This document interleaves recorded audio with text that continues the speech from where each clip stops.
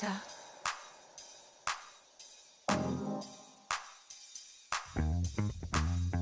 Ay, belleza.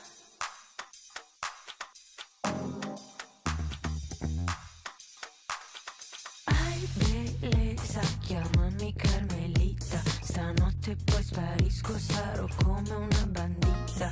Ai bellezza, insegnami la vita. Stanotte poi rinasco, non sarò la tua Lolita.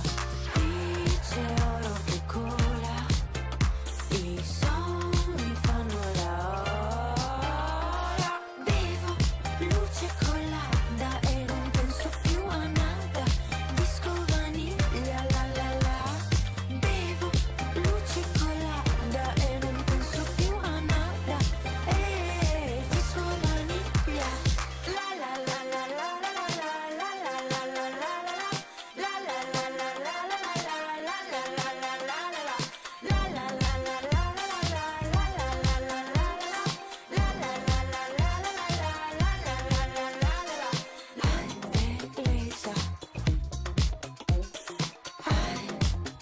non sarò la tua Lolita.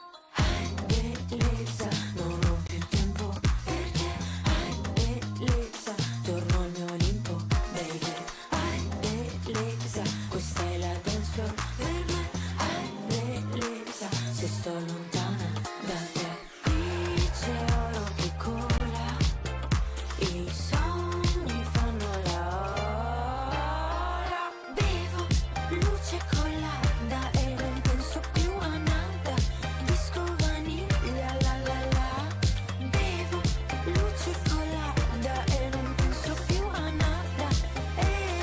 Disco vaniglia la la la la la la la la la la la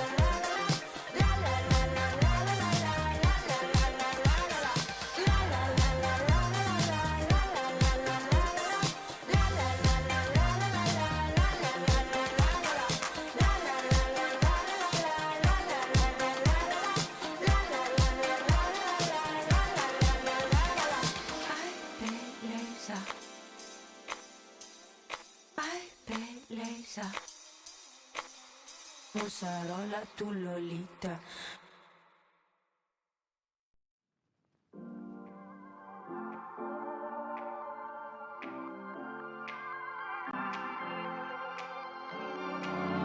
I remember your smile, I remember your eyes, I remember your laughs.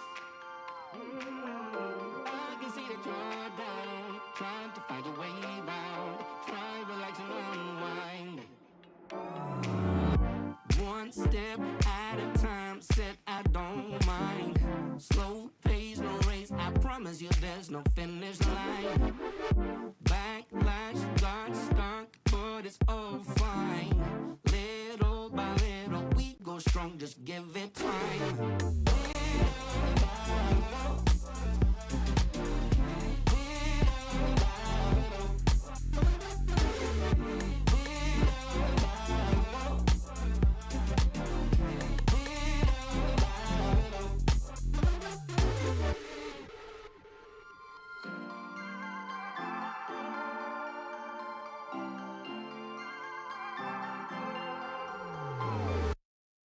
Time is all that we have, time is all that we need.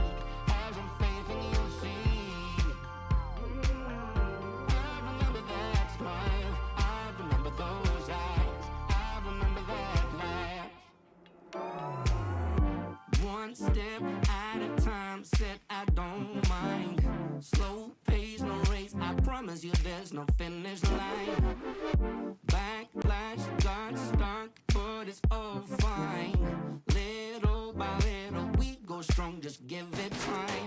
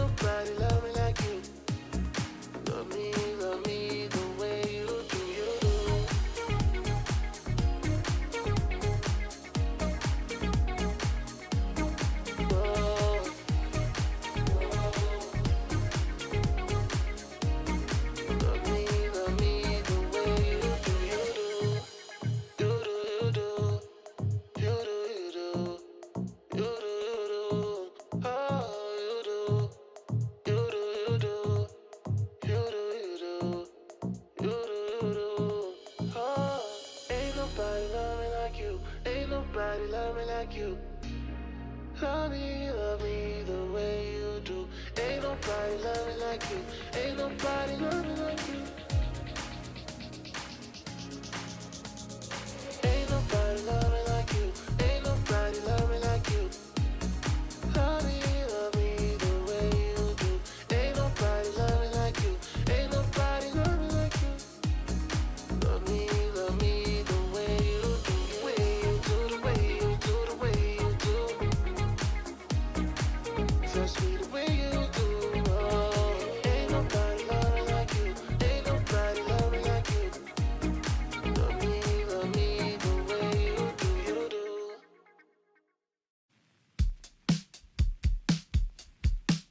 Summer breeze, diamonds in the water, on the beach, my mind begins to wander, endlessly. I'm not in a hurry, nowhere to be, not a single worry. Gonna dream away the afternoon in a haze, green and blue. Nothing else I wanna do but drift away.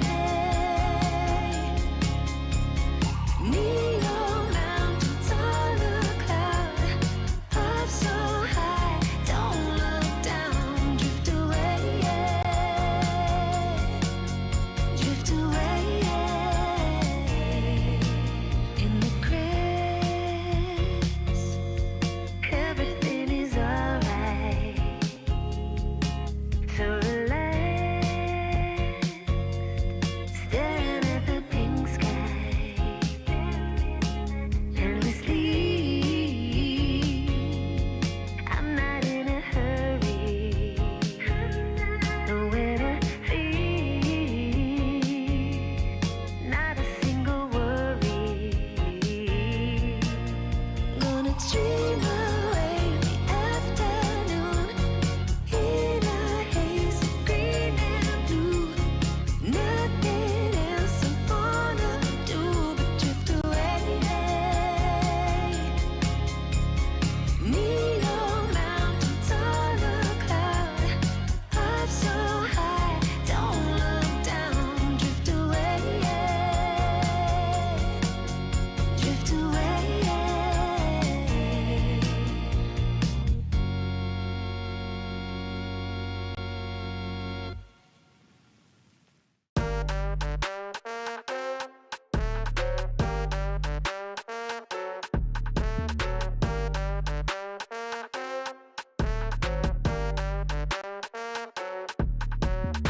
Stepped out with my new swag on, I'm dripping.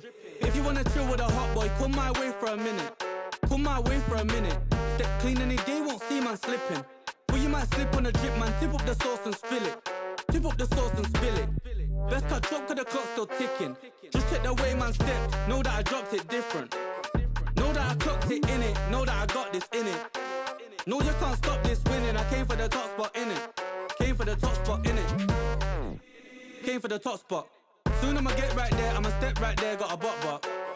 Came right there in a drop top, try whether you like it or not stop. Non-stop. Yo, if you wanna get this poppin', you better get to shopping. I came in a different drop this time and they thought it was the same one, they didn't clock it. Oh well, it's nothing, they call me a dripaholic. Just watch how I'm dripping on it, please just don't be slipping on it. Oh well, it's nothing, they call me a dripaholic. Stepped out with my new swag on, I'm dripping. If you wanna chill with a hot boy, come my way for a minute. Come my way for a minute. Step clean any day, won't see man slipping. But you might slip on a drip, man. Tip up the sauce and spill it. Tip up the sauce and spill it. Best cut drop, cause the clock's still ticking. Just check the way man stepped. Know that I dropped it different. Know that I clocked it in it. Know that I got this in it. No, you can't stop this winning. I came for the top spot in it. Came for the top spot in it. Stepped out with my new swag on, I'm dripping. If you wanna chill with a hot boy, come my way for a minute. Come my way for a minute. Step clean any day, won't see man slipping. But you might slip on a drip, man. Tip up the sauce and spill it. Tip up the sauce and spill it.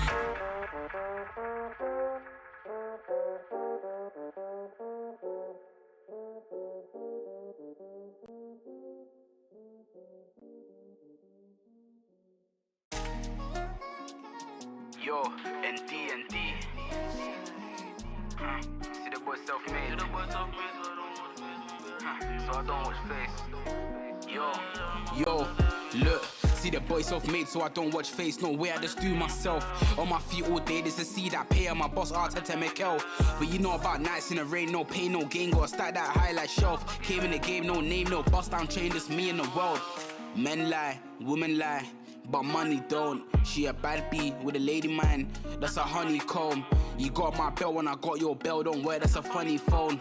Came a long way from my one trainers, no clothes and a runny nose. Cause I been it, seen it, feel it, believe it. See my Andrex pump up for a feel it. See nothing, didn't see no dreaming.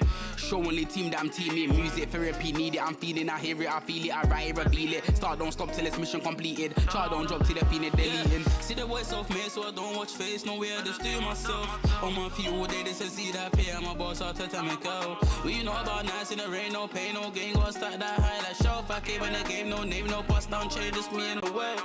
Yeah, self-made, so I don't watch face, I just do myself, yeah. All day, this is see that pay, I'll tell me kill, yeah. Nights in the rain, no pain, no gain, start high, that show, yeah. I came in the game, no bust down chain, just me in the world. Yeah. I'm a real champion G, I'm in the Champions League. Man, what you say, we not talking to me, I'm a boss only right, I pull up in the Jeep. 4x4, interior clean, pass it to me, let me score for the team. 3-0 hat-trick, living the dream, you see. I ain't a regular teen, pop champagne, celebrate with the G's. All of the work that we did for the P's. A-star boy, now I need me a B, see my diamonds cold, man, it's 100 degrees. Never giving up, so don't do it, please. I smell the wind and it's strong like a breeze. Everyone raise up your hand to the beat, cause the night we gon' scream for the ease, jeez. Cause I been it, seen it, feel it, believe it. See my Andrex pump up for a feel it. See nothing, didn't see no dreaming. Show only team that I'm teaming. Music therapy need it, I'm feeling, I hear it, I feel it, I write it, reveal it. Start don't stop till it's mission completed. Chart don't drop till they feel it, deleting. See the voice of me, so I don't watch face. No way, I just do myself. On my feet all day, they say see that pay. I'm a boss, I'll take.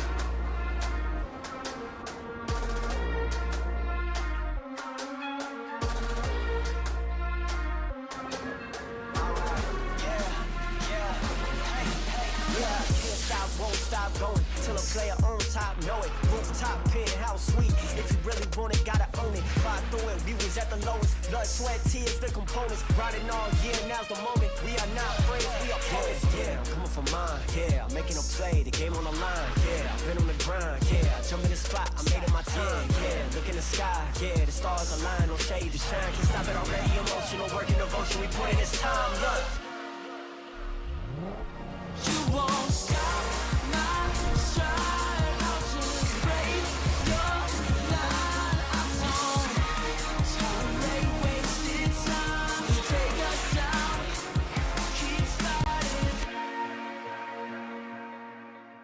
Ladies and gentlemen, esports enthusiasts, and freefire fans from all around the world, welcome to the highly anticipated Season 3 of the Snapdragon Pro Series.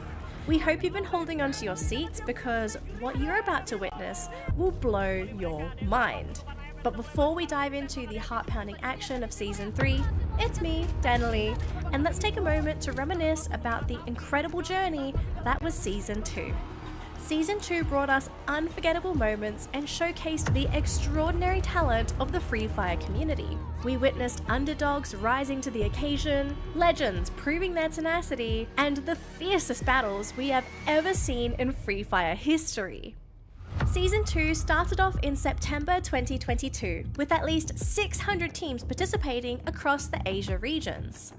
Over the span of 2 relentless months, only 3 well-deserved teams from each regional qualifier survived and advanced into the challenge season. Their reward? A chance to step onto the grand stage of challenge season, where they would face not just anyone, but the 6 invited formidable professional teams. The Challenge Finals of Season 2 took place in Jakarta, a city where the past dances gracefully with the future. 12 teams have fought all the way until this point to the Grand Finals, where every move counts. Right off the bat, King of Gamers and Attack All Round surprised everyone with their fierce and aggressive playstyle, securing booyahs with a total of 13 team kills. Dan akhirnya King of Gamers pun berhasil mengantongi booyah. Tapi Keroro masih ada, ternyata Keroro berusaha menculik momentum itu dan akhirnya tim Flash pun berat hosting all around. The former World Series champion, EVOS Phoenix, also demonstrated why they hold the title of World Champion through their precise accuracy and incredible strategies.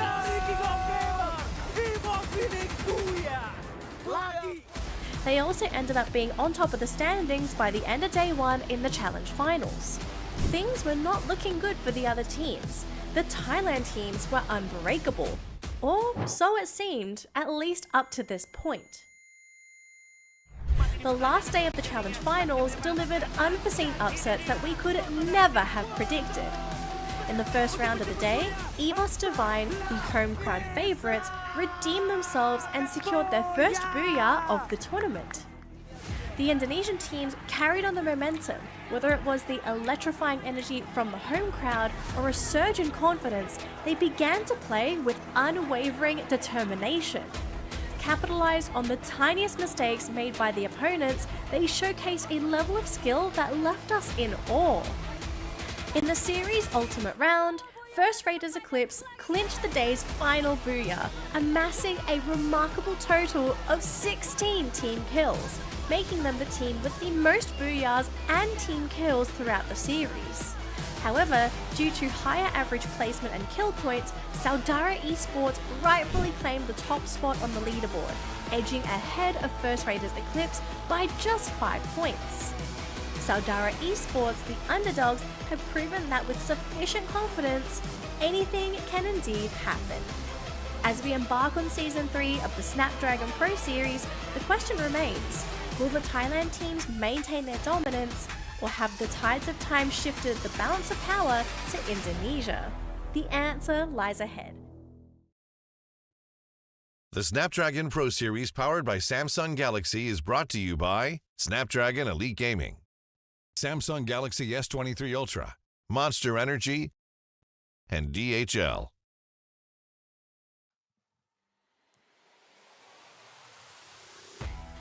A new day, a new season arrives here today for Free Fire, a show that's helped by the community, and you guys have created insane storylines in Season 2 as we start a new one here in Season 3. Welcome to the Snapdragon Pro Series for Free Fire. It's going to be an exciting one. My name is Gideon Q, and here with me today, Tasha Bunny. It's great to have you on board.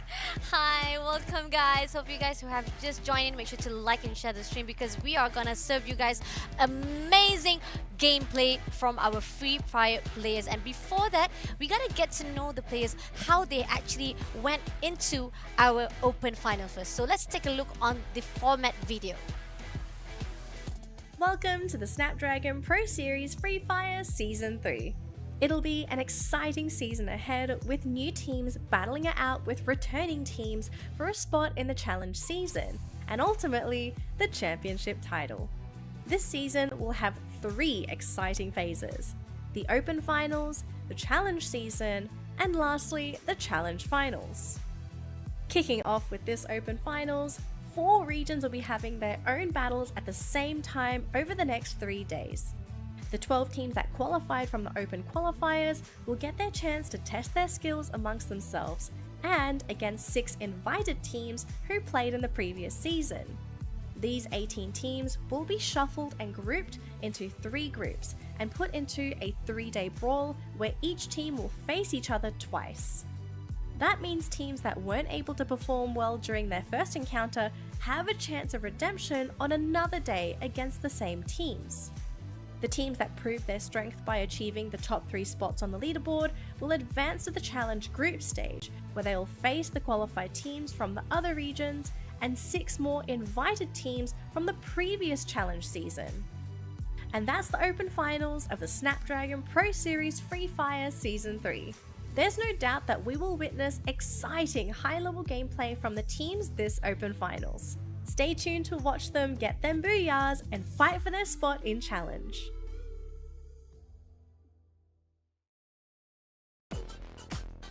The Open qualifiers have already concluded, and here at the Open Finals, we are looking for 3 teams to make it into the next stage. We're taking care of MYSG and as well as PH, thus the name MSP, but they will also be fighting against 6 other invited teams to look for a spot in the group stage. Exactly, and what we are looking for tonight is going to be the first day of our Open Finals. Imagine from 12 of the teams that is joining in for the MSP is going to be only 3 teams going into our group stage, and not only that, they will be going in for the challenge season as well as for the challenge play-ins as well. So obviously from each of these our stages, we already found in our winners already and making sure that they will be able to be rewarded with a lot of the prize. Gideon, definitely. Oh, of course. We're not going to get into the prize just yet, because keep in mind, with these 4 different regions, we still have to filter them out. Yes. If you guys are wondering what the groups are going to start looking like, this is where things get a little bit interesting. I mean, I don't know. We got a little bit of a, some preemptive information here. Yeah. We're going to be starting off in Group A with GeekFam, Axis Esports, PRG Delusion, Vindicators, Who's Next, and K9 Visionaries. Going into the Group B, we got Freedom Rumble from Malaysia, BA Kraken from Philippines, BJ Man Esports from Malaysia, Team Budget from Malaysia, Farong from Malaysia, BOP Disruptors from Philippines. And finally, for Group C, Ilustrado, Huevos, a-esport, XPN Junior, Ascendant Redoubt, Todak, and as well as K9 Esports. Now, if you've noticed, there's a good amount of Filipino teams joining us this time around, which I'm very excited for, because they're definitely a mobile nation, and it feels like this should have happened sooner. It should, because if we talk about how Philippines teams joining into the Free Fire, they will definitely bring a lot of gunfights, as well as the gameplay will be changed out for this season number 3, Gideon. That's why we're called MSP. We love those gunfights, and we love contesting each other as soon as the drop begins, and that's what I'm expecting to see, especially in the first early days here. Now, if you guys didn't watch that format video, Groups A and as well as Groups B will be playing first, and then afterwards it's going to be A and C, and tomorrow, that's when we're going to start seeing Team B, Squadron B, no, Group B will be facing off against A and as well as C later that day. But I think overall, I think people are pretty excited because we are seeing some MSP representatives from last year come in this year. Yeah, definitely. And before that, I actually wanted to ask you about the prediction, because you had your own prediction and I had my own prediction, but we're going to hold on to that because we want to give you guys a glimpse of how the prize pool for our Open Final season. Things are getting more interesting. With last season being such a success, obviously, we got to start small, but at every stage of this tournament, you will be earning some cash. From 17th to 18th place, the lowest you can go is $50, and it can only accumulate to first place at 1,250 USD. It's a lot of money. Even on the Open Finals already, like we said, we are already giving a lot of prize pool for our players. You guys are already winner, but how much of the winner that you are going to be inside the Open Finals, that's for you to decide here on the 3 days of Open Finals days. Everybody wants a slice of that pie, and especially when they're earning in USD and they don't even have to go to a proper LAN just yet. I feel this is very generous. Yes, definitely. And let's take a look on the Challenge Final prize pool instead.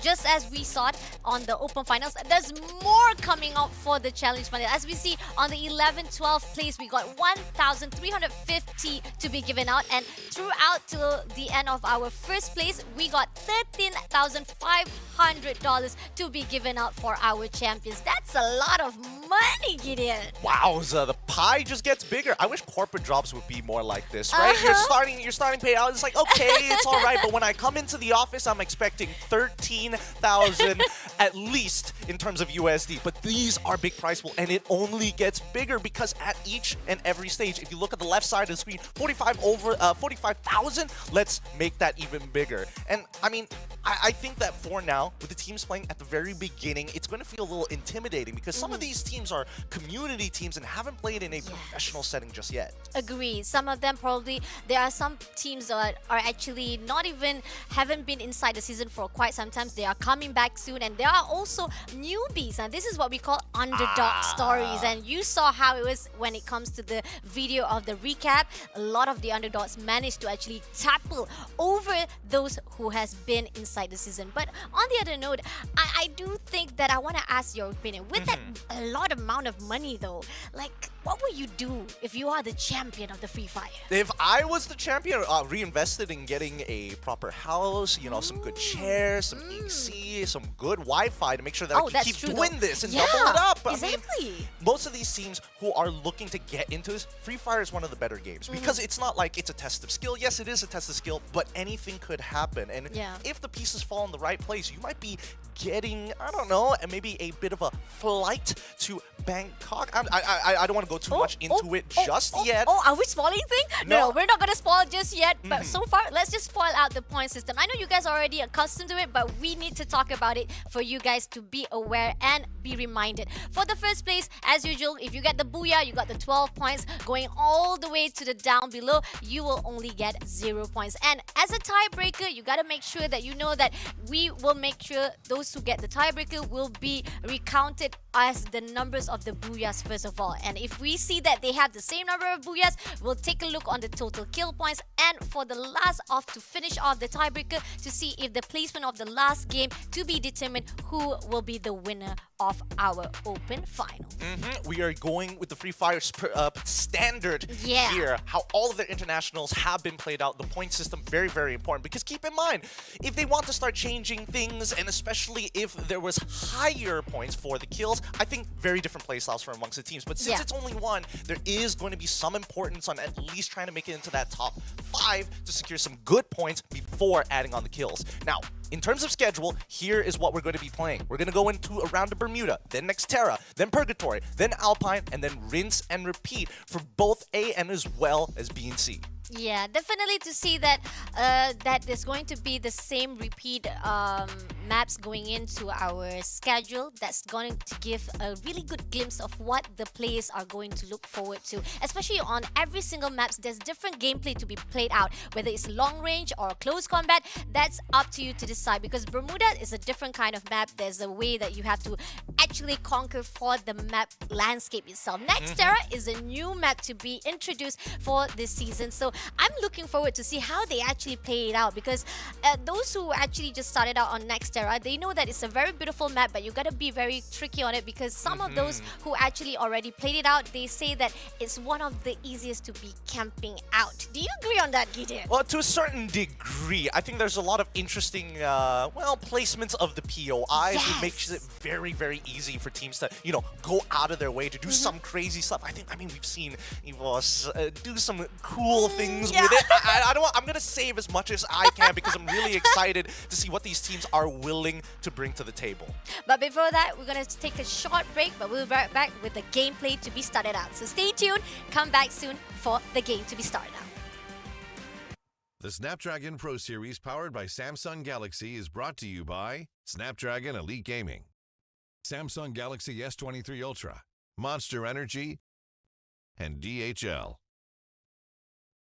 Ladies and gentlemen, esports enthusiasts, and Free Fire fans from all around the world, welcome to the highly anticipated Season 3 of the Snapdragon Pro Series. We hope you've been holding onto your seats because what you're about to witness will blow your mind. But before we dive into the heart-pounding action of Season 3, it's me, Danilee, and let's take a moment to reminisce about the incredible journey that was Season 2. Season 2 brought us unforgettable moments and showcased the extraordinary talent of the Free Fire community. We witnessed underdogs rising to the occasion, legends proving their tenacity, and the fiercest battles we have ever seen in Free Fire history. Season 2 started off in September 2022, with at least 600 teams participating across the Asia regions. Over the span of 2 relentless months, only 3 well-deserved teams from each regional qualifier survived and advanced into the challenge season. Their reward? A chance to step onto the grand stage of challenge season, where they would face not just anyone, but the 6 invited formidable professional teams. The challenge finals of Season 2 took place in Jakarta, a city where the past dances gracefully with the future. 12 teams have fought all the way until this point to the grand finals, where every move counts. Right off the bat, Kinga Gamers and Attack All Round surprised everyone with their fierce and aggressive playstyle, securing booyahs with a total of 13 team kills. Dan akhirnya King of Gamers pun berhasil mengantongi booyah. Tapi Keroro masih ada. Ternyata Keroro berusaha menculik momentum itu dan akhirnya tim Flash pun berat hosting. Oh, alright. The former World Series champion, EVOS Phoenix, also demonstrated why they hold the title of World Champion through their precise accuracy and incredible strategies.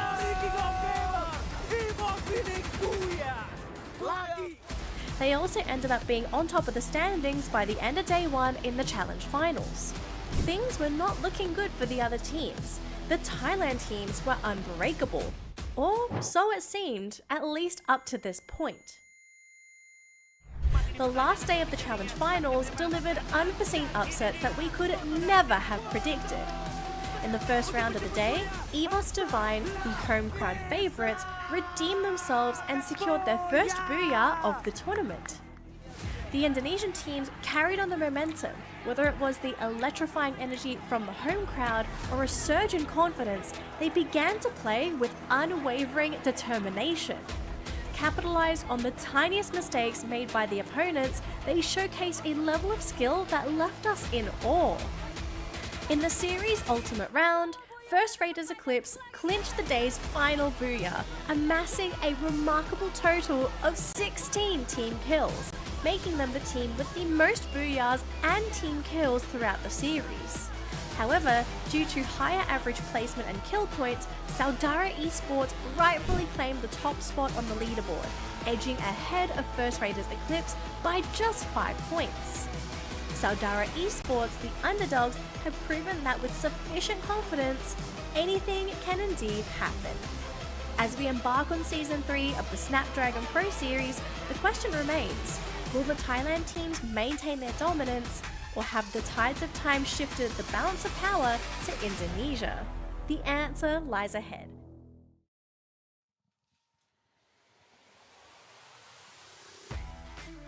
Underdogs, people would like to say. Better yet, a new story begins here and now for the Snapdragon Pro Series. The games are about to begin.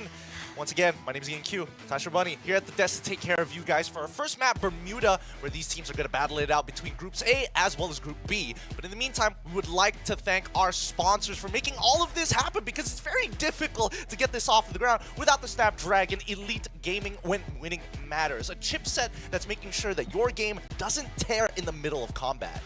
Exactly. You need a good chipset to actually play it out. If you want to win, you got to win with the Snapdragon Elite Gaming, guys. And talking about our game itself right now, we're moving into the first match of the night for our Open Finals.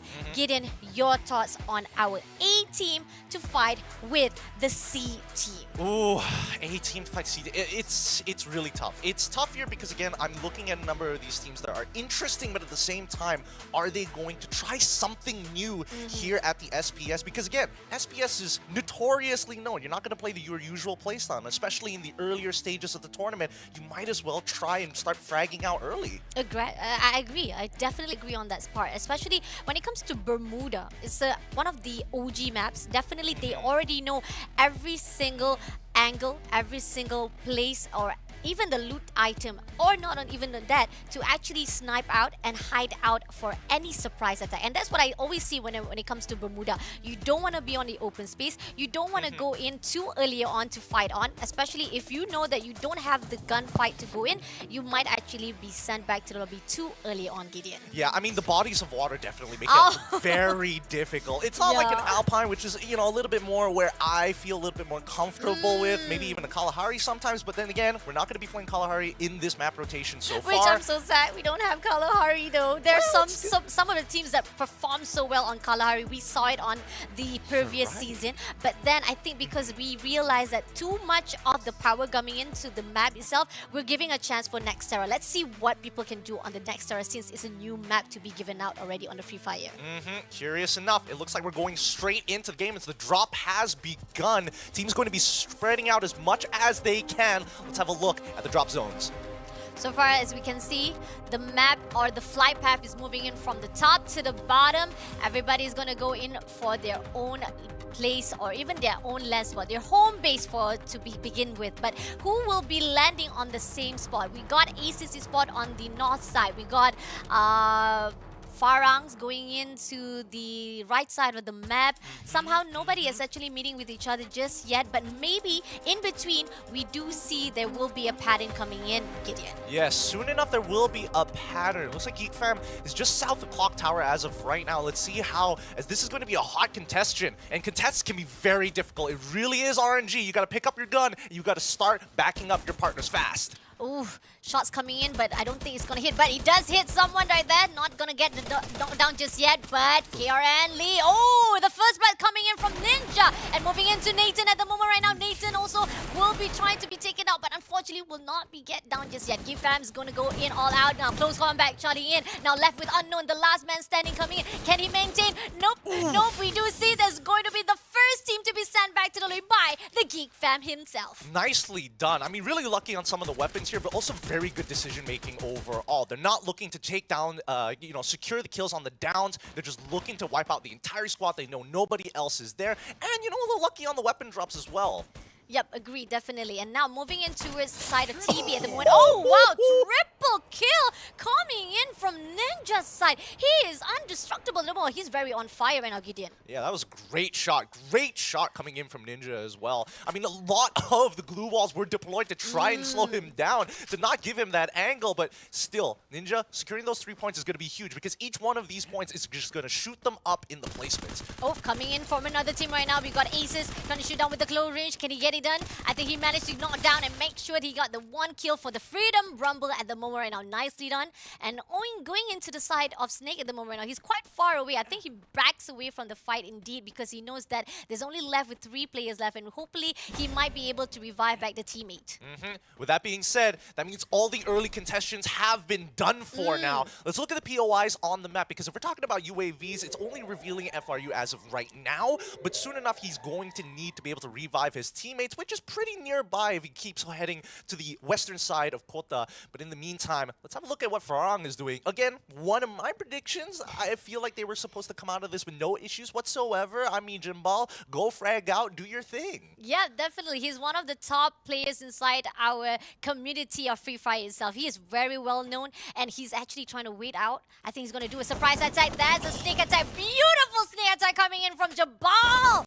Wow! No wonder people are saying he's a killer inside our Free Fire community. He's nasty. He's nasty. And that's going to be the scout immediately down. He's kind of by himself in this position, right? He's got back up, but they're a little further back. But the rest of DL, they don't want to go down there. Without their scout, and especially with barely any information on where the rest of the Farang members are, it's better to just back out, wait to play for placement, revive their teammate, and loot back up. And especially the fact that we know that Jumbal is all alone. They don't even know whether Jumbal is all alone. But then again, Jumbal, with no fear whatsoever, just go in all out for the sneak attack, takes down Raz. And now we're moving into another team. And we got Farang.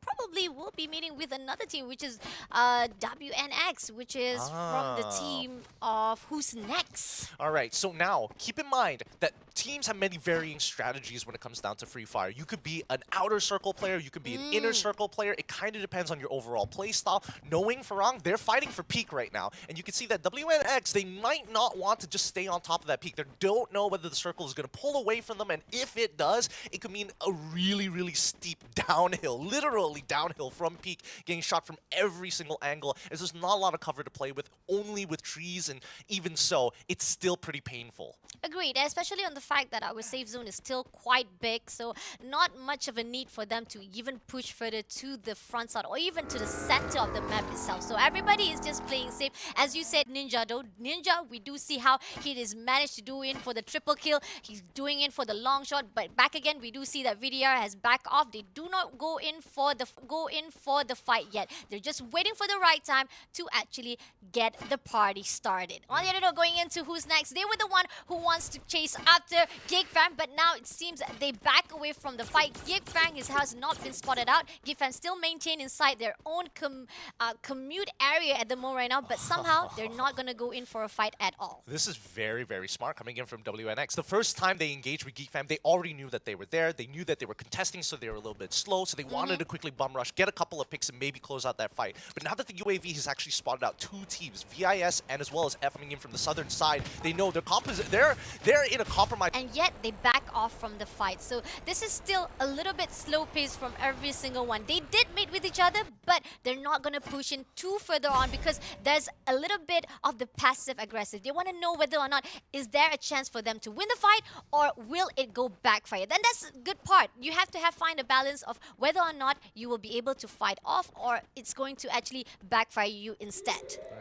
And worst yet, now that the ring is going to start closing in, gatekeeping becomes a very prevalent problem. DRS, they've gotten the western front completely clear. They know no one is behind their backs. They know that Geek Fam is in front of them on the eastern front. Farang, on the other hand, very smart of them to actually hold just the outer compound of the peak to see if anybody's going to rotate through land, and more importantly, through the roads. If they can quickly blow up vehicles, they can really put some teams, especially VIS, who looks like they have a vehicle on them right now. Alright, moving into the zone. We got Bhima Sakti Stripe, we got Factory. Geek Fab already found their own territory, but they're quite close by with the VDR. Going into the side of FRU, Freedom Rumble. They are very close by to the Who's Next, but I'm not sure whether or not they want to go in for a fight or they're just going to hold their position. And they got to be careful because they might be sandwiched with another team, which is the VIS team, and that is the Vindictors. Are they actually pushing in or will they actually meet off with the Factory side?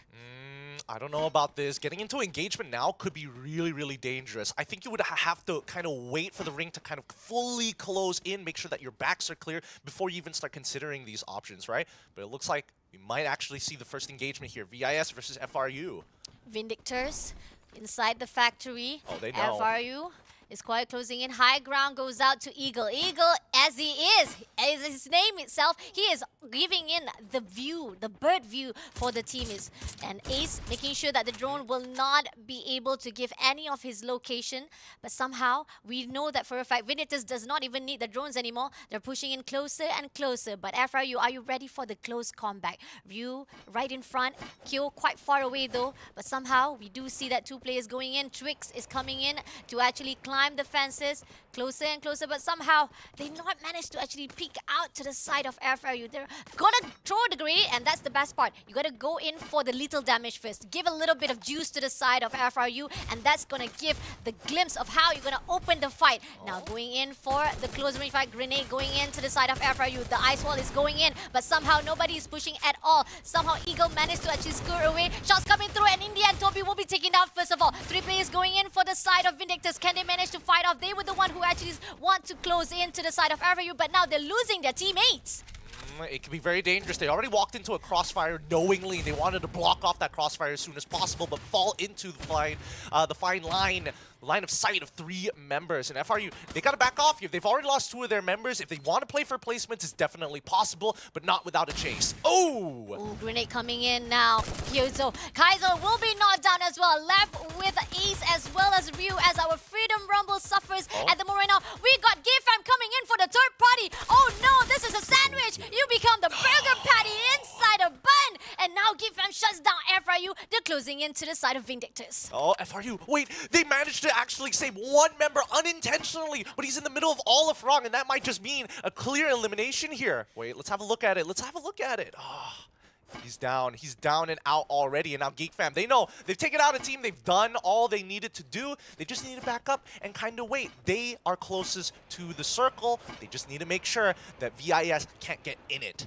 Quite actually contrary to what we always predicted on the Farang side. Sometimes we always see they always go for the early engagement. But for this first game, I think because they want to be a little bit of observer to see how the game start out, how the firepower coming in from each and every single team here inside. And shots coming through from the side of Let's Go at the moment right now, trying to gatekeep the zone from the side of Vindictors. Twix will be taken out first of all, but somehow Vindictors still survives on. I think they're already going in. Regal is the only one left coming in into the Factory side. Geek Fam, the one who actually 3rd party successfully shuts down FRU. Our Freedom Rumble, unfortunately, has crumbled to the downside. And in the end, somehow, even though we do see that the team of Who's Next, who actually comes in, to the side of our Vindictors who moves in, we have our Toby shutting down one player for themselves. Now going into Farang area side, hopefully our Geek Fam has already located the enemy who's around the area of the factory. Farang have a very good idea of what's going on here, and Geek Fam understand that they need to start winning out these trades against WNX as early as possible, because it's going to be a bit stressful walking out into the open here, especially with known information of teams within the circle itself. Just one thing at a time. Alright, grenade been thrown out. Every single little damage is giving out to Geek Fam. Geek Fam is just holding their position right now. They know for a fact that who's next needs to get out of the factory. The zone is going to eat them alive, and this is a great gatekeeping coming in from them. Shots coming through from the side of Yorope. They're going to close in. They're going to break that ice wall, giving Twix to be taken out first of all. Who's next is doing well for the sandwich, but somehow... Oh, we do see that one player coming in from Who's Next managed to actually slide through into the safe zone without worries, but somehow Farang is closing in as the gatekeeper. Great play. Great play coming in from Farang. Very standard game coming out of them. They're not going out of their way. They're just letting the kills come to them. Look, the rest of WNX, they have no choice. They are forced to actually leap over them and try and hope to find a safer spot into the circle with 2 UAVs already deployed, and Geek Fam well out of their bounds at this point of the game. Farang just have to lay down the fire. Breaking every single ice wall. They're just fishing. They're just fishing kills at the moment right now. Farang doesn't need to do anything. That early engagement, no need to worry. On the other note, moving into the VIS at the moment right now, they're actually fighting off. They're trying to close in to the maze side. Close range shots coming in from Toby's side. Can he actually go in? Yes, he managed to get the double kill on his side. Now moving into the most close side. We do see that Who's Next also trying to break in the barriers of our Farang. But can they manage to do so? Nope, I don't think so. Farang does not allow it at all. They are unbreakable. Oh man, Geek Fam missed the opportunity to actually take out Fives while he was pushing up against WNX. And if they managed to actually even out that score, this could have turned around very differently. But Farang holding and anchoring this fight as Axis on the opposite end having a fight of their own. Now VDR, Kentoy is the last man standing. Will not be able to get in, as apparently Aces eSport is closing in already. They are not letting anyone go into the safe zone anymore. Going into the only one right here. Let's see. Kento is just struggling at the outside zone. Zach just pushing in to break that ice wall. One shot, 2 shot. Can he actually break through Kentoy? Hopefully he does, because it will give that one whole team squad wiped out already from the team. Still surviving at the moment right now. We got Aces, we got DL, we got VDR, we got VIS, and Farang inside our Bermuda map. Now, going into Farang at the moment right now, they spotted out VIS, gonna throw out more of the lethal weapons while they close into the zone. Yeah, they gave up God spot here, and VIS has taken full advantage of that. They're stuck on the incline, and I think that's the worst position possible. They have a really good read of the circle as well, but they're spread so thin, holding back AX as well as VIS, and they're doing a great job. Wow, coming in from Farang's side right here, we do see that we have Aces, DL, as well as Farang still surviving. Our top 3 players, top 3 teams on the move at the moment right now. Now, Aces eSport closing into the side of Farang.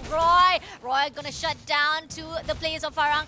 The ice wall will definitely give a little bit of defense, but it's gonna do a sneak attack. Going in, gonna right, gonna flank to the right side. Ooh, unfortunately, Jambal will be shut down first of all. But Alif coming in for the revenge. But somehow the ice wall is breaking a little bit of barrier, and we do see that the team of Aces eSport is holding their position. Farang lost Jambal. Now let's see if Speed as well as Faiz and Alif will do the amazing job to hold their position. Somehow Speed got 6 kills already in this Bermuda map. I mean, you're talking about him having 6 kills. The total team kills they have is 12 right now. 12 Wow. points. They've basically gotten a first place in terms of like quote-unquote placement points equivalent to that without having to actually finish off the match. But in the meantime here, they're more willing to kind of go take an engagement real quick, go back just to kind of get a bit of a taste of what these teams are capable of.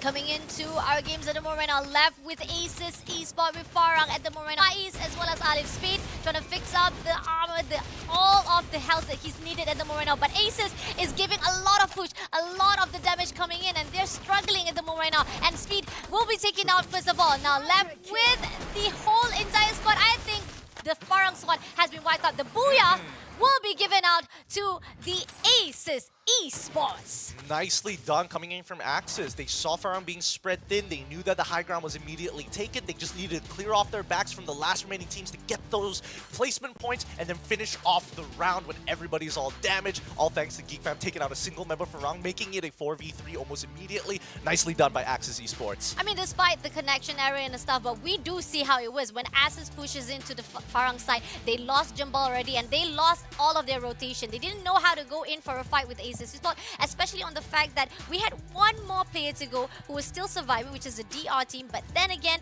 he didn't even go into the zone. So it was only left for the Asus Esport to fight with Farang Esport. And at that moment right now, Asus Esport holding on their position with that 4 players versus 3.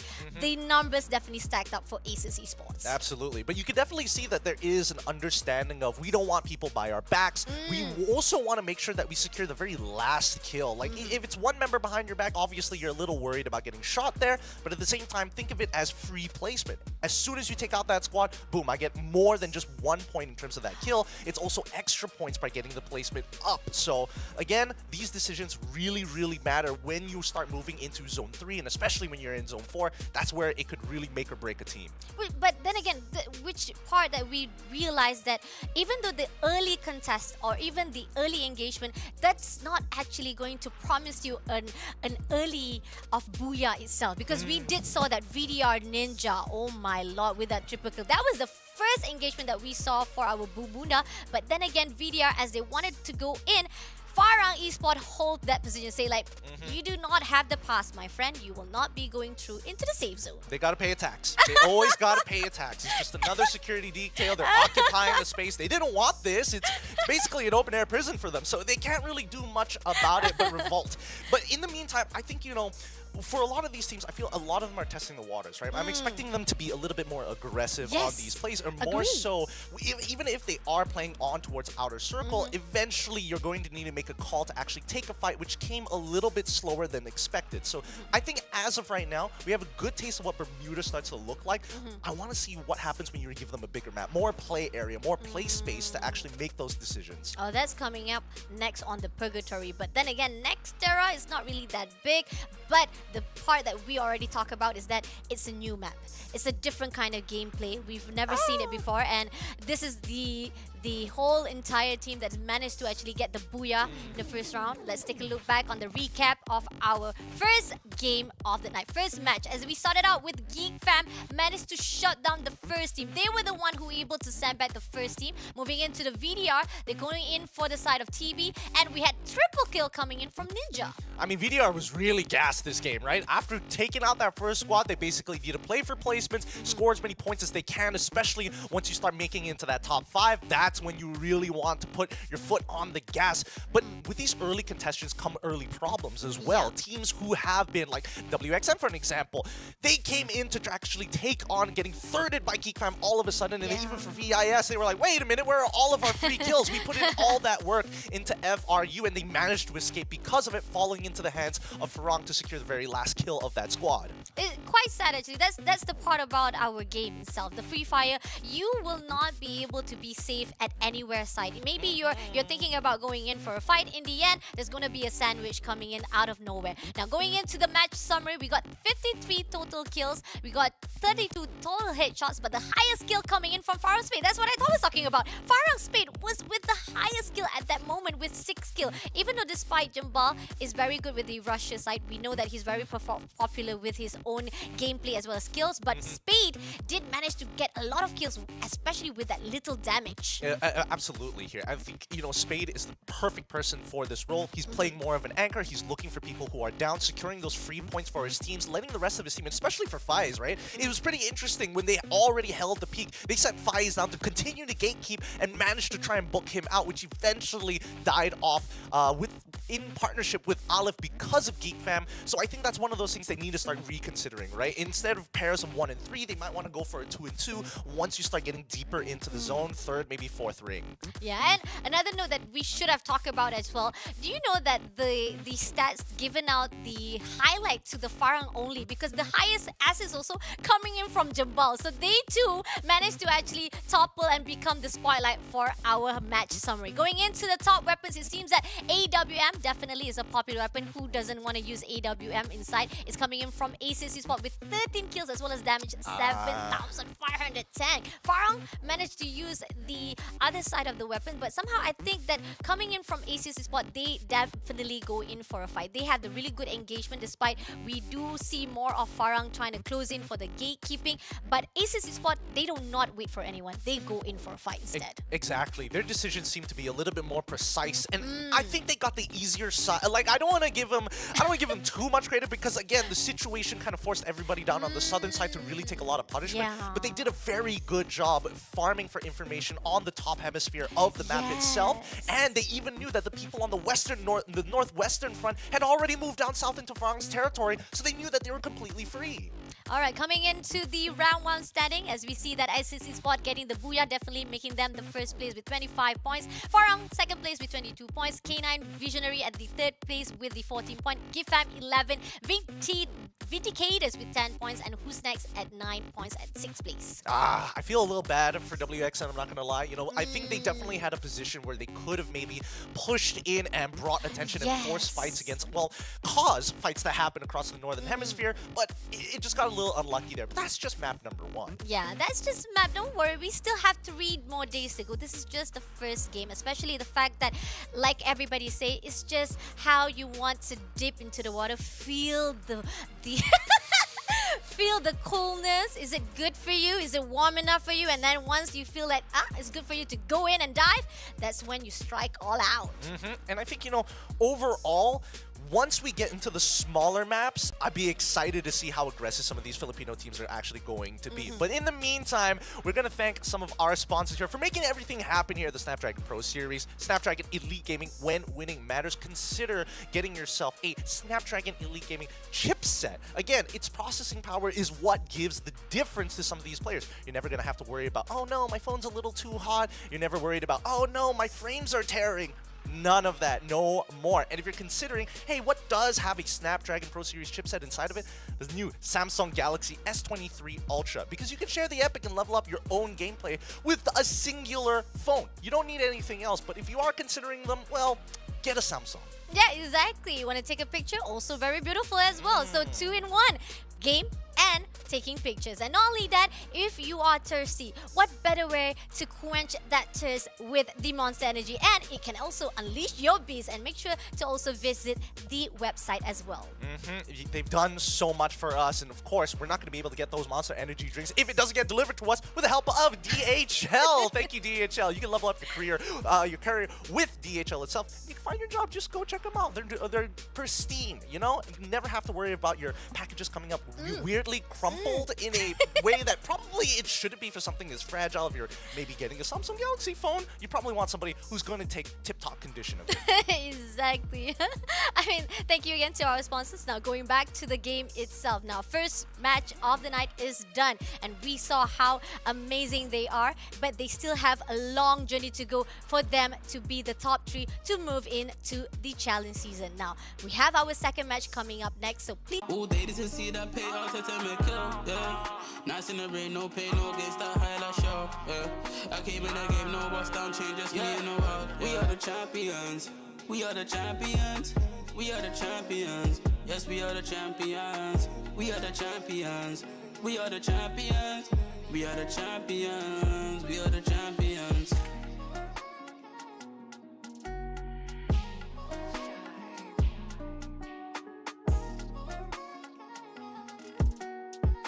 We are the champions, we are the champions.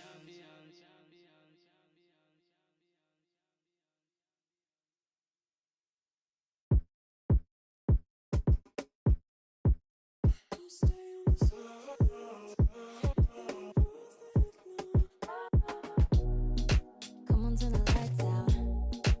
Have a little faith. Throw it back to the beginning of the decade when our dreams were called insane. Let's make peace with the past and leave behind the pain.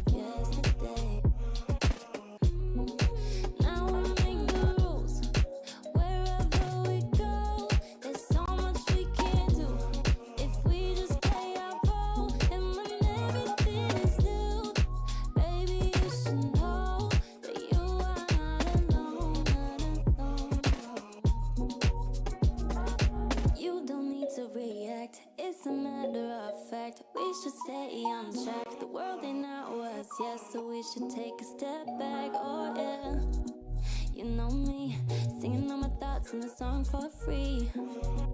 You know me. Don't stay on the surface. It ain't worth it now. Not trying to be perfect. You are going to break. And it ain't worth the headache.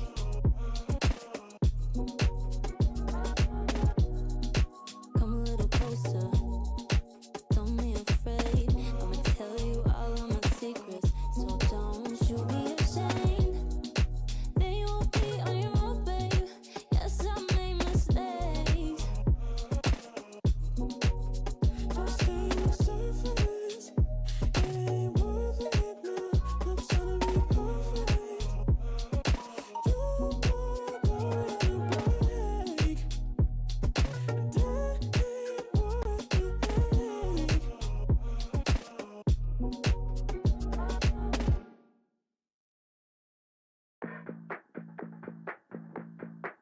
Let's do it. I wonder what makes something so lovely. Come on, baby, let's run it. Do what you gotta do.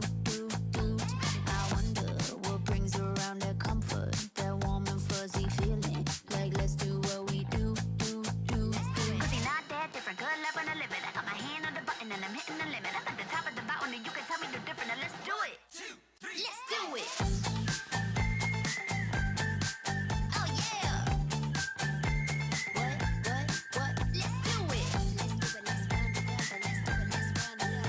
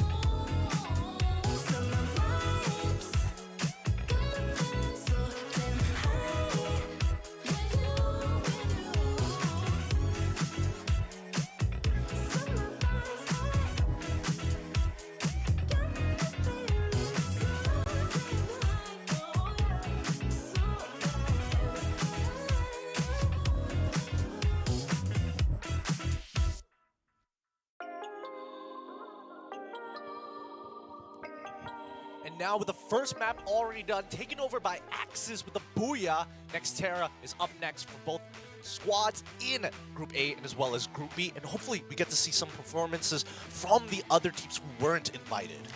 Yeah, I do agree on that, because the fact is there were some of the teams that was too soon on the Bermuda map, especially in the fact that there were so many teams that managed to top it all and making Axis Esports as the first Booyah of the night. I am Faisha, but having a bit of an advantage here, but also it feels like, a flip of identity. Farang just sitting on top of the peak and, really taking their time in the overall game. Same goes for Axis, which is, credit to them, it's what they usually do. But then GeekFam is the one poking and prodding people around. Yes, definitely, especially the fact that we do see some of our invited teams, they are invited for a reason. They have their own gameplay. We have seen it. They are very well known and knowledgeable, as well as we credit their amazing skill inside our challenge season, previous season to begin with. But then again, coming into this season, I think that maybe, like we have already said, just to get a little bit of dip of the water, Farang just want to see how it goes on the first match of the night, because we still have 3 days anyway.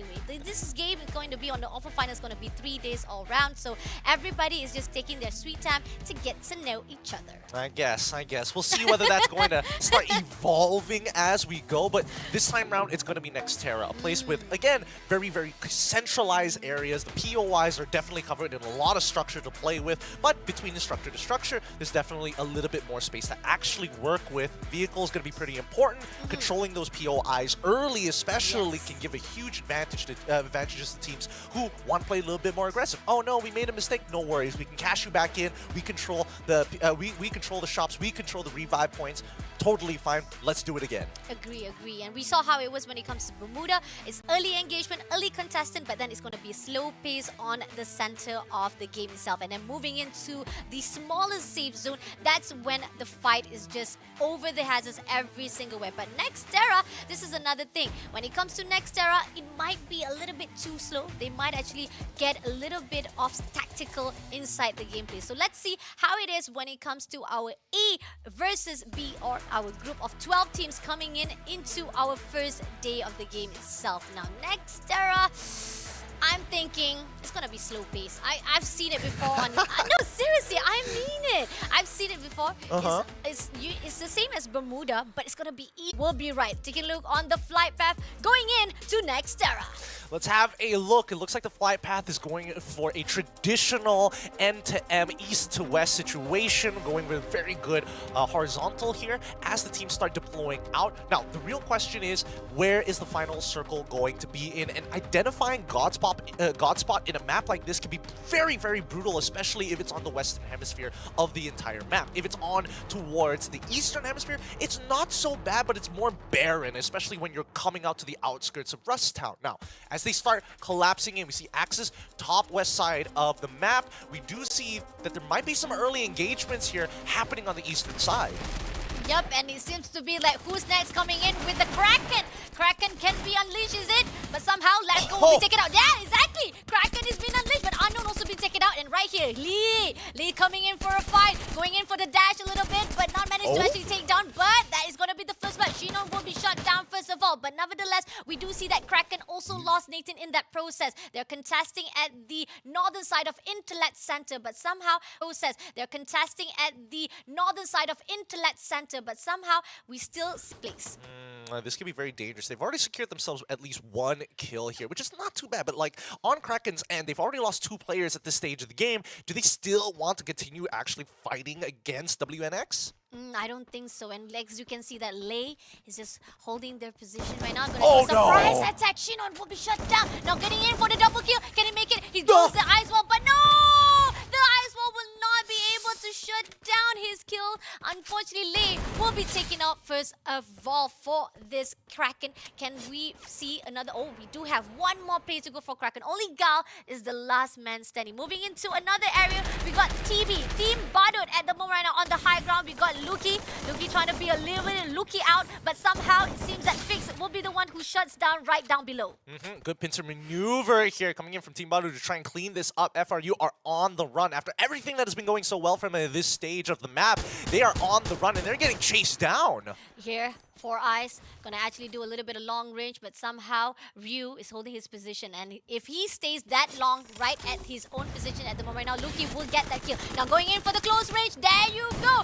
Shutting down the one more play to go for the airfare. That's gonna be the last man standing, so it means that it's gonna be Asta, the last man standing to survive. Whoa. He used the vehicle to back away from the area. Moving into the DRS, Happy is not happy at the moment right now. Gonna go Middle of a fight against BE at the same time. So it was a three-way battle that eventually lost on the eastern side, allowing them to clear it up. So unintentionally, Team Badut might have just saved them. Agree, definitely. I do agree on that. Now, going into the other side of the map, we got Farang with Geek Fam in the same territory. And somehow we do see that Haziq trying to do a little bit of long range, but doesn't get it. Now, he goes in to the other side. He's going to flank to the left side. Oh, Kraken has already been eliminated as well. Unfortunately, that one player has already been sent back to the lobby. Now, we lost two of the teams. Going into Geek Fam, it seems that Haziq still trying to find his next victim. Asta, the one and only from FRU. I don't think that he managed to actually revive back the team just yet. He only see that Asta just surviving barely at the other side of our Geek Fam area.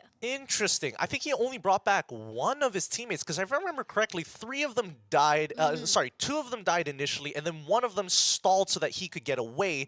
I'm guessing he was able to bring one back, but doesn't have enough cash to actually make sure that everybody gets back. As now they're trying to spread out, look for resources. They're going to have to fall into WNX and as well as Geek Fam, who just so happened to be in the area. Now moving into the Visionary, it seems that, Team Baro is really on fire right now for our next Terra team. But somehow, we do realize that Geek Fam is pushing into Asta. That one last man standing, but somehow still not managed to actually shut him down. So that's still a chance for our FRU Freedom Rumble to rumble out for the second match. Yeah, Geek Fam actually having to push forward is important for them.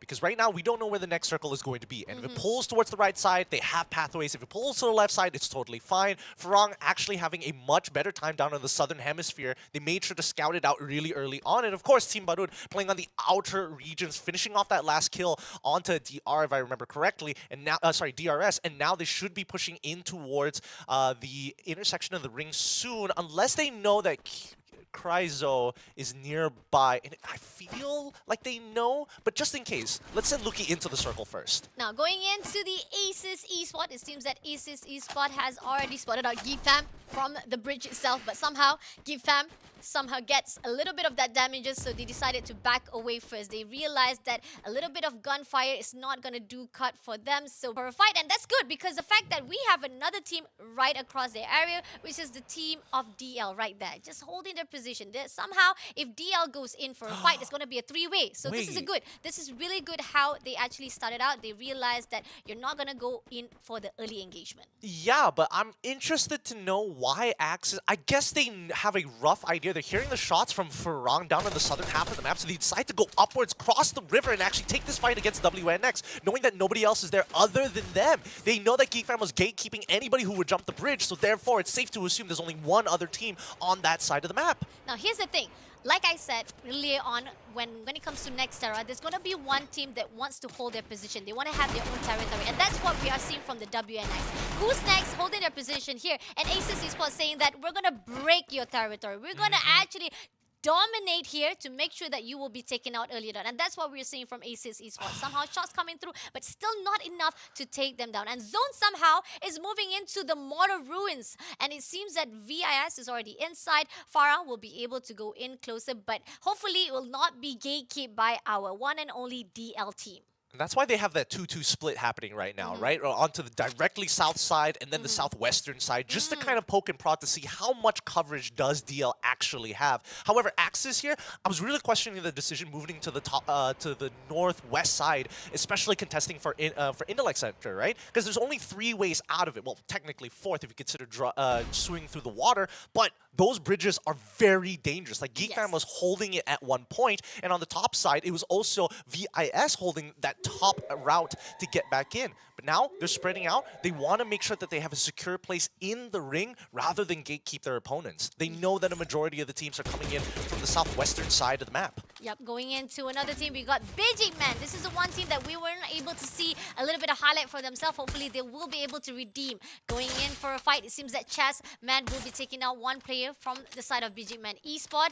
Got a couple of more players to go. We got Kai will be shut down as well. Just a little bit more. 2 versus 1 right there. They're literally gatekeeping Beijing Man eSport all alone by themselves. Going into Asta, the one and only from FRU. It seems that Asta managed to actually revive by Kaizo, but now Asta was taken out. So Kaiser will be the last man standing now.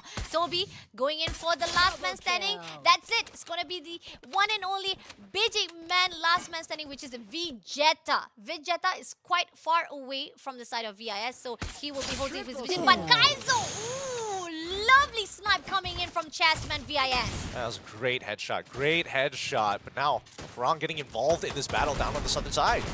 Going in for a fight. Alif's shots coming in, but somehow with that ice wall trying to break the barrier. He's going to actually go for the rotation, but no! Luki will be taken down from Team Badut. Now coming in for a fight. Farang still surviving now. It seems that Jumbal coming in from the right side shots, and it seems that left with 2 more players to go from the side, and Team Badut will be eliminated straight away by Farang teams. Nicely done coming in for Farang. Their 2-2 split really pays off here. They knew that the western side towards Zipway was very dangerous, but they heard the fighting start on the eastern front of the ring, so they slowly pushed their way up, got into a vehicle as soon as they started seeing kills in the feed, rushed on over, and all they found left was BE and as well as Team Badut, and one of them had to go.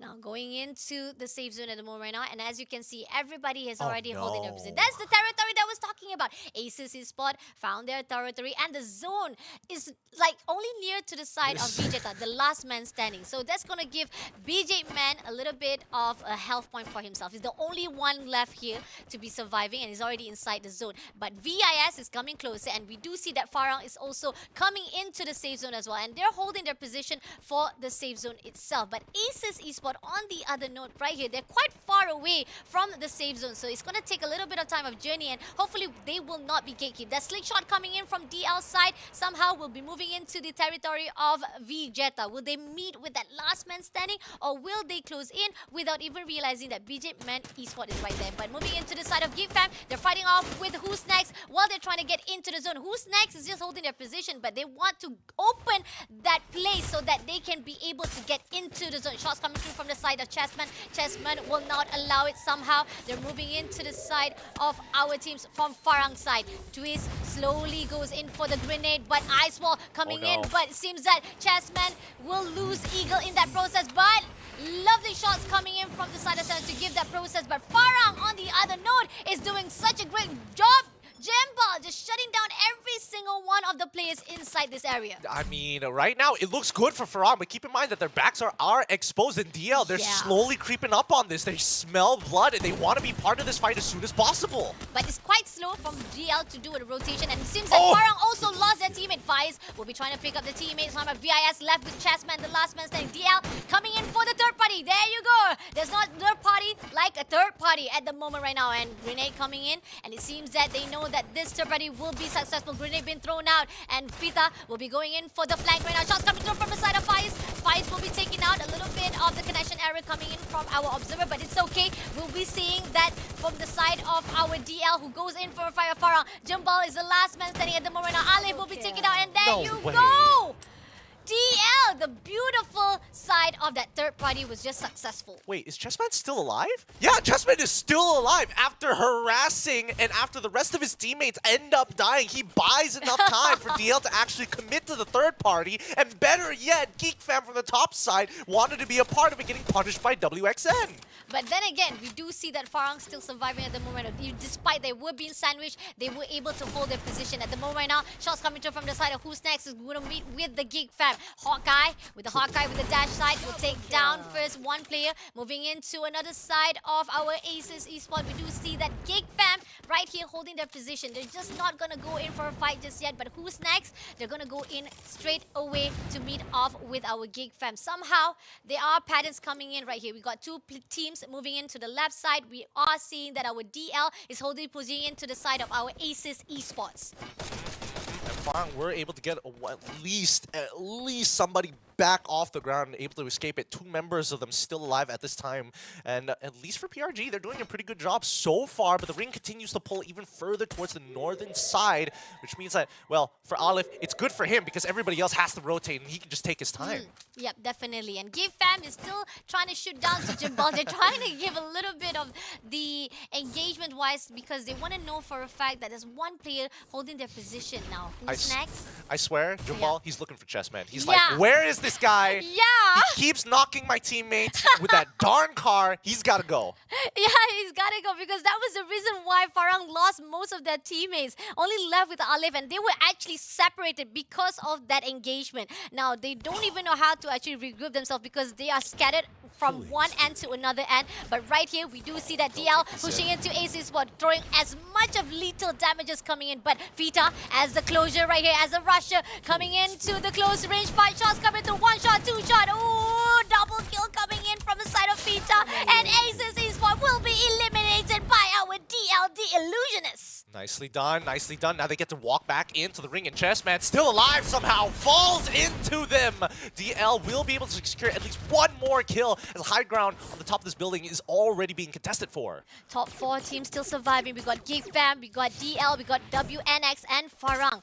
Now shots coming through from the side of Fita. Who's next? Holding their position on the high ground. That's not going to be a good shot coming for Kenshin. Kevin, one more shot. Kenshin, oh no, not enough. Wait, does Kenshin know that Aleph is right behind him? I don't think he realized that. I don't think that he realized that there's one player right there. It seems that Kenshin does not realize that Farang is just right behind. And somehow, we do see that DL is just focusing on to actually shot and snipe out to who's this is next. so And- good. Oh my god.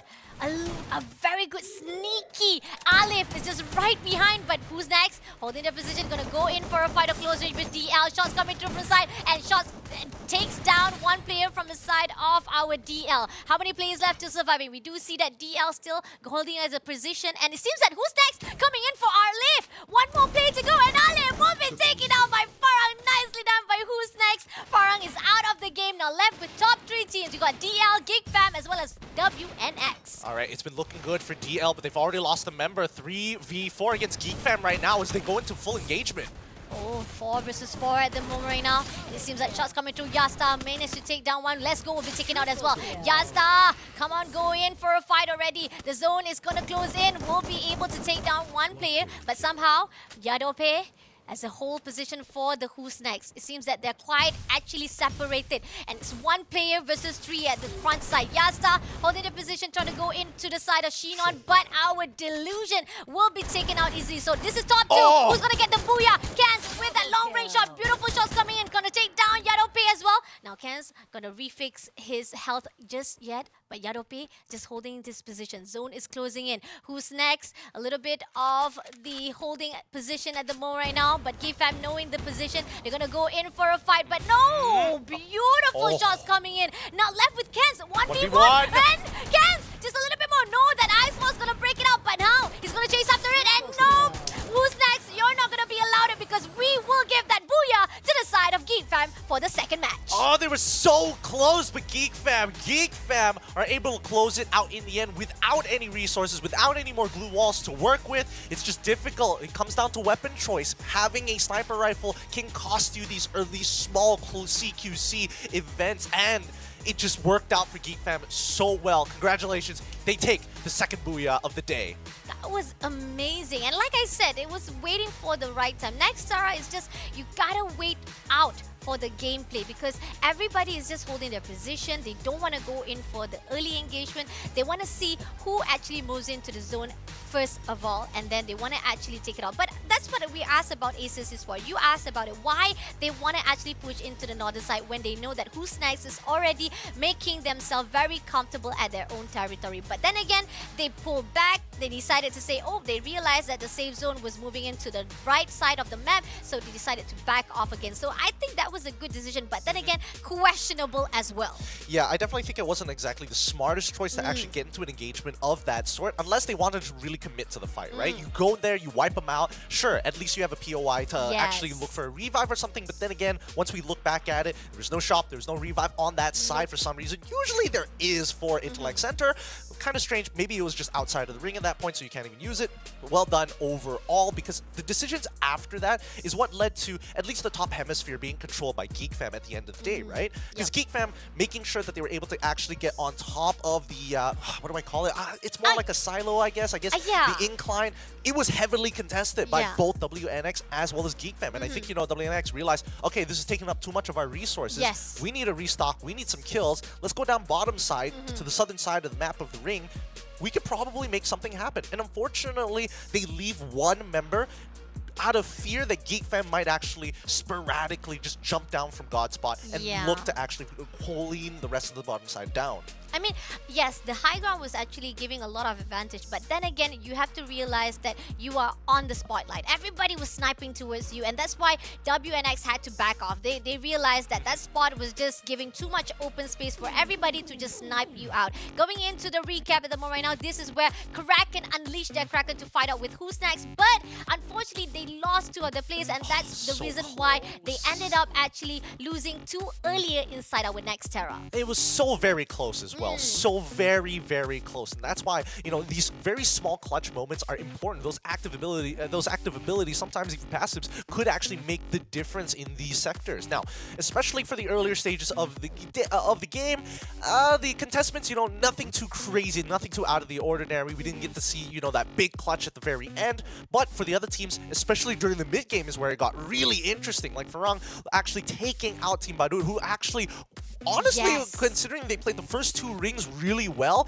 and it just took way too long to actually finish off the northern side, the northeastern side of the ring at that point of time. It's just the structure, and more importantly, the landscape is all uphill from there. Yeah, and coming into the side, that, like you said just now, the contest of that silo, and we do saw that WNS was about to fight out, but then again, they didn't actually go in for a fight. Instead, they actually rotated around. DL moving into Esports as they're trying to get into the zone. That was a really good gatekeeping, and DL just making sure that to get kills, and that was their objective. I'm not sure if their kills was actually much more powerful compared to the rest, but I do see that DL has the potential to get a lot of that kill points coming in. And on the side of GeekFam, that was a superbly amazing job for them to hold their position. They don't want to go in too passive, and they don't want to go in too aggressive as well, because that was the reason why they still managed to get a full squad at the end of the zone. Yep, and I mean, at the end of it all, like considering everything that has happened to it, in terms of kills alone, PRG Delusion actually comes out pretty big here with a 15 bomb. It's pretty great that they're able to get that at the end of the day, but overall, looking at the stats, and more importantly, Gruul Wallbreaker's Spade, once again, at the top of the list, but the highest kills coming in from Ken Shin. Wow, that's what I was talking about. I mean, they didn't manage to get the Booyah though, but then again, beautiful engagement coming from them, because they got 15 elimination. What a great job for that second. Booyah, no Booyah, don't matter, as long as we get the kill points. That's all that matters. That's all that matters. Let's not forget about Who's Next as well, right? Because they were able to actually climb back up, putting a much better performance this time around compared to Bermuda. This time, taking some smarter decisions, but more importantly, they're getting some big eliminations. Both something I've noticed from map number 1 coming into map number 2.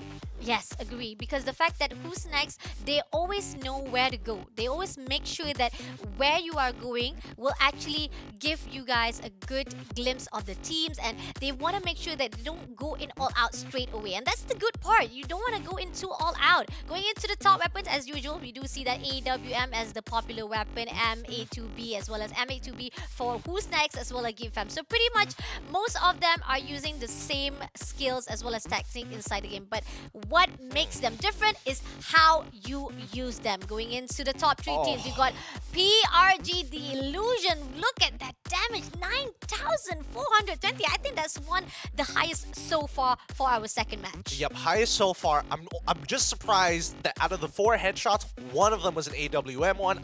I thought that maybe there were going to be more kills, but notice that at least with Who's Next and GeekFam, Who's Next were more active in poking people. GeekFam really took their time with a lot of these fights. Yep, definitely. And here's our standings for our round number 2. As you see, Illusion with 23 kills, Give Fam with 20 points. We got Who's Next with 70 points, Farah with 16 points, K9 Visionaries with 11 points, Team Badut with 9 points at the 6th place. Now it seems that Give Fam is at that 2nd place with a really good damage rate as well. But coming into Illusion, look at that. Booyah will not give you anything worries because kill points is the one that makes you at that 1st place. Oh man, they were big game from them. Really, really big game overall to actually kind of compensate.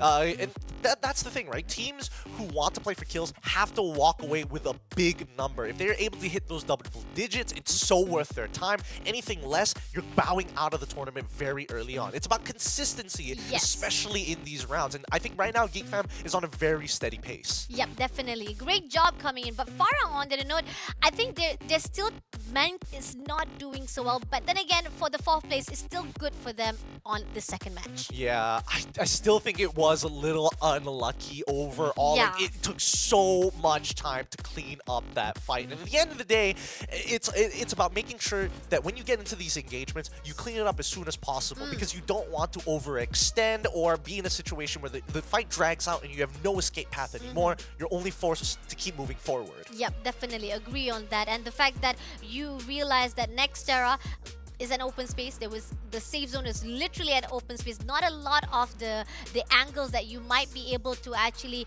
hold your position, hide out, because the moment you hide out, you can see that a lot. Even Kans goes in. Fita moves in for the flanking. That was just beautiful for the backstab. Absolutely, absolutely. And I mean, that's what I was talking about. Like Nextera, that eastern side, especially, it's so barren. There's not a lot of space to really work with. And again, the inclines can be very favorable for teams. And that's why getting to that God spot first, such a big advantage. Definitely. And we also feel that we need to give the thanks to our sponsors as well. Now, moving into our sponsor, thank you again to our Samsung Galaxy, the one and only S23 Ultra. Get it, you guys, you gotta get it, because not only is it good for gaming, it also gets a really good picture for yourself. So 2-in-1 for your own satisfaction.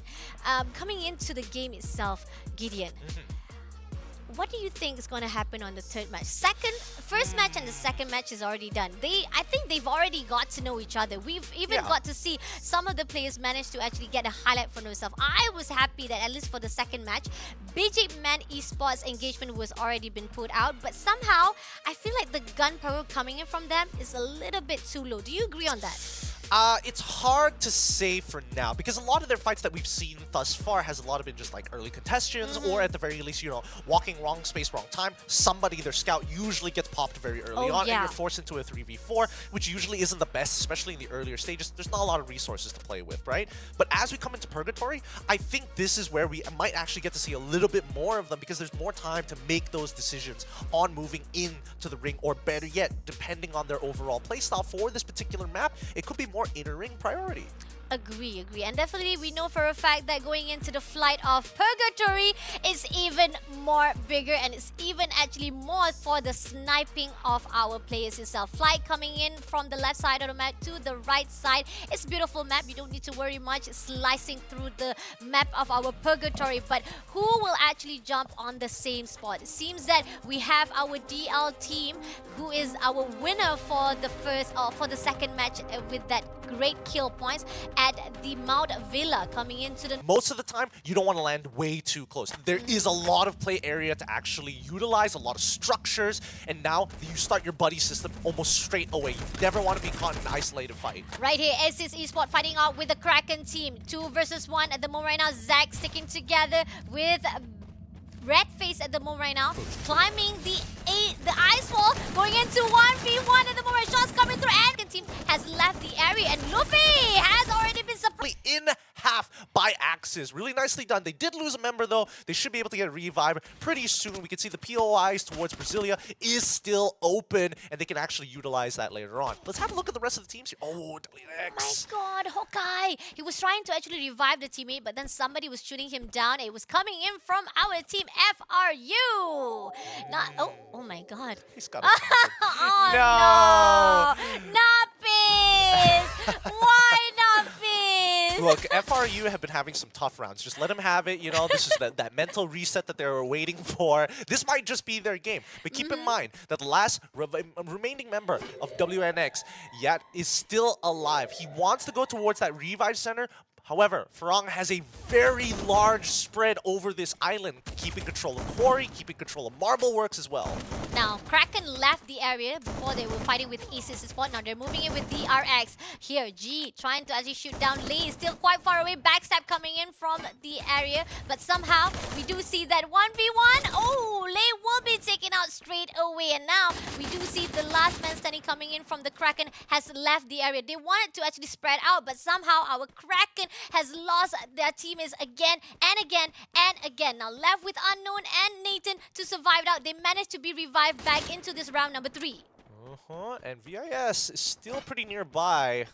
Next ring has already been shown here with BE on Forge side. DRS just making sure that they can hold down campsite for now. They've seen the dispersion of Kraken and as well as VIS. However, you never know when somebody else is going to be contesting, especially when it comes down to these revive points. Very, very big baits for teams who have already taken out a good chunk of those members. That's why you're seeing teams like Farang hovering around that revive point on Marble Works side. We're also looking towards VDR and as well as TOB, currently in a bit of an awkward spot.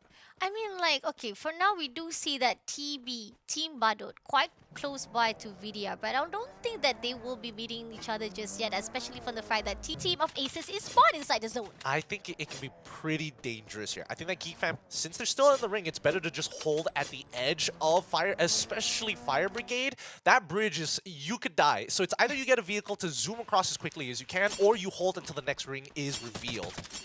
Coming into the Kraken side, we do see that Nathan still surviving. Shots coming through, and Nathan will be knocked down straight away. Gladlin with a dash shuts down Nathan. So Kraken still suffering from the damages of even the early engagement-wise. They haven't even stopped yet. Everybody's just chasing after them. It's like Kraken is having a bad day for this third match. I mean, they're attracting a lot of attention somehow. They just fight after fight after fight. They managed to get a revive, but even so, it doesn't mean that Team Badut is going to be very happy about dropping a member there. In the meantime, sorry, not Team Badut, but at least for VIS, they are just chill, VDR on the top side towards Forge. They got to be a little careful here, right? Because Kraken, and they especially know with the chase down coming in from DRS's side, they got to make their way into the circle somehow. If it's not through a vehicle on those main roads, at least for BE, they will be aware of it and they will start raining fire down. And remember that Who's Next was also inside the engagement. There was too much of the four-way fight everywhere inside the area. And somehow we are only left with Yadope, the one and only Who's Next. He's the only one to survive it out. He's right at the edges of the zone trying to get in. Hopefully at the quarry side will be safe for him. But then again, we do have our Mount Villa being holed out by the team of DL. Our whole entire teams that has done a wonderful job for engagement for the kill points. Now VDR on the note right here, meeting off with Kraken. Unknown, the last man standing. Will he be taken out? Will he be sent back to the lobby as well? He's the only one left to survive. Going in for the flank inside Ninja! With a double kill, shuts down the last player for our BA Kraken. So that is the first team to be sent back to lobby here at the Purgatory. And it's already like how many minutes already, and only the first team to be sent back. Earlier ago, when we met to see the round number 1 and round number 2, a lot of teams were sent back to the lobby during the first minutes. But now, we only get our first team to be sent. Here are now going into the easy spot. They're trying to shoot down to Farah. Somehow managed to actually get a little bit of the glimpse and managed to break the ice wall. Now Roy giving as much pressure as possible. Gonna actually throw out that drone as well. Not gonna give it loud, but right on the right side, somebody is shooting down. Who is that? Who is shooting down to Aces eSport on the other side? Oh, it looks like BE is getting pretty close. I mean, Faiz, he's got some high ground to actually work with here to cover Jimba and as well as Alif's side, but it's a little tough to see where those shots are really coming from, right? Because Farah is on the lower end. Oh, no way. No way. Jabal. Does he know? He knows. He saw. He goes for the slingshot. Now he's gonna go out. As is called out for the Farang team. Farang says, here we come. Shots coming in from the side of Jumba. trying to shoot down to Red Face. Red Face is just holding their position now. Gonna actually regroup with the teammate to give the other that side. up? Oh, beautiful gameplay coming in from Farang. That was a really good high ground. They slingshot themselves straight away to the rooftop. But now Farang needs to close in even more further. And Alif just trying to figure out the position for the side of Aces Esport. Now Faiz is going to actually contest it out. Faiz is going to actually fight out with Roy, breaking every single iSword and making sure to take down Roy straight away. Beautiful shot coming from by Roy.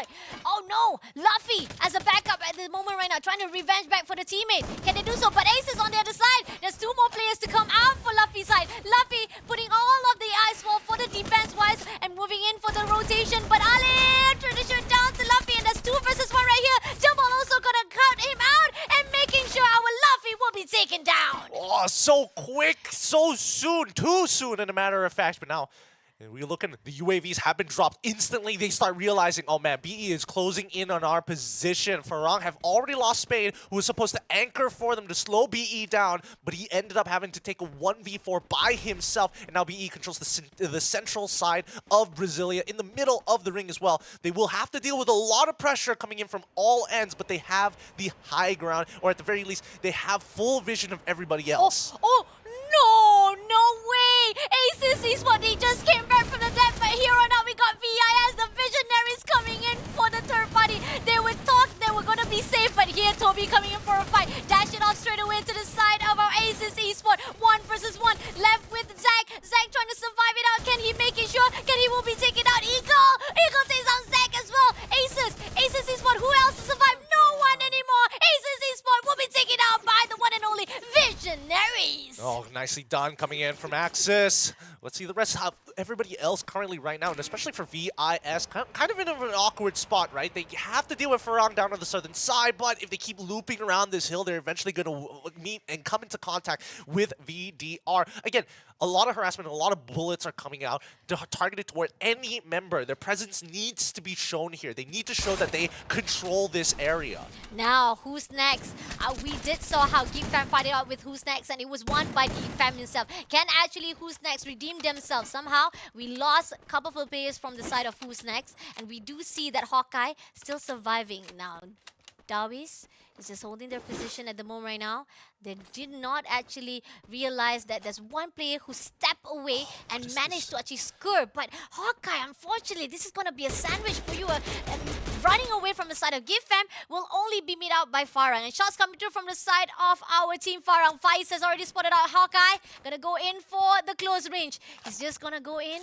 Snipe out. Gonna give a little bit. Trogan is one of the weapon that we always see being used. That is one of the weapon that always give a lot of damages coming in. And somehow Hawkeye has already repositioned himself to another side of the houses. And moving into the VDR, they're matching up with himself with the team of Visionaries. As Visionary managed to take down Aces Esports, now VDR, can they actually takes down Visionary instead? A little bit of the connection error, but nevertheless, we do see that Kentoy gonna move into the fight with the side of Visionary. We only left with 2 more players here. We got Chessman and Eagle. They're trying to hide out themselves just yet with that ice wall, just giving a little bit of the defense-wise, but Eagle managed to get the kill points for himself to take down VDR, but I do see that VDR is still surviving though. VDR still maintain their position, so I think that VDR will not go in just yet for a fight because there's too much ice wall. It's just giving a lot of the defense for the side of Visionaries. Yep, it doesn't help that BE is trying to control the central space as well, so they see everything that's going on, and the scans are also coming out, so they're getting information on the Western Hemisphere. But in the meantime, Visionaries and as well as the Vindicators, one of these teams need to come out alive. Whoever wins this battle has a very good chance of actually maintaining control. They've got structures to play around, and even if Team Badu comes in from the northern side of that ring, it might not necessarily be worth their time, especially with the number of resources they have to expand just to close the distance. Yep, definitely. 2 versus 2, VDR and Visionaries. Let's see, the numbers are equalized. They are actually quite balanced for both of the players and both of the team. So somehow, our team of Visionaries, our K9 Visionary, can they actually use their their canine smell to smell the area of our own team VDR. Now gonna throw a little bit of grenade to the side of VDR. Moving into the side, our BJ Man eSport. They're holding their position very well. We do see that they are spotting out the team of our Visionary as well. Oh, this is nice. A good snipe out for themselves. But Farah coming in for a fight. They don't want to hold anymore. They realize that VDR is taking too much time for themselves. They go in. Which is a little unfortunate, but still, they're just paired up. TL is nearby on the southern side, but cleaning this up, DRS in some great positions to play with, but they're still so far outside of the ring, getting gatekeeped continuously. No, Disruptors, living up to their name. Farah was doing well to clear out the whole 2 squad of the team of VDR as well as VIS, but then suddenly Disruptors comes in to fight off Farah. Now coming into the side of Team Badut, unfortunately they're meeting up with the team of BJ Man eSport. They are holding their position from the high ground, but somehow shots coming through, and Farah! We do see that FRU also coming in for the third party as well. They're gonna contest it off. They have the lower ground, shots coming through, but can actually the team of BJ Man as well as Team Badut survive it out? Because they were the one who was actually fighting off right here at this house area. Now Geek Fam holding their position. They're not actually extending their help as well to the party because they're just holding their position. But the long straight shot coming in as well. But Farah and Jumbal managed to actually get a quarter kill at the moment right now. They're just gonna break some ice wall. Our Geek Fam is just chilling out for a while. Oh yeah.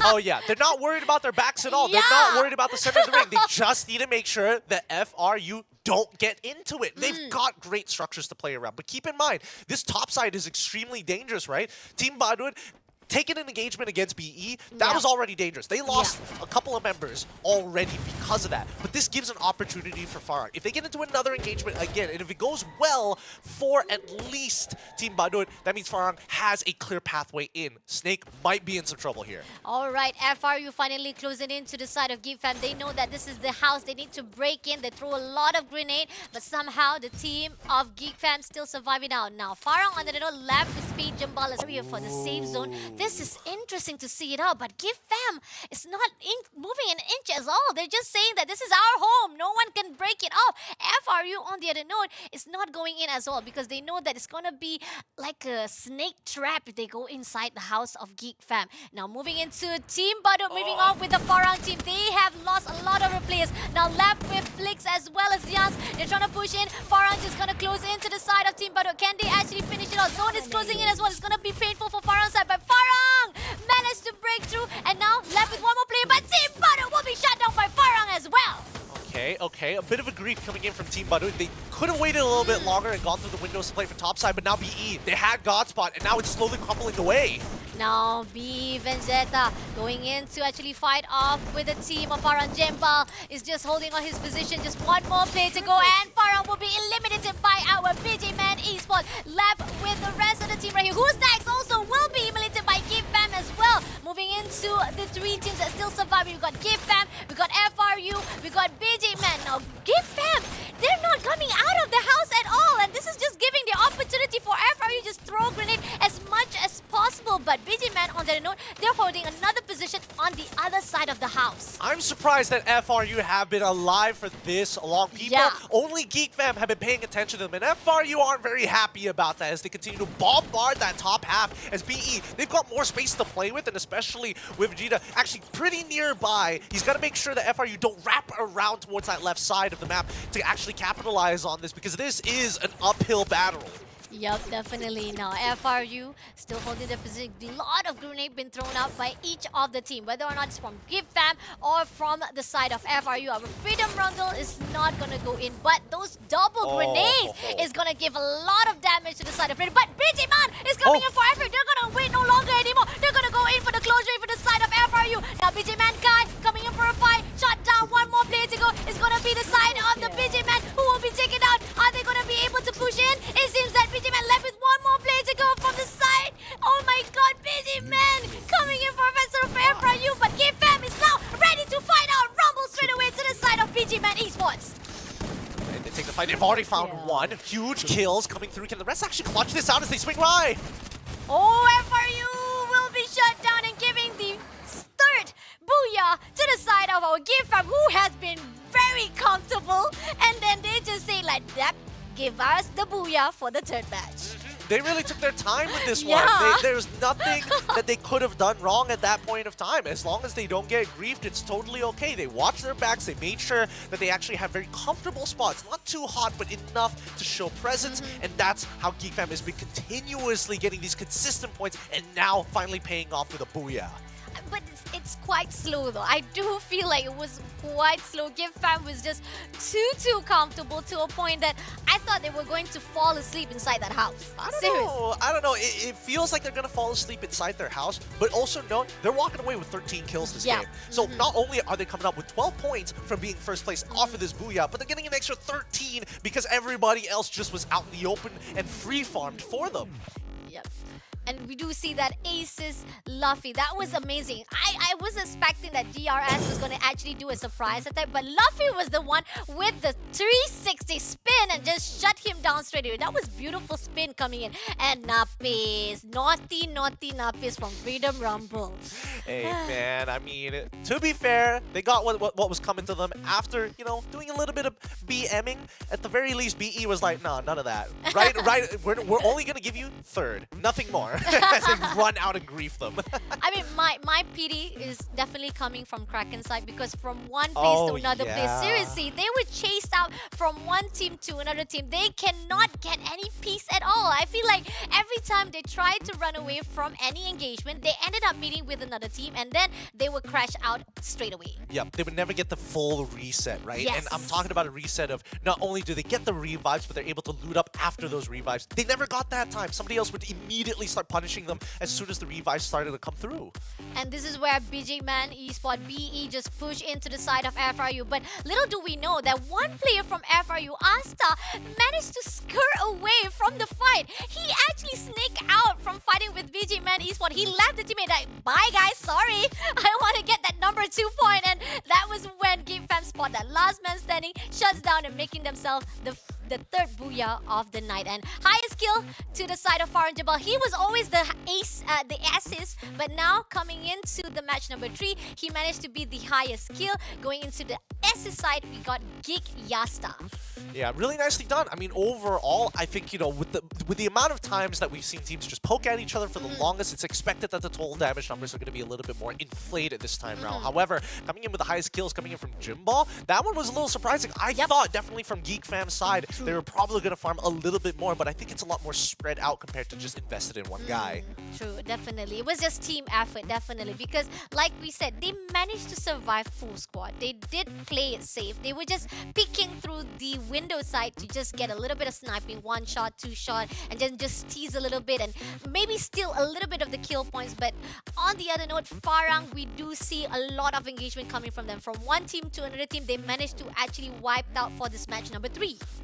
And let's have a look at the overall points soon, as we see 13 kills coming up, big damage to long-range guns in the earlier stages. But as you get into those close quarter combat, that's where you realize that these structures are highly contested by all the players. So having a close weapon gun is definitely going to be powerful. More so if you only see them for half a frame, maybe an M1 might be the go-to. Yes, and we must not forget to give the MVP to the grenade side. That double grenade was so beautiful from Kid Fam. There was just a lot of damages coming in from that grenade. I think that they stock up really good. They're like, throw. Yes, give more to them. Like, oh my god, that was just amazing from Geek Fam. But 8,000 damages, 205 by Geek Fam. Not as much as we do see from the side of the Illusionist, but somehow we do see that Geek Fam managed to get a lot of kill points. So that's gonna give them a good boost, especially from the fact that the second match they did get the booyah and they were the second place inside the standing. So I think Geek Fam is in a really good, comfortable position at the moment. I think so. I think that Geek Fam have been consistently getting points. I'm very happy that BJ Man Esports actually come up pretty big in this game. I think that last decision to actually go out and try to grief FRU might have been a bad decision. I definitely think that if they held closer towards that house, making sure that they controlled at least the bottom sector of it, they can actually wait it out and force people like Geek Fam to actually jump out first and then make them go for the engage. Because whoever makes that first engagement is guaranteed to not make it into that booyah at the very end. Our top 3 teams, we got Give Fam, we got Freedom Rumble, we got BJ Man Esport, definitely.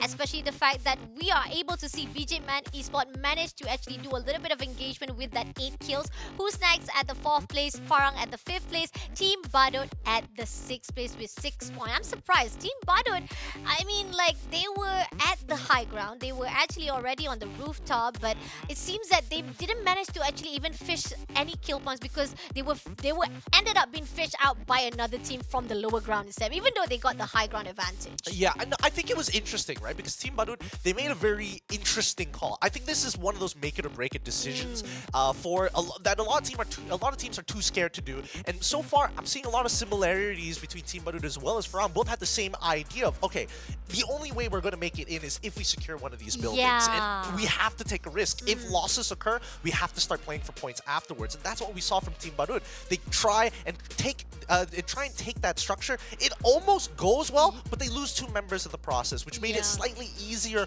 for Farang to actually get back in. But at the end of the day, BJ Man is making sure that entire area is under their control. True, agree. A great rotation, a really good smooth of the scouting area. They try to push in from one team to another team, but I feel like this is much more to the luck side of our Geek Fam as well, because we do see that 2 buildings was hold out. Geek Fam was here, and then we got our Team Badut's another position on another building, but somehow the one who was in favor for the fight was definitely coming in from Geek Fam, because Team Badut was so unfortunate that they were the first team to be targeted out and to be scouted out first on. But nevertheless, they still have 3 more rounds to go. We still have much more to be given out for, sorry, not 3 rounds, 3 days to go. So don't worry for the rest of the teams. They will be able to come back for the next match of our night tonight.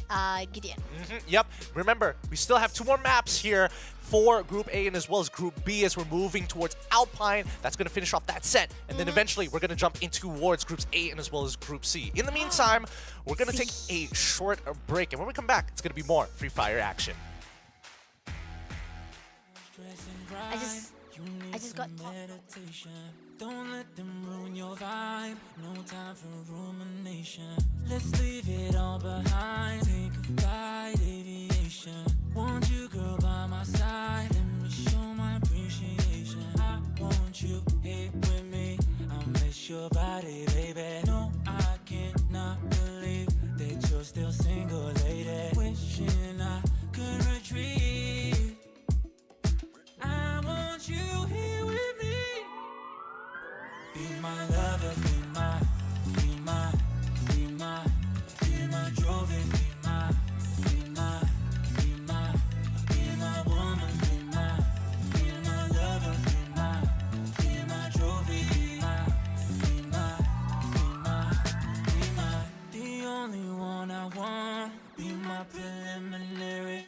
Let me caress the way I think it's necessary. Monday, Tuesday, Wednesday, babe. 7 days, are you ready? I don't need to say you know it, girl, you're extraordinary. I want you here with me. I miss your body, baby. No, I cannot believe that you're still single, lady. Wishing I could retreat.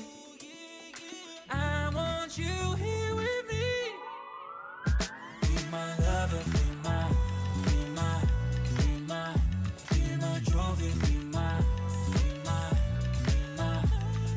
woman, be my lover, be my trophy, be my.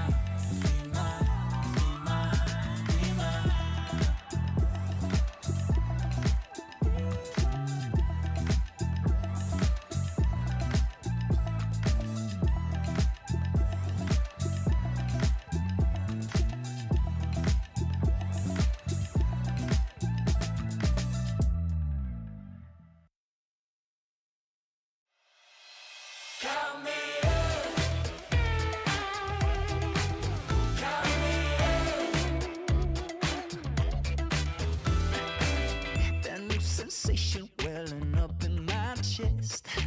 My transformation is about to begin. I've waited so long now, but I must confess that life forever is now and never. Ready to leave, ready to fly into the deep, into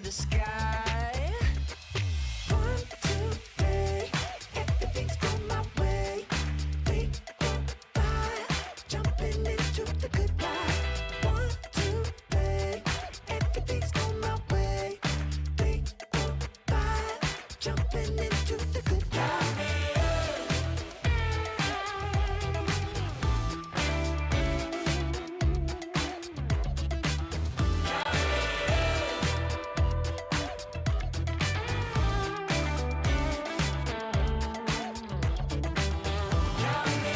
It's the kind of thing that come around once. Carpe diem, I just do it for the love of the game. Not the fame or the critical acclaim. I'm ready to leave, ready to fly, into the deep, into the sky. Well, welcome back, everybody, as we go into our fourth map, Alpine, here between Groups A and as well as Group B. GeekFam so far have taken 2 Booyahs, Axis with only one to start off the day, but Alpine is where it's all going to end at between both of these groups. It's going to be exciting stuff here at the Snapdragon Pro Series Free Fire. And I told you, more Free Fire action, we're going to get in Alpine. Oh my god, Alpine. Some people might not like it, some people like it. So let's see how it goes for the team of A versus B inside our fourth match of the night. I am Fasha Bunny inside for the scoop of our Snapdragon Pro Series Free Fire with Gideon right by my side. We have done our 3 match. Now we're moving in for the last match of our A versus B for our first night game. Now, Alpine is interesting because one of those maps which has a lot of verticals to actually play with. It can be very frustrating in the rings sometimes. I think a lot of teams really start scratching their heads thinking, how do we get creative and dynamic with this? And honestly, it's usually not dynamic or very creative. You just gotta fight your way through. And I think that could give a little good of idea of what Farang will do, because we have seen how they are very well in rotating themselves from one end to another end. From first match to the third match, especially from the first match, I think that like you always say, de-evolve. They're evolving themselves from one round to another round. That match number 3 was just superb. Their evolvement of getting engagement from one team to another team was successful on the rate that I feel like Farang was doing well. Well, I think, you know, they get away a lot in the first 3 rings, right? Again, the amount of space that they actually create for themselves, they don't want to have like a quote-unquote neutral zone or no man's land. They usually have a player either anchoring or they split to 2 to cover as much ground and as much of the POIs on their sector of the map. So far, nobody has really punished them just yet, right? We haven't seen that just yet, and I don't think teams are going to adapt on the spot, especially here in Alpine, where there's way too much ground to cover, too many angles to get shot from, and immediately you're losing resources when you take that first hit. Agree, especially with the sneak attack. I know for a fact it's going to be a really good sniping out here, especially when we see how the team of GeekFam was beautifully holding off their comfortable zone inside that house. Let's see if Alpine, they will do the same trick, or will they actually contest it out for this fourth match, because I feel like maybe the comfortable was just a little bit of cover-up of what GeekFam can do inside our game. Well, I don't think GeekFam has been doing anything like super crazy compared to teams like Farang, who have been like baiting out fights, shooting, imitating a war going on in the middle of nowhere when nobody's there to get people to come towards them, you know? I think that GeekFam has been taking it very slow and steady, very cool, calm, and calculated, which is what we want to see from them. We haven't seen too many teams actually punish them just yet. It got pretty dicey in the very first map in Bermuda. So far, if they can actually translate it into like a map like Alpine, it might be a little bit more difficult to do. We're just gonna have to wait until the situation presents itself. Yeah, but the best part is that I love to see BJ Man Esports manage to redeem themselves, because from the first round to the second round, we wouldn't even, even the first round, we wouldn't even manage to get a highlight of themselves. We weren't sure that how they were actually been sent back to the lobby to begin with. The second match instead, when we move into the next era, they weren't even able to fight with a visionary. There were one player was on the other side of the bridge, another one was hiding out. In the end, Visionary was able to snipe out or even to sniff out one of the players and shut them down early on. But then moving into the next match, which is the Purgatory, BJ Man Esports managed to actually shine a light of how they can do and what they can do to the other teams. Absolutely. I think, you know, they're more of an inner circle sort of team. They've got great control once they've got structures to actually work around, and I think the way that they controlled the top sector of the map was very nicely done, you know, considering that multiple teams were actually trying to steal away at least one of the 3 buildings that they were maintaining control over. So it's great to see that BG Man has a particular play style, and hopefully they're going to be able to get the same game plan going for a map like Alpine, because it's not going to be every single day they're going to have a good read on the circle, which is really helping Mijing Man, in particular from Purgatory. Hopefully that translates to Alpine. Now, FRU though, Freedom Rumble. Did you see Asta actually sneak out just now? I did not actually. No, right? Did you see? I am so sorry. I really thought that BG Man Esports managed to actually shut them down the moment they actually engage it up. But turns out Asta managed to sneak out. So let's see if FRU will do the same surprise attack here on the 4th match. This is the last match for our AB teams going into the Alpine. Let's see the flight path of our match. As we start jumping into this, right? Yeah. I'm already getting a sense of feel that the circle might not be kind to some of these players, and eventually somebody is going to have to be on the receiving end of a terrible circle. So we'll see how they adapt to it, because Alpine is one of those maps where if you find that opportunity, if a team just so happens to get into an engagement, that's when it starts to get real interesting. But it's time. Let's jump right into it as we see the fly path, and more importantly, we're already seeing first engagement. Oh, Farang Speed managed to take down the first blood coming in from the side of Alif. Nicely done. But moving into the side, I think that the one who is going to contest to the side of Farang, it will be the Kraken. Early engagement again from Kraken. This is such a center, but Kraken lane will be taken out. Now, we are seeing Unknown and Nathan still surviving, and it seems that Alif will be revived back in the nick of time. That was an amazing job coming in from Farang. Very, very early engagement, as well as very early on decision making coming in from the side of Farah. Now, shots coming through from the side of Unknown, but somehow Speed will be rotating around trying to spot out our Unknown from the Kraken team. Now, Unknown.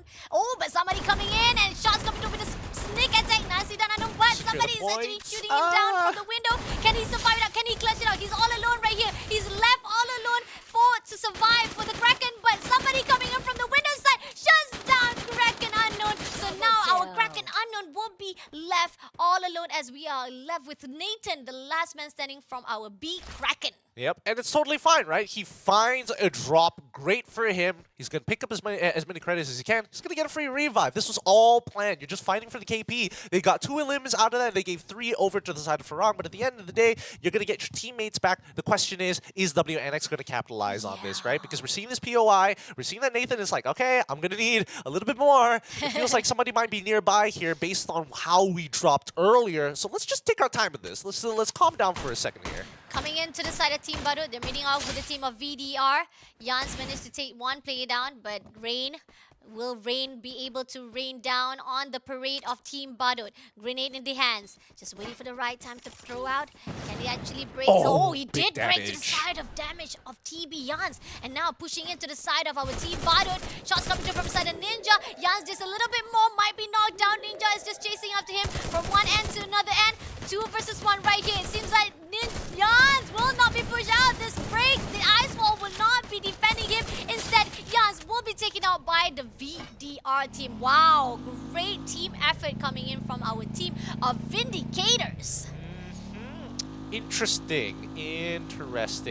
With that being said, we do see that the rest of Team Badut is going to go for the revive down by Rivermouth, as well as Luki. He's actually taking his time here, right? They might actually go for the re-engage, but I think it's just not worth the time, especially considering that as they drop down, they probably spotted out Geek Famine as well as DL actually relatively nearby. So getting this revive, clearing out this area, they've got pretty good rotational paths overall, especially if the ring is going to pull towards the bottom, the southwestern side of the map.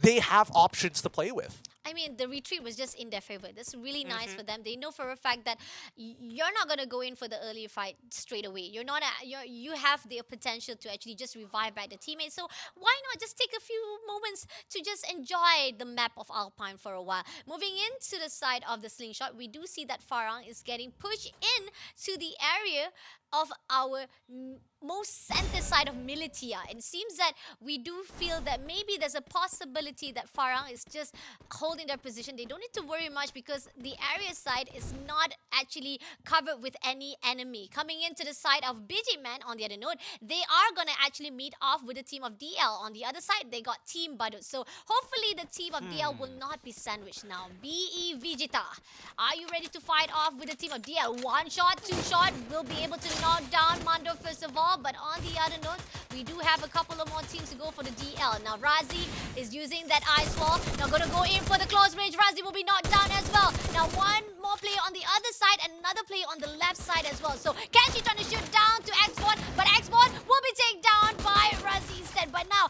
left with Vita. Now BE Vegeta trying to give as much as pressure as possible to take down our Kenshi. DL's left with one more player to go. Vita managed to skirt away for his own safety. Oh, I think he should be fine here. I'm looking at the map right now, and I think it's about to get really hectic here. Kraken just got 3 revives down, and Frong is very nearby to farm them all again. Oh my lord. The moment when you thought that you were going to be safe, but ended up you will be taken out. Now VDR meeting up with the team Badut. Unfortunately, the VDR pushing in right here. We got 4 eyes takes down 1 player. Moving into the side of our team of VDR. Kento also will be knocked down. Got 1 more player to go. We got here the Seiya. Is it going to be spotted out?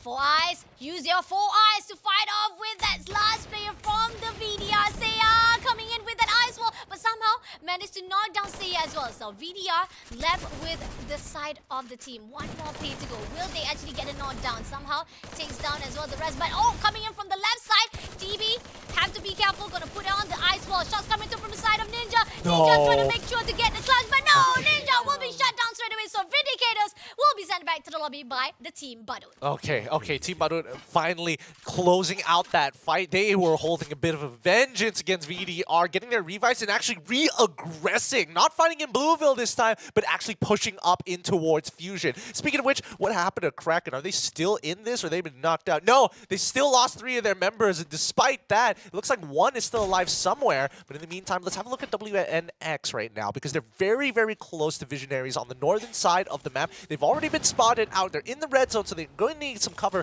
for the time being. Speaking of which, Geek in there. Geek fam going into DRS. We got Mimo will be taken down first of all. Now gonna go in for the flanking to the backside for Catlin. Catlin also will be knocked down, and our disruptors were disrupted by our own Geek fam instead. A little unfortunate there, a little unfortunate. Let's have a quick look at the overview of the map as the next ring has been predetermined.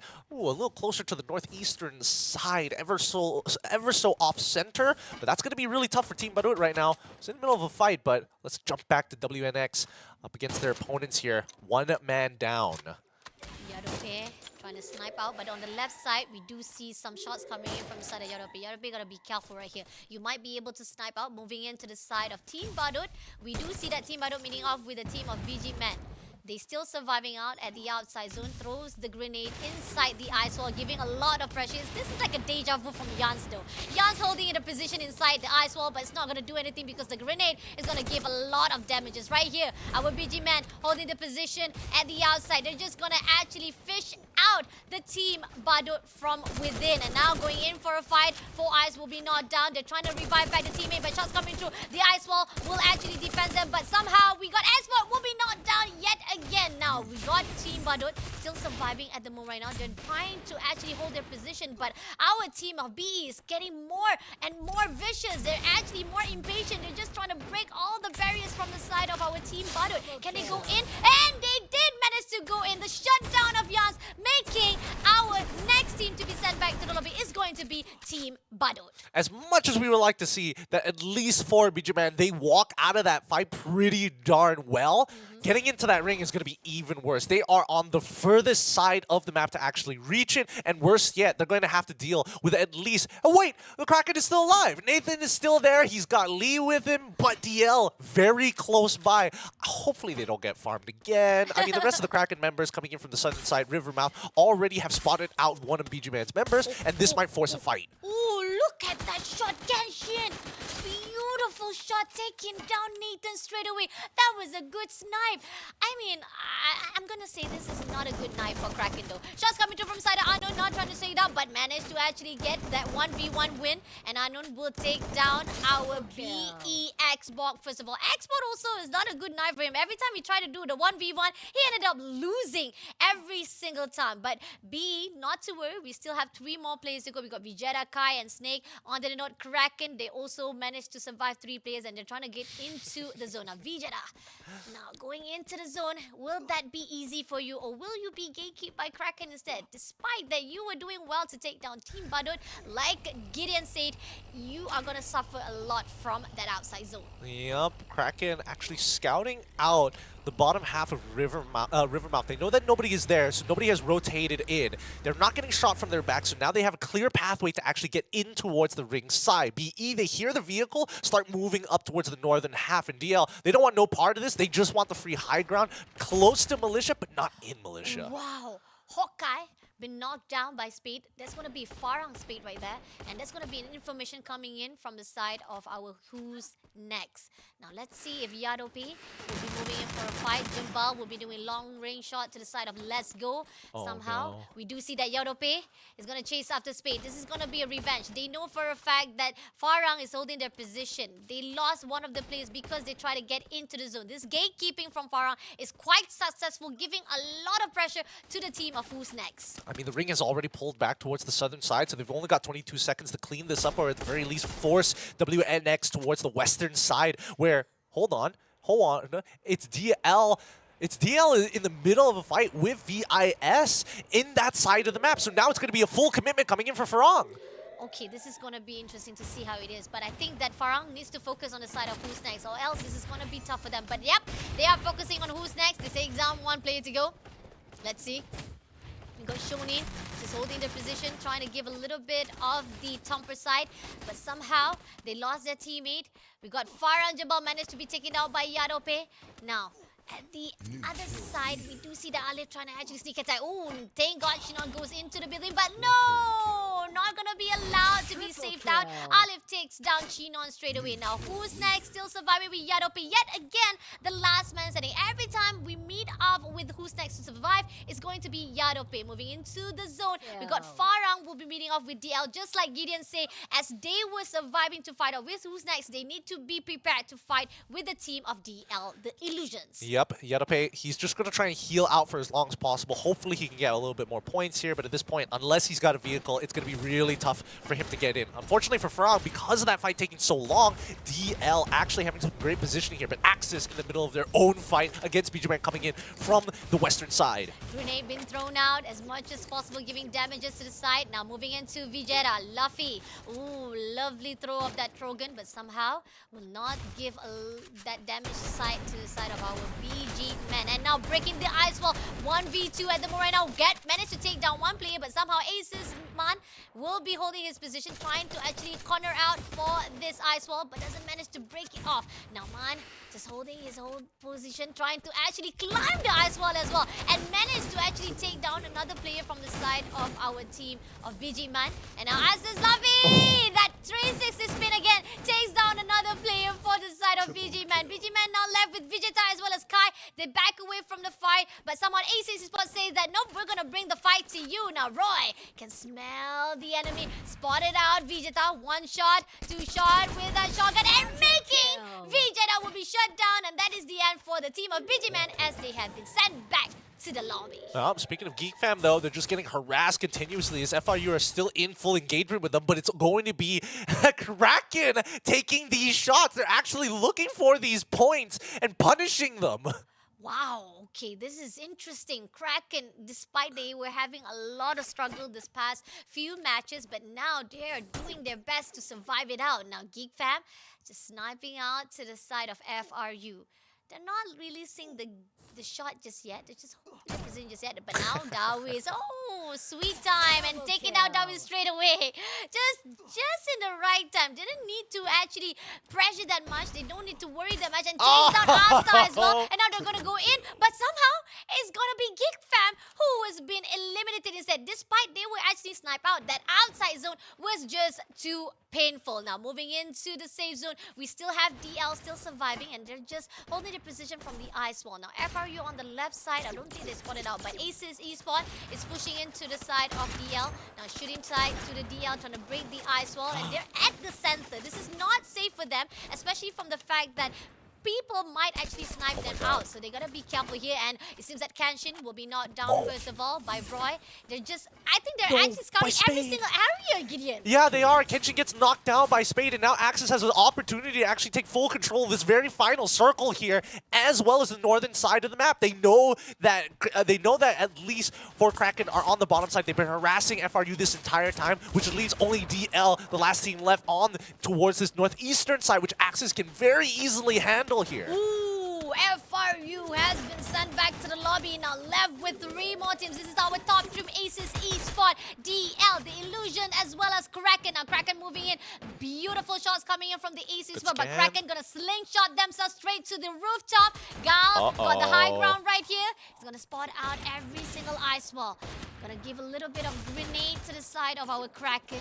Kraken's gonna redeem themselves, but Gal gotta be careful right there. Grenade been thrown out at him one after another. DL is also pushing into them as well. So Kraken, despite you are trying to sandwich Aces Esports, DL is also looking forward to fight with you as well. Now grenade thrown out again and again. Gal, you gotta be careful putting out as much of that ice wall as possible. But Kraken, on the other note, we do see that they are not holding their off right here. And we do see that Gal, you know, that's what I said. The rooftop is not gonna give him any safe spot, and it seems that Luffy is just sniping out from one end to another team. It's either they want to push into DL or they want to actually snipe out to the Kraken side. I don't know. I think Kraken's got God spot previously, right? They were holding on to the hay bales behind that building, and here they come! Axis start pushing through! There you go, Aces. Luffy takes down Unknown, and now coming into the side of Unknown. Just one more play to go. Going into the building, shuts down BA Kraken. Now left with one more to go. It's gonna be to the side of the team of DL versus Aces Esports.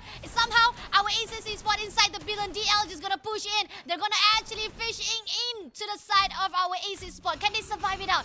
Throwing as much of grenade. Somehow, we do see that Aces Esports goes out of the building already. They're gonna flank off to the right side. Now, Roy trying to push into the side of Vita. Vita pushing into the side of Icewall, but Vita will be knocked down. Now coming into the side of the last player, it's gonna be Kanoho. Kanoho, the last man standing for the DL. And our Aces Esports making the next booyah for the 4th match. Nicely done coming in from Axis. A huge active pop there by A1 just to make sure that nobody else could use any more moves. No Tetsujis could go in for those fast flanks, and luckily for themselves, they were able to get their own dashes through. Well done coming in from the side of Axis Esports, just locking out that final ring with X-Roy.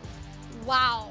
Wow, I mean, that was impressive. It's either they fish out DL or Kraken, but decided to push into Kraken first. So that was a good decision coming in from that last zone. But coming back to the recap of our 4th match, it seems that the earlier contestant is always coming from Kraken with another team.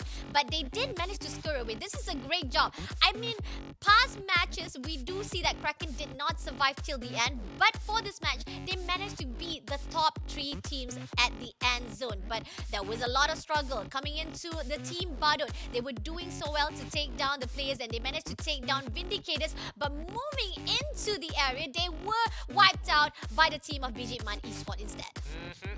A lot of resources were utilized. I'm not gonna lie, Kraken had it really, really rough. Like, the lack of resources, not a lot to work with. Finally gets really lucky with the ring pulling towards them, having a great spot, but just nothing to actually hold the ground against someone like Axis, who's been consistently taking ground from the get-go. I mean, from Geek's side, obviously it's a little bit more fun for them. They managed to actually steal one, get a vengeance kill off of FRU before going down, but at the end of the day, Axis were lined up to win. They just had more glue walls, more resources to work with, more ammunition and medkits to actually push through, and more importantly, just great use of the active abilities at the very final circle. That was beautiful, seriously. Aces Esports with a really good engagement. The highest kill! I think this is the highest so far, because the past few matches is always 6 kill, but now we got Roy with 7 kill for match number 4, and the highest ace is coming in from Roy as well. Oh, what? Roy, the match of Roy for the match number 4. Yep, match for Roy, but let's not forget a total of 26 revives this game. Wow. Total of 20 rescues overall, but I'm just surprised. There's so many revives happened. Every single person who got revived got punished almost immediately, and then finally towards the end, everybody had something else to do other than harass just basically naked people. Definitely, I do agree. There was a lot of those grenades being thrown out, especially even despite, no matter how the ice wall was going to be defending you, if they be able to manage to actually throw that grenade to your side, it's either you die with a grenade. That's it, pretty much. And that's why I say the MVP definitely goes out to grenade this time. Again and again. Esports also do the same thing. GeekFam also did stock out for the grenade on that match number 3. But our most popular weapon is M1216 for this match. And Scar, also quite a popular weapon from Esports. Yeah, I mean, you get what you can get, right? You're looking for a marksman weapon. At least you have some long range. At least you have some good close range. You always want to have someone with a shotgun on your side, even if it's. I mean, obviously you want to have Trogon for a little bit more of that versatility, you know, especially when you're up against glue walls. It's not a lot to actually sneak in a grenade by and without actually having to utilize your actual cluster grenades. But I think overall, you know, some of these Filipino teams, again, I'm pretty excited with the way that they've been playing so far. They're really good at capitalizing onto certain situations. They may not necessarily get the kills or execute it perfectly, but the idea in the direction that they're moving in is correct. Yep, definitely. Especially with the kill points. Damn, wow. Aces Esports with Oh 17 my kills, God. making 10,788 damage. That's it. This is the highest damage that we got from the group of A versus B. Big damage coming in from yeah. Axis Esports. My goodness, 10K. This team has been consistently harassing people. And let's not forget to mention that this is also a team that got harassed themselves, getting, honestly, a couple of times getting griefed on for almost no reason, winning out those fights, and then continuing to pressure the top spot in Alpine to make sure that they can close out this game very cleanly. That being said, they're going to be ending with 29 total points off of that game.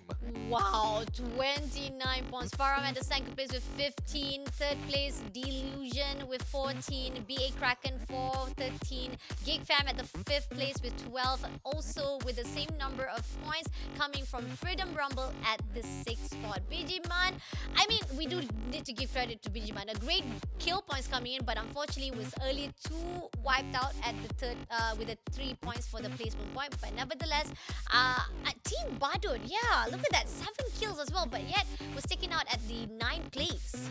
Unfortunate. I think that Team Badut is definitely one of those teams that you got to keep your eye on for. They definitely have the mechanical prowess, good ways of pinching and taking on smaller skirmishes. But I think when it comes down to like the overall decision making, I think they get a little too hungry here. They got to really start considering whether they need to start adding, you know, some kind of way to get information off of the map.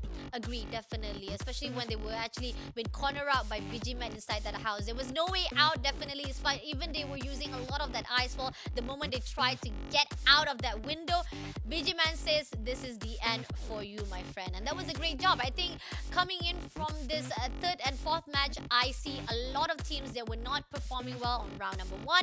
They managed to be even more aggressive early going into another match.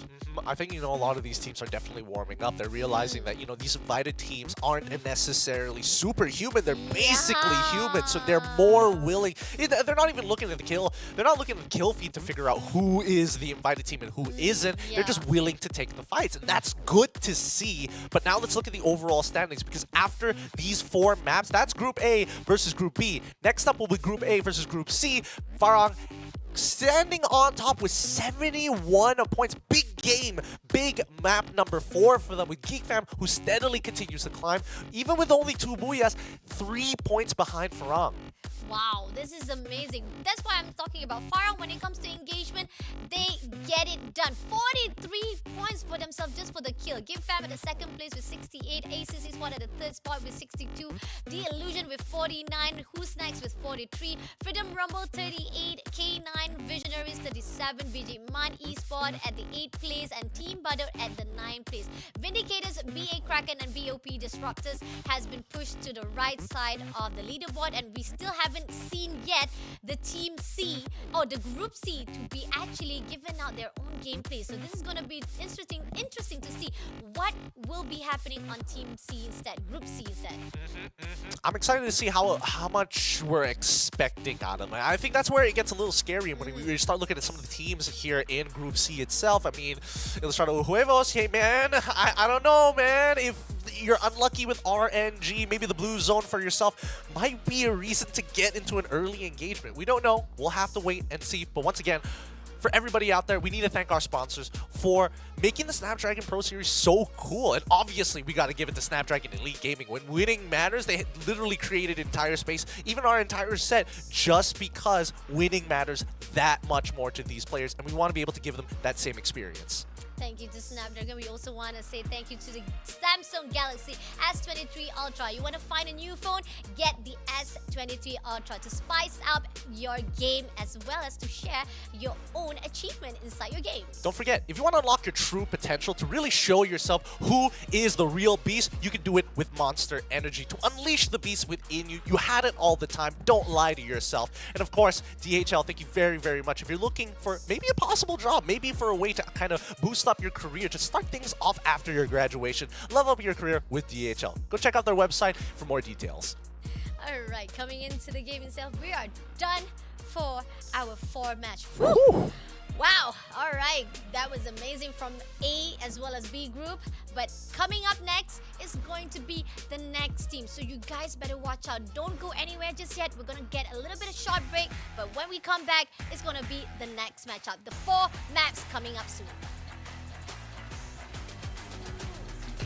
Wherever we go, there's so much we can do. If we just play our role, and when everything is new, baby, you should know that you are not alone, You don't need to react, it's a matter of fact. We should stay on track. The world ain't ours, yes, so we should take a step back. Oh yeah. You know me, singing all my thoughts in the song for free. You know me. Don't stay on the surface. It ain't worth it, nah. Not trying to be perfect. You are going to break. And it ain't worth the headache.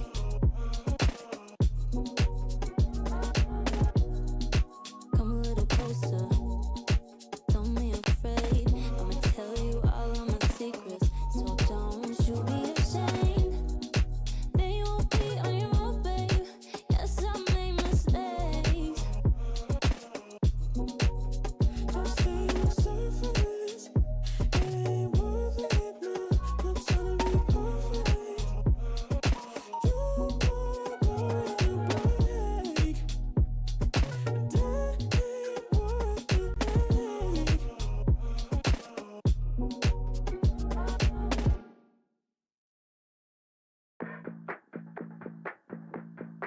Let's do it. I wonder what makes something so lovely. Come on, baby, let's run it. Do what you gotta do. I wonder what brings around that comfort, that warm and fuzzy feeling. Like, let's do what we do. Cause you're not that different. Good love on the limit. I got my hand on the button and I'm hitting the limit. I'm at the top of the mountain and you can tell me the different. Now let's do it. 2, 3, let's do it. Oh yeah. What? Let's do it. Let's run together. Let's run together.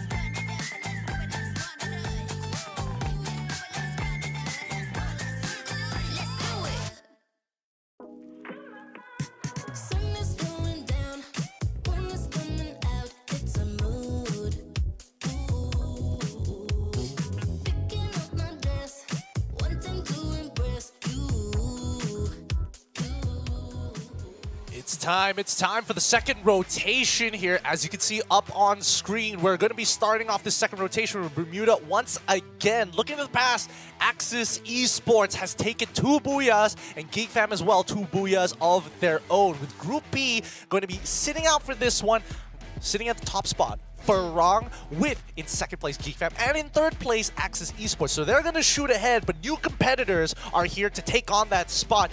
Expand Junior, the bigger brothers are going to be rooting for them with Todak as well, looking to reclaim some glory.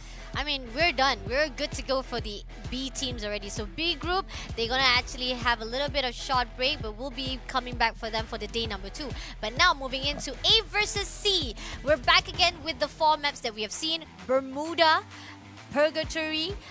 Bermuda, Nextera, and then Purgatory, and then Alpine. It's just the same repeat of the cycle that we have seen from the Group A versus Group B, but now we are seeing A will be fighting off with Group C instead.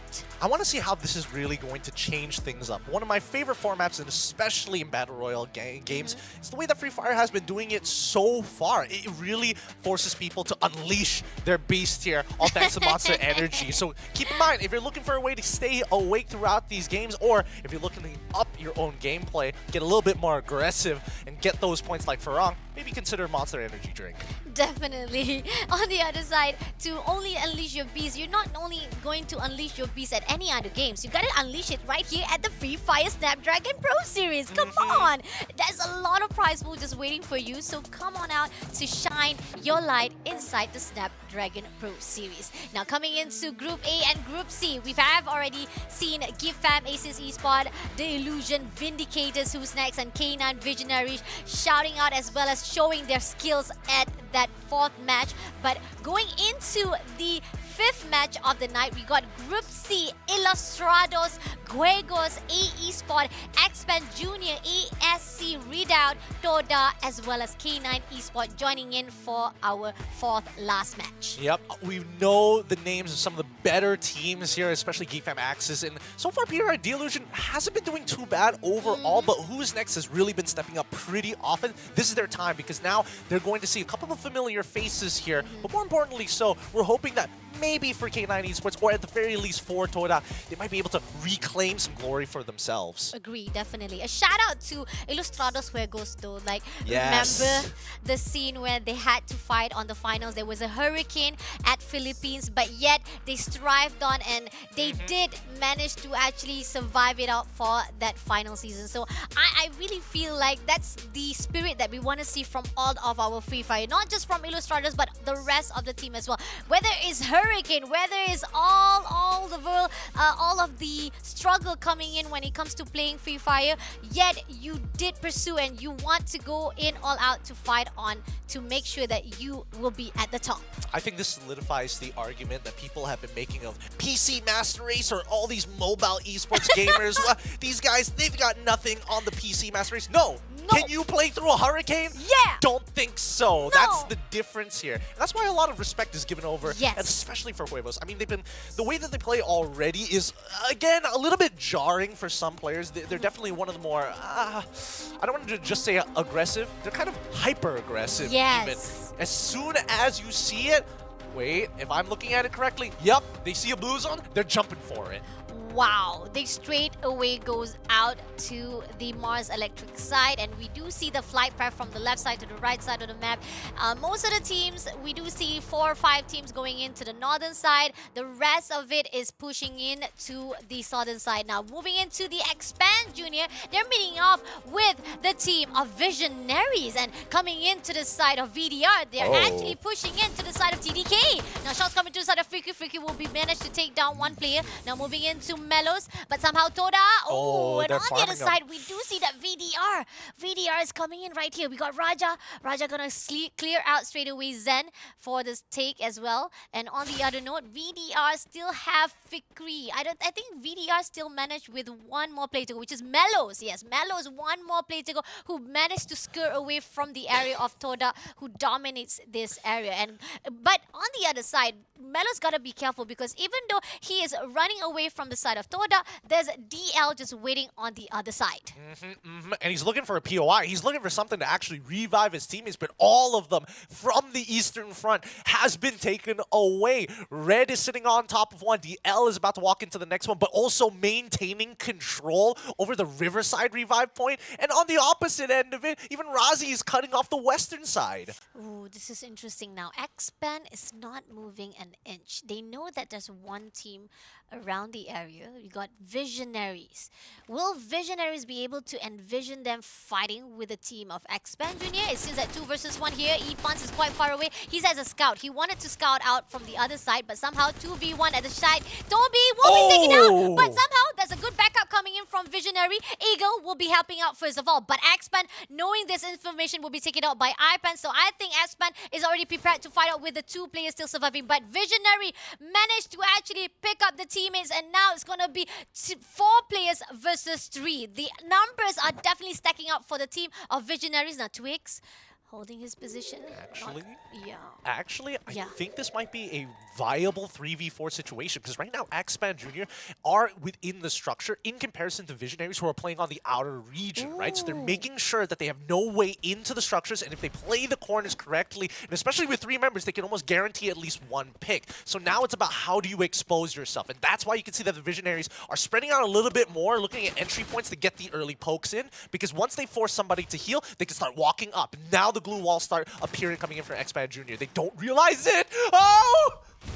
No, that throws the grenade to the side of X-Men, but 2 versus 1 right here coming in for Twist. Twist takes down 1 player, but in this process, he was traded off as well. Now shots coming through from the side of Mud. Mud trying to give a lot of pressure coming in to take down 1 player. That's a kill point for themselves, but somehow Visionary still holding their position at the moment right now. Now Eagle has been spotted out. Now Ibas gonna redeem himself for that death just now. He will take down Visionary. Beautiful shots from Visionary coming in with the X-Ban Jr. But now 1v1. No, it's gonna be Visionary who will be taken out by X-Ban Jr. despite, but no, there's gonna be a third party. Aces Esports comes in to shut down. No, after all of that work, it was such a viable 3v4, and they were even able to find that initial pick to even it out 3-3. Axis taking full advantage from the Northern Hemisphere, coming down to clean them up. Super unlucky there coming in from X-Ban Jr. They made all the right calls. That was so good from X-Ban Jr. I mean, like, especially the fact that they managed to revive back Arpens in that process, and then they go back to redeem themselves with a team of Visionary. But now moving into the side of DL, the Illusions, Kenshin trying to do a little bit of long-range shot to the side of K9. Now let's see if they manage to actually get a little bit of the glimpse on the side. Somehow we do see Heza manage to take down 1 player. Now Raz moving in. Grenade will be inside to go into that ice wall. Yep, thrown in. Oh, doesn't get hit. It's just gonna break that ice. Will not hit anyone. But on this side, we do see a little bit of return favor coming in from the side of K9. Now shots coming through his side from the left. Raz gotta be careful there. There's a lot of open space for him. I don't know if this is a viable fight for either one of these teams. I mean, K9, they didn't have much of a say. They just got shot. They have to protect themselves, and DL is forcing this situation on them. They've already picked off 2 so far. Not bad. 1 down, 1 dead. And this means that it's going to be a 3v2 so far. Nobody is punishing them. WXN is on the southern side of the top of Peak. They could come down to make something happen here. And I mean, for the rest of them, even Fida, he's going to just start walking backwards. He's going to revive his teammate to bring in the reinforcements. Now, the Moon is just holding his position for a while. He doesn't want to actually extend himself just yet. But Razi is going to go in for the flank instead. He said that let me go in for the rotation. He did get a little bit of damages, but Raz is just taking a long route right now. He's actually rotating around too long. So we're moving into another team, which is Geek Fam, meeting up with the team of Red. Now, shots coming through. Kens is just holding his position from the outside, putting on the ice wall. Now, Nam on the other node. Grenade in the hands will be thrown out. And Kens get that damages. Now, Nam gonna actually climb this wall. Gonna actually push into the side of Kens. But Kens put out that ice wall. That's a good defense, but he's not gonna allow it out. Pushing in even more with that grenade. And Kens is just... I gotta be careful right here because got 3v1 right here. So if Red goes in for a fight, Kens is outnumbered. just peeking. He's just taking his time. He's just messing with it by jumping over this wall. He's got the Drogon in hand, so this is survival. Catches him as he's about to hop through the window. Really great timing coming in from Kenz. Nicely done by Kenz. A really good timing. Just being patient, because patient is virtue. And now moving into the rest of red, we got Void Face just inside the building. Now Geek Fam is just gonna give as much pressure with the grenade. They know this is. I'm just gonna call them the king of grenade, because every time when it comes to fight, they always bring that nade for the only of that damage from the side. Now gonna go into the building. Gonna sneak attack a little bit. Kenz jumping into the stairs, but somehow, Ares got shots as well. So that was a good damage coming in from Geek Fam. Now Kenz still trying to rotate around. Which side should I go? How do I want to go into fight with the team of red? I don't think you do anything at this point. I think you just hold them hostage for the time being, and unless you're able to blow out more resources from them, or maybe get a pick if somebody tries to jump on down, you hold this stairs. It's too dangerous to start rotating out, and the real question is whether can you find that first pick. Once you see that first pick, we're going to see the all-in coming in from Geek. Oh, there you go. Finally, Kenz managed to actually go into the stairs. He doesn't know! He doesn't know! Oh my god, he just passed through. He just passed through. But now he goes into the window. Now he's going to go into the rotation. He shots down with a close range combat. Nicely done, Kenz. Kenz got 1 point right there. Now he's going to go and knock down another one. He takes down, really good 3v1 right there from the side of... Wow, Geek Fam managed to shut down our ASC readout with a really good patient. I gotta say, every single time they only wait. They just wait for the right time, they push in slow by slowly, and then they just crawl in your skin and just eat you alive. I mean, that was just great communication coming in from Geek. Like, Red should by no means necessary give up position on that. Great shot coming in for Yano. But yeah, as I was saying, Red should never give up position, especially when they're making sure the only way they can actually come up is if they sneak through the stairs. But the grenades being thrown in, well communicated by the rest of the members of Geek to ensure that it clears out line of sight from the stairs to allow people to sneak on through. It is very sneaky, but the fact that they got 2 people through, that's unacceptable for Red. Definitely a little bit, I have to say maybe a little bit not covering too much. They need to be aware of the situation. They need to scout more. But coming into the ACC spot, they're meeting off with the team of Toda at the moment right now. It seems that they're pushing in straight away into the building.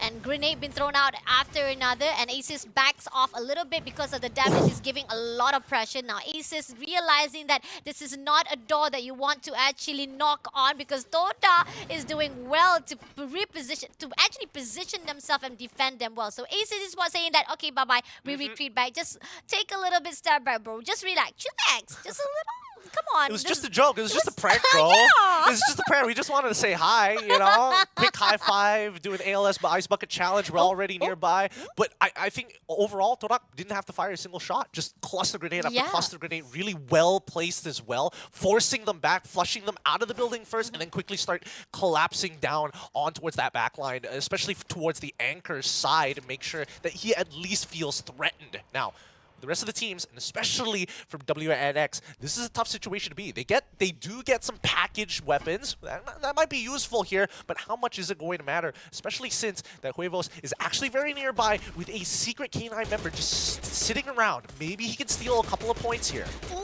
Nice shot coming in from Let's Go right there to take down one of the players from the side of our Ilustrados Juegos. But somehow, they're pushing in closer and closer to Ilustrados. Let's see if Ilustrado will be able to redeem themselves. Somehow, they're gonna held out very high. This is a really good position from them. They're just gonna hide out just a little bit, give a little bit of the pressure to the side of Ilustrado. Gonna break the barrier of that ice wall. This is beautiful. This guy's got 2 sniper rifles on him and he's switching in between them. Talk about pressure. Man, he really hopes that they don't get close. It'd be crazy if he got bum rushed. Agree. Especially the fact that we know that the zone is actually coming into them. I think it's either they want to push into the tower side or they will be trying to actually... but then again, it seems that Slingshot coming in from the side of Ilustrado. I think Ilustrado decided to back off, and now they're going to push into the Geek Fam. Wait, no, this gives Axis an opportunity. They don't realize as Axis knows that Huevos actually jumped in. They might be able to capitalize on this if it gets really heated, but let's give it a moment as they start moving into the ring. WNX still haven't found a clear passageway. Yep, they are trying to get to slingshot themselves into the zone. It's gonna be four-way fight if they meet off at the same spot. Look at that, Aces Esports with the same spot with a team of Illustrados as well as WNX. Oh my god, this is crazy. But GeekFab, they're holding their position already now. Let's see for this high ground, will it gonna give a lot of advantage for the side of WNX? Oh, this is quite an interesting potential four-way. Wait, they're slingshotting out to actually... Wait, because they saw the initial scan coming in from Axis, so they know that nobody is there. So therefore, they're going to take that space and maybe look for an opportunity. They can't get past Todak on that outskirt line of Clock Tower. Wow, VDR, this is interesting for their own decision making. Somehow they want to actually gatekeep. They do want to actually contest it out. They want to go for the four-way fight, but they move in from the bottom side of the map. This is interesting now. Closing into the safe zone, we do see that VDR pushing into the side of Illustrator. This is interesting to see which team will push in and get the early engagement on now. IJ just holding their position right now. They're going to do a long range shot to the VDR. They know. They saw the slingshot. They know for a fact that somebody's trying to backstab them. They're not going to allow it. They're going to push in. They even climb on their teammates. They're even climbing on their teammates just to spot out that enemy. Okay. A really good scouting. Yeah, really great scouting so far. The fact that Talk 6 is still alive somehow, it's surprising. He's going to get spotted out very, very soon. But now, here it comes, right? The constant line of fire coming in at Axis, who are slowly coming in and making sure that they can secure those points and then going back to secure, go back to make sure that their structures are still alive. Now, keep in mind that VDR, they sent 3 members down to the southern side of that ring, but they still have 1 more in Rain who can actually take over the spot that Todak was holding earlier. And it seems that AE, the one and only a-esport, still surviving at the outside zone is Wiz, just holding his position. But one player, Razi, gonna slingshot themselves straight away to WNX. Now Toda spotted out Aces. One shot will not be able to knock down just yet. But Wiggs, look at that. He's away. Do you realize that he's quite far away, but just he's sniping out into the area of GeekFam, WNX, as well as Illustrados. That's just like a really good third party from the long range shot. But here on out, we got DL just holding their position on the rooftop. They're not shooting anyone just yet, but Toda on the other note, they know there's someone inside there, but they're not pushing in just yet. The zone is not giving any much of the space to anyone, but Rain coming into Toda territory. I think Rain will be taken out, so that could be the end for the team of VDR as we are left with Ninja. One more player. Where is Ninja actually? I cannot see Ninja. He's down on the southern side. He's down by the southern side in that one building that Toda cannot infiltrate because Axis is covering the area. Oh and now we are getting close to the final ring here as we get into 5th ring. It's been spotted. It's not easy. Wow. Now Aces Esports pushing in at the moment. Now GeekFam managed to shut down. One more player to go is going to be WNX to be sent back to the lobby. Left with the team of Aces Esports, DL, TDK. And now pushing it into the zone at the moment right now. GeekFam, the same tactic that we have seen. They always maintain a really good territory for themselves. They're not going to actually push out. They're just going to make sure that they have their own home base.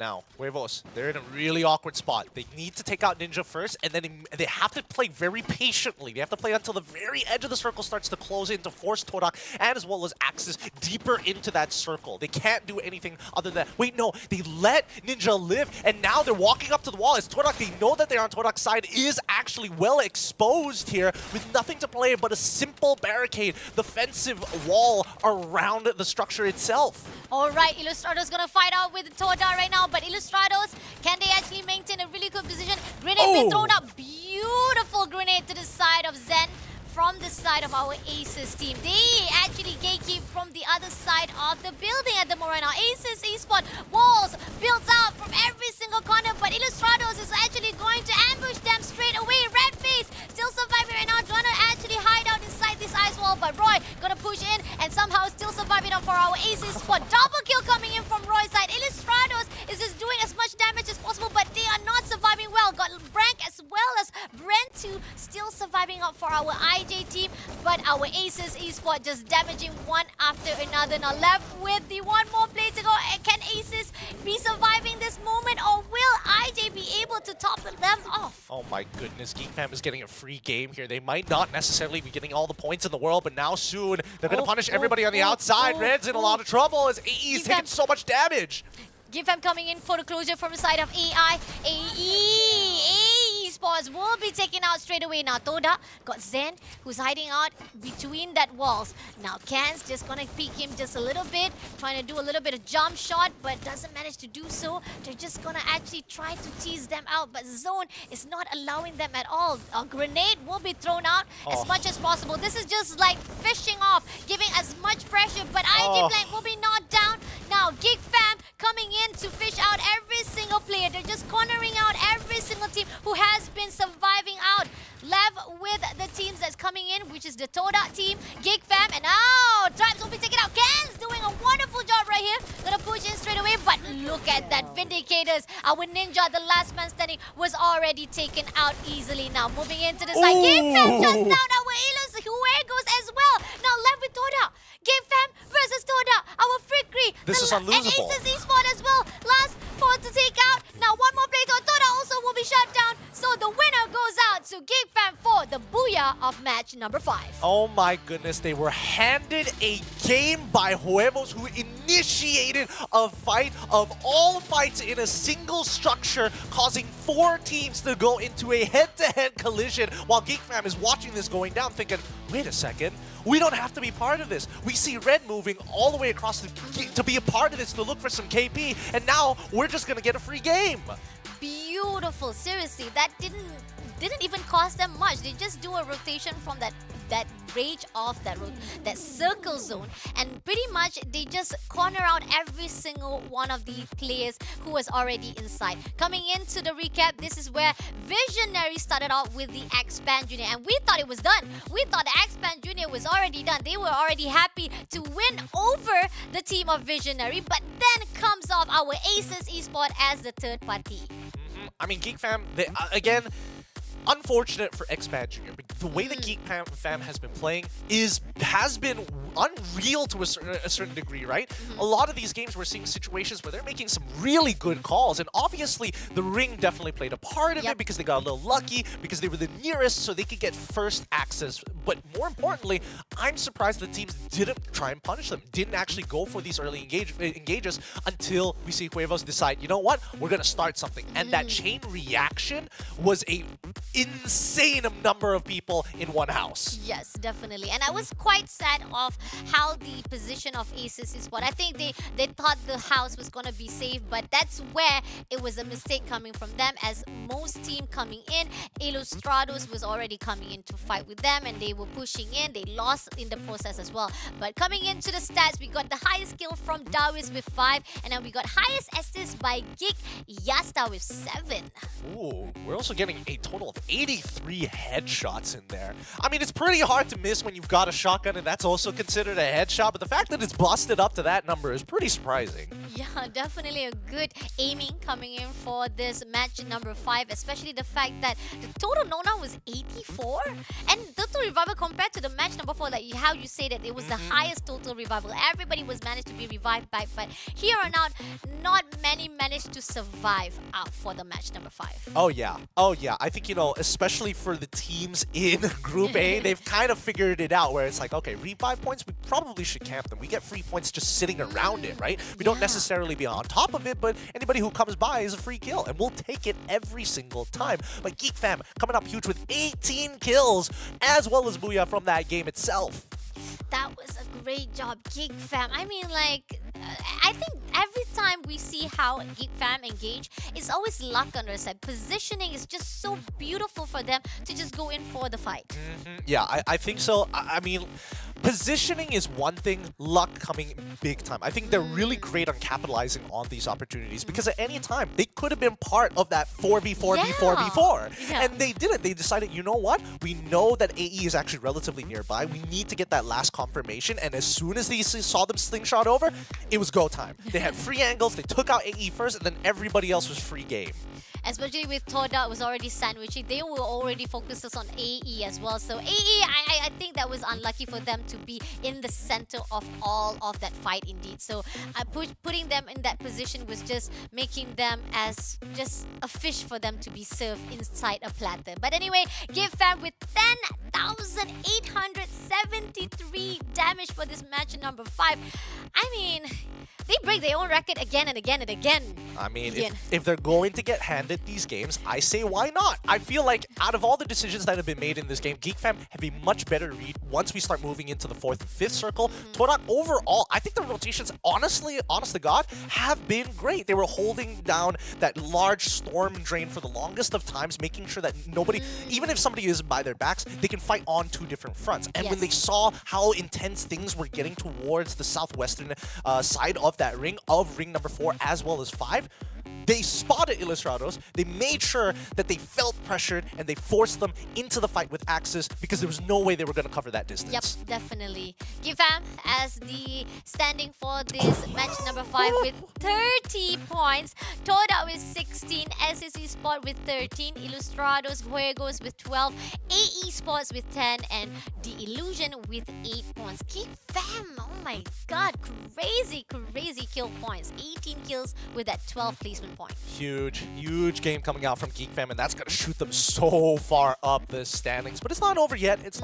We're getting a bit of a taste of everybody, right? Who's next got a little unlucky. I would say that even the Vindicators got a bit unlucky in Bermuda. Maybe it's just not their map, right? Yeah. These fights happen very quick. These thirds will happen when you least expect them, especially in a map like Bermuda as well, where the teams aren't too far away from each other. The POIs are pretty closely condensed. Yes, definitely. Bermuda, when it comes to the map, is quite big. We already know it's an OG map, and some of the teams, they already have their own home base. They have their own territories. Some even landed up. But Illustrados, as we see, they don't really care much of their own home base. They always go out for the loot item first. That's the one option, or even one of their objectives when it comes to landing spot. But coming into the game itself, I think Illustrados was a little bit late for the game, but then moving into fight with the team of Aces Esports, it pushes to a point that it takes too long that Toda had to actually intervene as well, right?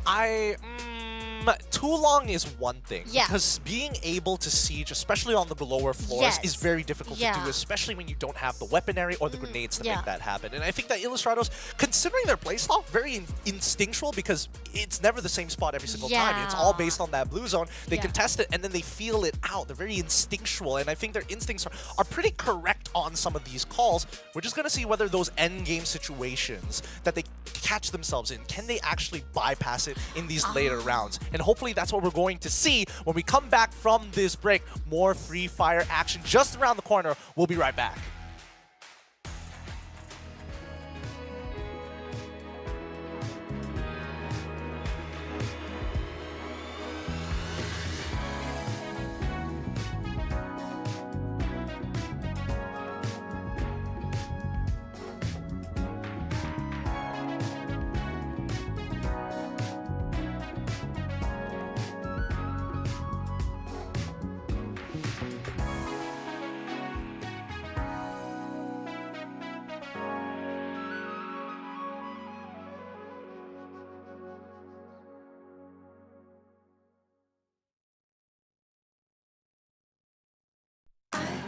Lisa.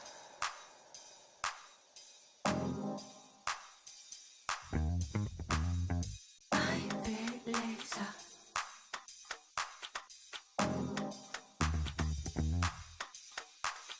Ay, bellezza, chiamami Carmelita. Stanotte poi sparisco, sarò come una bandita. Ay, bellezza, insegnami la vita. Stanotte poi rinasco, non sarò la tua Lolita. Dice oro che cola, i sogni fanno la ora. Bevo luce colada e non penso più a nada. Disco vaniglia la la la. Bevo luce colada e non penso più a nada.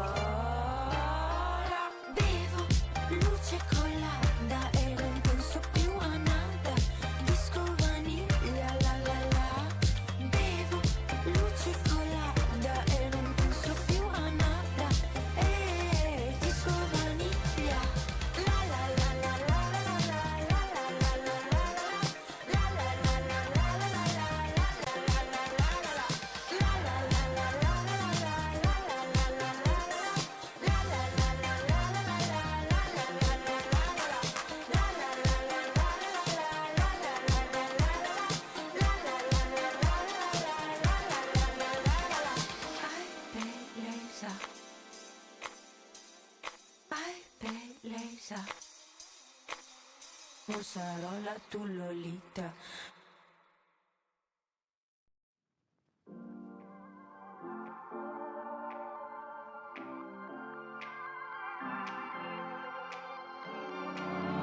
I remember your smile. I remember your eyes. I remember your laugh. It's time for the next map. We're going back to Nextera this time round. Can Geek Fam find a fourth Booyah this time round again after getting a free game in Bermuda at first? Nextera might just be the place where all the other teams start to rise. The domination of Geek is not even over.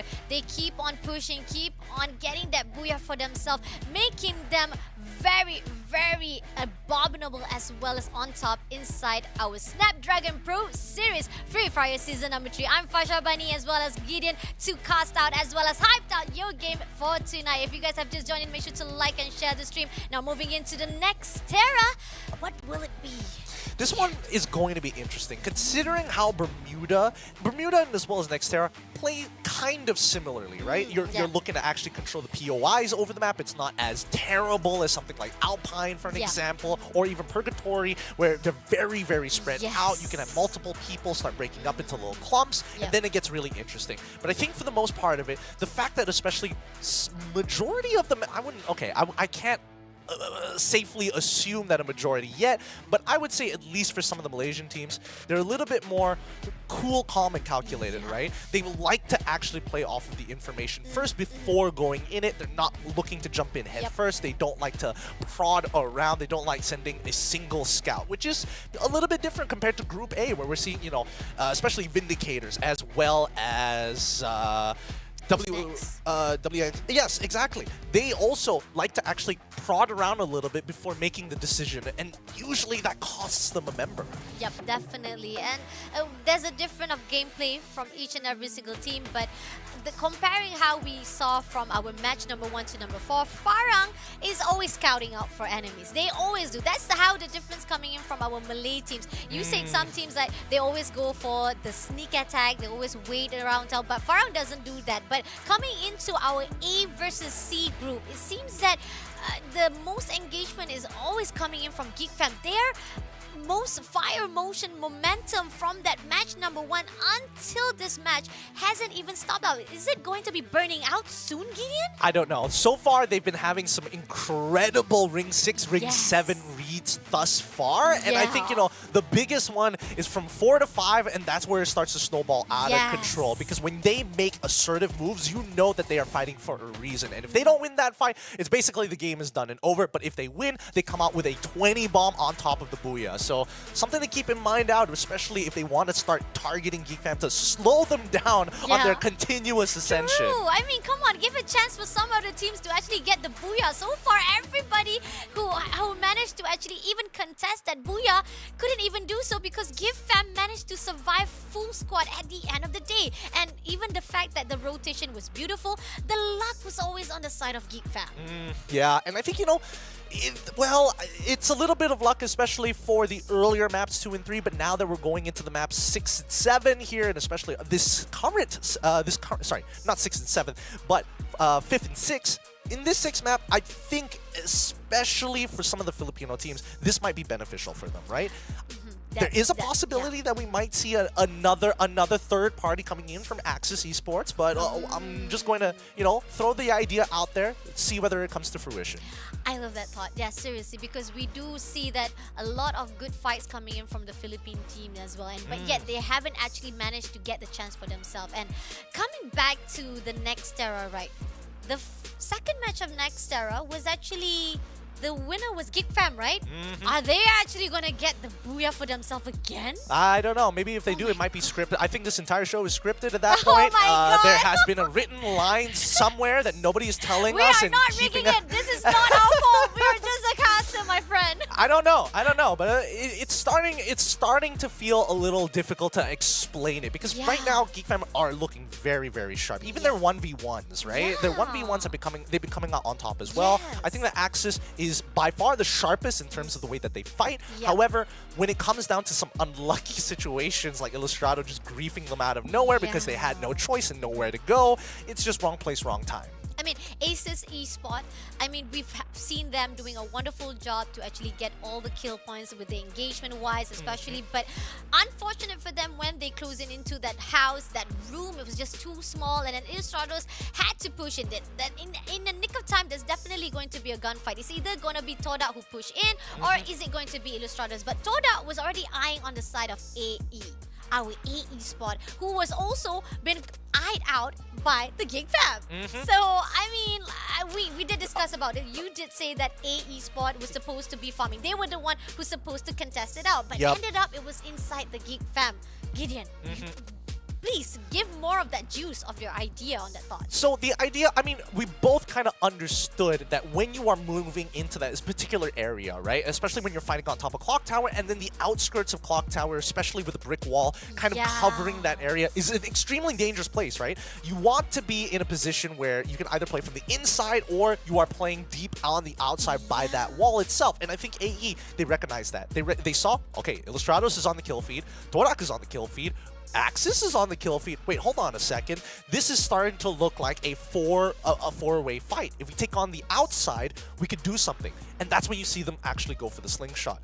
Possible idea, or maybe a way to actually go around it, slingshot on top of the roof, and then look to hold out, because they knew that Geek Fam was actually not too far away. I think Geek Fam made the smart choice. They saw the slingshot. They're like, okay, we're going to farm some kills. If we take out AE, this game is done for. There's no way we can lose this. That's why the backstab is very interesting. When you get that backstab, it's definitely in your favor, especially when enemies does not actually even expect that. They're already focusing on the front side, but they are not actually covering their backs, and that's why we always say, watch your six, my friend.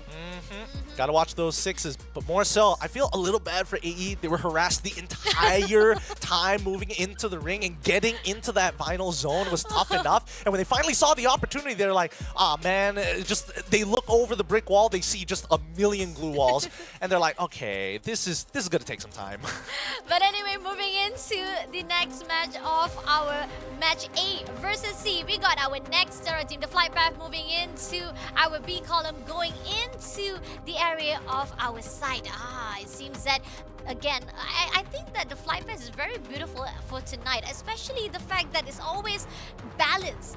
I usually always get the Flight Path that's very, very biased on the northern side or even on the southern side. Seriously, it's gonna push in the enemies or any kind of teams to actually punch in contest on the location. But so far right now, I do see that the WNX, who's next, maintaining at the same position. Intellect Center is definitely their go-to place. Coming into Aces Esport on the other note, they are meeting off with the team of Red, but pushing into the Visionaries, we got the first blood coming in to fight with the team of Ilustrados Juegos. All right, let's get this out of the way straight away. We see Toby, he's already down here. They've traded 2 for 2 so far. No refrag on side for IJ. It's 3v2 so far. They managed to get the revive, and this is where it gets sweaty. This is where it gets sweaty. Shanks coming in for the backstab, takes out, but oh! No! Eagle! Wow! That was a beautiful shot coming in from Visionaries. Now, IJ Blank gonna spray it out, gonna take down another player from the side of Vision Eagle. But we have one more player to go. We got Chessman still surviving for Visionary, and he's just gonna do a little bit shots to Macro, just a little bit of teasing, but realizing that he's the only one left, you gotta dash out. But no, Brent is not gonna allow it. He's not gonna let go of that last man standing. He's gonna actually go a little bit with the Thumper, with that grenade, and now pushing into the fight 1v1 in K9. Visionaries will be shut down by the Ilustrados Juegos. Nicely played, nicely played. Gotta disrespect them. Break the mental, then break the body. That's the way we go. That's the way they play, all right? So now that they've conquered this side of the map, the real question is whether X-Band is going to take advantage of the situation, right? Do they want to actually come in and maybe look for a pick? But before that, whoa, Axis and Red immediately in conflict. Yep, definitely. I was expecting that because they were already contesting the area, so definitely they're going to meet off now. Ares going to shoot down to Luffy. Luffy trying to run away with the ice wall. Not enough to break it down just yet, but Ares with a dash yet again, pushing in towards to the side of Luffy. Luffy also going to give a little bit pressure to Ares to say, no, don't chase me, bro. No, go back. No, come back. Oh, on the other side, coming in from the left side, we got Jazzy coming to the side of Luffy and takes down Luffy instead. Oh, too preoccupied to the side side of another team of red. Instead, one player pushed out to Luffy. Now, Wait. Aces Esports still left with Roy. One more player to go back away, but then he comes into the Geek Fam territory. Yeah, I saw him rotating off. Luffy was trying to buy him as much time as possible to collect some resources, and it looks like Geek Fam had turned their attention to VDR, who are kind of split up here, both Rain as well as Senna, in 2 different spots right now. Alright, VDR, they're actually quite in... They're so far apart from each other. Yeah, they're actually separated. Now, Geek Fam meeting off with a VDR. Haziq trying to shoot down. 1 shot, 2 shot. Will get it done to take down Seiya first of all. And now moving in, we do have the rest of the VDR, Ninja and Rain. I mean, quite surprising to see that VDR is always splitting themselves. They're quite far away from each other, and this is gonna be a little bit difficult for themselves. Now, Roy, on the other note, still haven't managed to actually revive back the teammates, and the struggle of moving from another team, from the fight that they had with the other team, now moving into the Geek Fam territory. Hopefully, it will not be spotted out by Dawis. It seems that Dawis has already located him, and he's gonna push in with a snipe. 1 shot, did land that shot pretty well, and now he's going to push in, and I think that's going to be an information coming in from the other team, because Haziq as well as Ken is going to regroup as well to push into our Aces Esport. But WNX is also around the location. If they hear the sound, will they actually go in to jump with the party, or will they actually observe? I mean, I don't know about this one, because even Red wants to get involved in this conflict, right? They've spread out the spacing as well. They've heard the shots, and now it looks like they might want to get involved with Geek Fam as well, doing the exact same thing. It's all about maintaining that perimeter and getting the information all around you. And right now, Geek Fam is in prime position to do exactly that. They're 2 anchors by a structure.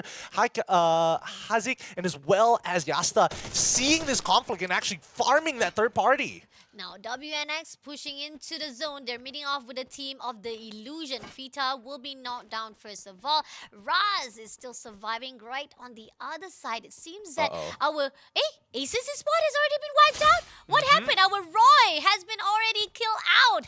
So that is the end for our Aces Spot. Roy, the last man standing, coming into Geek Fam. It seems that they are rotating to the side of a red, but shots coming through now. Haziq gonna put the ice ball, gonna actually revive himself, receive all of that medic side, but somehow our red is getting closer and closer to the area side of our Geek Fam and not pushing in just yet, just waiting for the right time.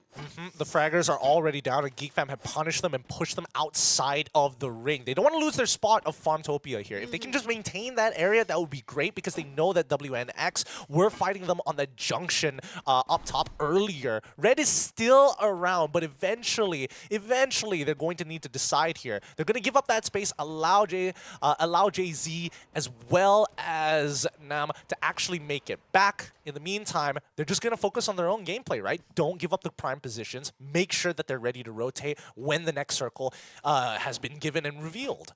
Especially the fact that they're risking their life to actually get the airdrop, despite that there's actually one whole team of WNX. I think this is actually a really good opportunity for them to actually loot up even more weapons for themselves. This is actually a good idea. Red Spot is actually doing a wonderful job. We got the ASC Red out, just going all out to actually get as much of the item for themselves, but they're not pushing it just yet. And then we are seeing that who's next, slingshotting themselves through the river, going into Farmtopia, and the game is actually slowed down a little bit, Gideon.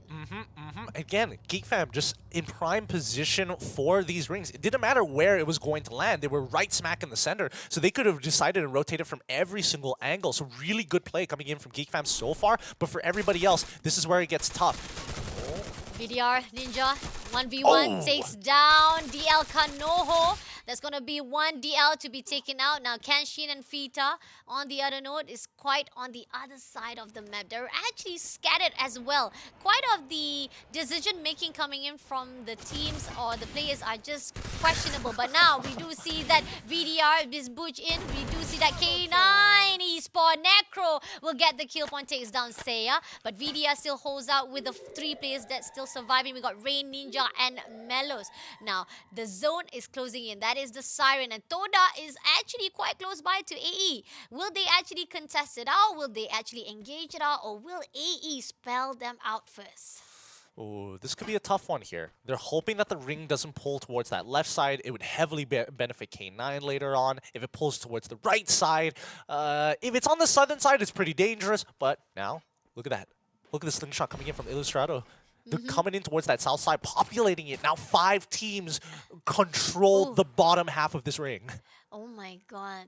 Is this going to be the same fight that we've seen on the match number 5? This is going to be interesting to see it out now. Illustrados going into the zone, getting closer to the X-Pan Junior. So far, we are seeing that the team of Geek Fam, DL... Oh, wait. Is that Red and WNX? Yeah, they're getting by the blimp. They're going to have to fight for this.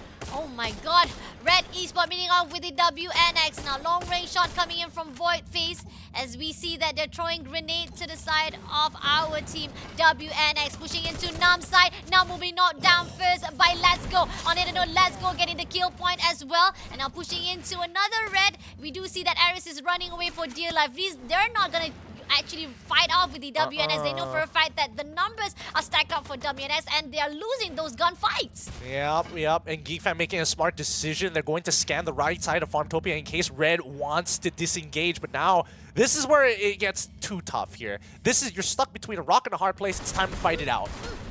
No! Okay. Aris with a Get the KP. Yeah, takes down another player from the side of WNX. And we do see that the team of Red still surviving. But, oh, no. Hawkeye coming in. Oh, can he out-heal it? He's getting pressured and wasting a lot of time from WNX. Throws the grenade. Doesn't hit Aris just yet. Now he's going to push in for the flank. He's going to backstab. Oh, didn't manage to do so. But, ASC Red Dot will be shut down by WNX. Who's next? So now, up to the teams that's still surviving at the moment now. Geek Fam, DL, Toda, WNX, Ilustrado Juegos, VDR. Now moving in, Geek Fam has already spotted the location of WNX. They know that they're trying to get into the zone. They're going to gatekeep it. But in the meantime, they also push into the zone as well. This is a tear. Oh, they're going to get into this fight, but if Illustrator don't win this, they're going to be in a lot of trouble, especially when now they're taking out Expand Junior. Nicely done as they becoming the new kill leader. This is going to put them at odds, though. Rest of IJ still man down, but it doesn't mean that they're not strong enough to get the buyback.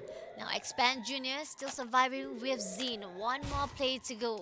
They know for a fact they push into the Expand Junior, and Zin decided to back off from the fight and gonna rotate whole lot more to the other side. But Toda is pushing through to the Illustrados. Is this gonna be a fight? I think they actually hit the shot, and they're not gonna keep Illustrados from getting into the zone. That's the fact, seriously. Now, coming in Zen now. Gonna actually shot through the window. Traps already knowing that Illustrados is around the area. They are actually joining in the party, and Illustrados is backing off. They realizes this is not going to be a good position for them. They're going to reposition to the other side of the map. I think, is that a good spot to be in coming in from Geek Fam? This might be one of those calls where this is a little rough, right? They are stuck between a 3-way crossfire. There's no means of getting out. Torak made the smart decision of actually looking to punish Illustrato because no matter where they go, they're going to get intercepted by another team. Yeah. And K9 currently in God spot as of this moment, right? It could get a lot worse. WNX, they're going to have to play slow. And worse yet, if we're talking about Geek Fam, they've already lost 2 of their members. And now they're kind of in a really, really difficult spot to play in. WNX can actually play by that riverside, just slightly north of K9. And they should be okay until next ring. Now, trying to snipe out to Geek Fam, Ixa. And as well as we do see that the team of K9, this is a really good position for them. They're just going to actually gatekeep anyone try to get into the zone. They realize that WNX is going into the zone, but WNX is quite preoccupied to fight off with a team of DL. Pushing into the DL, Yadope just a little bit more with 21% will be knocked down, but Razi right in front of Chinon. Chinon trying to do a little bit of damage, but Raz also managed to actually hold the position. Left with 2 more plays to go for the DL side. Can DL manage to survive it out? Raz as well as Kanoho. And grenade being thrown out. Cluster will not be, but oh no, third party coming in from a-esport. They saw what happened to them at that match number 5. They want to do it to the other team, but no! Not gonna allow AE to actually do a third party. WNX hold their position, but the no! damage! The cluster grenade push out every single time. Now left with 1 more play to go. WNX will be hold out, and there you go. AE Sport coming in. 2 snacks will be wiped out by our AE Sports. Oh, Was it worth it? Was it worth it? Trading 4 points, losing 2 of your members at the same time, and now the fight is still technically not over. It's 2v2 as of yet. AE up against DL, and so far, nobody's really winning from this situation. I mean, yes, you get the kill points, but nevertheless, you also lose your teammates. So that's actually a price to be paid out for that engagement, despite you want to actually corner out. But here, K9 Esports, look at this. They're just going to fish it out. They don't need to bother. This is a really good position for them. They just fish out every single one of the players they spotted out from that high ground. And somehow going to break that ice wall. And it seems that, a knockdown coming in from Esa, taking down Braz while they're trying to get into the zone. Our AE on the other note is just holding position. Kanoho is just hiding out from that ice wall. K9 is just giving a lot of disturbance from the other side. I mean, this is a good shot, but no! a-esport is not giving up. Will shut down the illusion, but somehow Hetsa, right here, spotted out. One more play to go. Gonna shoot down to Kyrie. Just one more shot, and Kyrie will be knocked down as well. Unfortunately, our team of K9 giving a lot of pressure for our side of a-esport. And here, Illustrados is also preoccupied with fight with Toda at the moment right now. Rory takes down one player, and the Soda Traps also has already been knocked down. Now Shanks coming in for a fight with the team of Toda. Toda still surviving. Aspan Jr., that's the last man standing, will be shot down straight away. Grenade thrown out by Toda inside the building. It's like Aces Esport, but Deja Vu coming into Illustrados, who goes instead. Now pushing in Toda right here, trying to actually climb the back of the teammates, trying to give a little bit of glimpse on the high ground, but somehow our AE Esport still surviving at the moment right now. Now Geek Fam pushing in as well to fight off with our team Toda. Since our Geek Fam was trying to do third party, but Toda actually focused on a Geek Fam instead. Now Illustrados is safe for a while. Just for a while at the moment right now. Now Dawi's going to do a rotation, pushing in, but no!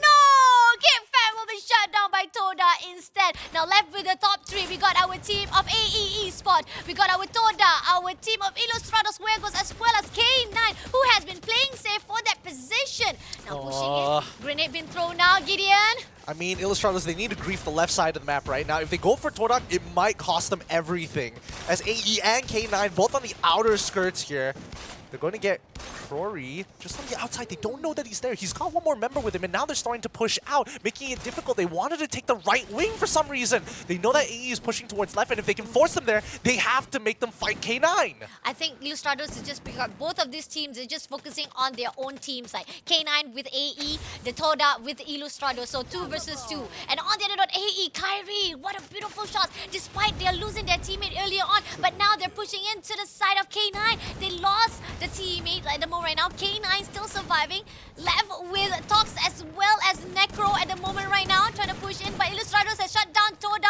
Got one more play to go. Toda will be eliminated straight away now. 3 teams still surviving. AE Esport, K9, Illustrados here. K9 trying to push into the side of our Illustrados. We got Rory still surviving, pushing into K9, trying to shoot down 2 Tox, but doesn't manage to knock them down just yet. Grenade being thrown out by the side of AE. AE is just doing indestructible from the other side, but now Wiz coming in for the push with a close combat. 2v1 right at the moment right now, trying to push in 2v2 at the moment, but gonna be 2v1 right at the moment. Now left one more player to go. Ben will be shut down. Now one more player to go, going into the side. Rory will be taken down by Wiz, making the winner for the match number 6 of Booyah to the team of AE. Huge by AE Sports. Nicely done coming in. And especially for Wiz, the fact, as well as Kyrie, the fact that they found the kill on towards K9 opened up so many more opportunities for them to play a little bit more aggressively, to maintain battle lines, and more importantly, make sure that they don't get overwhelmed by Illustrados pushing up on that right flank. I mean, it's amazing they survived 2 players at the end, and we thought that it's not going to be looking so good. You traded off because you wanted to go fight with the Who's next, but then in the end, they survive it out. They make sure that K9 will not be able to snipe them out that easily. But despite whatever it is, it was a beautiful engagement even till the end of it. Now going into the recap, this is where the team of Reds, our ASC Red Out, trying to actually shoot out to the side of Aces Esport. VDR pushing in, making sure that they be able to survive it out, but in the end they were the one to be toppled. You know, at the end of all of this, I have to commend the fact that Geek Fam were willing to sacrifice 2 members to get to a point of the map where they made a hard read of the ring and they called it right on the dot. I'm so surprised that they got so very lucky with that, which boosts up their points because they were in a pretty compromised position, and especially when you're up against a team like K9 and they were holding up that high ground, the amount of pressure that they were applying to every team in the vicinity was ungodly. I would like to eventually see what their overall stats in terms of damage was supposed to be, because if it is low, that's a little sad to see because they had such a good spot. Agree, definitely. Especially K9 though. K9 Visionary, they could have actually sniped out every single one of the players at that high ground. But in the end, I think the position was not in favor of them, and making Kyrie also getting the 7 kill points inside this match number 6 as the higher kills curve, as the same as Roy as well. And then we got the highest assists coming in from IJ, Ilustrados Juegos, the Shanks, and our total of knockdown 95. Oh my god, Gideon. Yeah, a lot of knockdowns were happening in that game. So many nades were thrown out, so many bodies hit the floor. And I think, you know, at the end of it, Ilustrados Juegos made an incredible call there, right? Because had they gone to the left side of the house rather than the right side of the house, I think that it would have been a very, very different different story, because the access points and where the door was on that left side. So they made sure that they could cover the windows to see if Torak jumps out. They're forced between a rock and a hard place. And as long as they don't, quote-unquote, get griefed by AE specifically, then they can work together to farm these kills. And that's exactly what we saw happen. Exactly. With a-esport with 24 points at the first place, Ilustrados Juegos with 22 points, K9 eSport with 18, Toda with 13, Who's Next at the 5th with 10, also with the same number of points coming in from GeekFam at the 6th spot. But on the other hand, I mean, a lot of those engagement from the right side of the scoreboard, which Vindicators, Expand, ASC, Red Dot, PRG, The Illusion, K9 Visionaries, A6 Sport, definitely they did not manage to survive that long compared to the side of our left side bracket or our left side scoreboard. That was a great engagement coming from them. Yeah, Vindicators were playing kind of, I'm not gonna lie, they were playing kind of strange. Yeah. Especially with the way that they were split across the map. Doesn't exactly give me good vibes.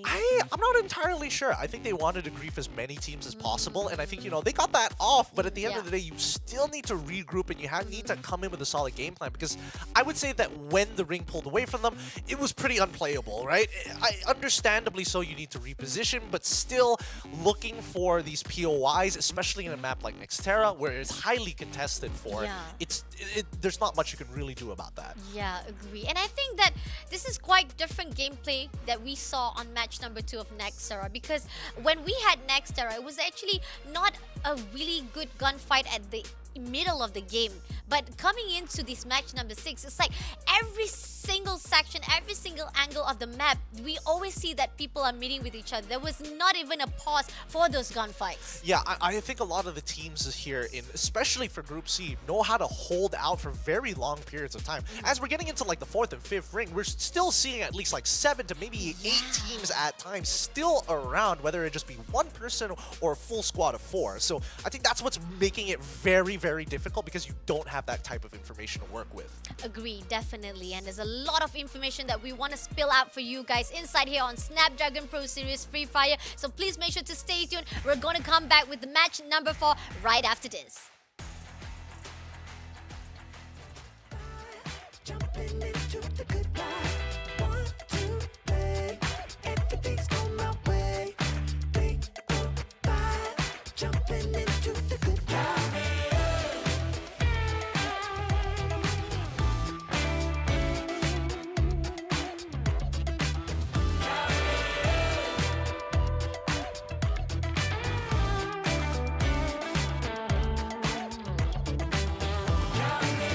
It's the kind of thing that come around once. Carpe diem, I just do it for the love of the game, not the fame or the critical acclaim. I'm ready to leave, ready to fly, ready to fly.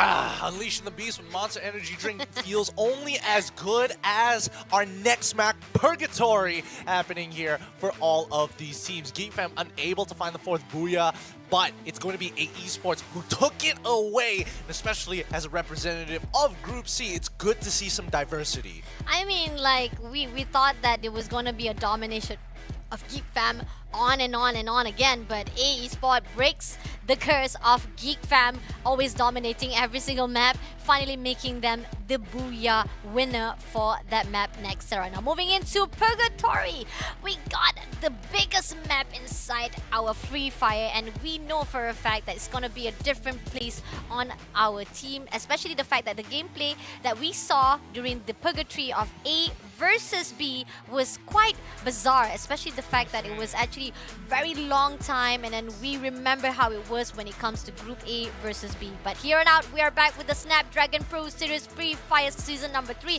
I'm Fasha Benny with Gideon Q.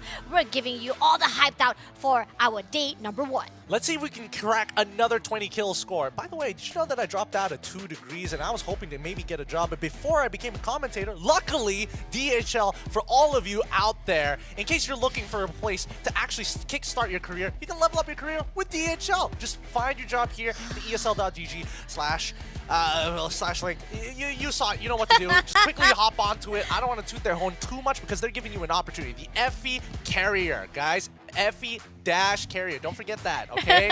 I've made the mistake of using an underscore before. Do you see the screen is so big? I mean, like, DHL, if this doesn't haunt you in your own dreams, I don't know what else will, because it's really, really big in my mind right now.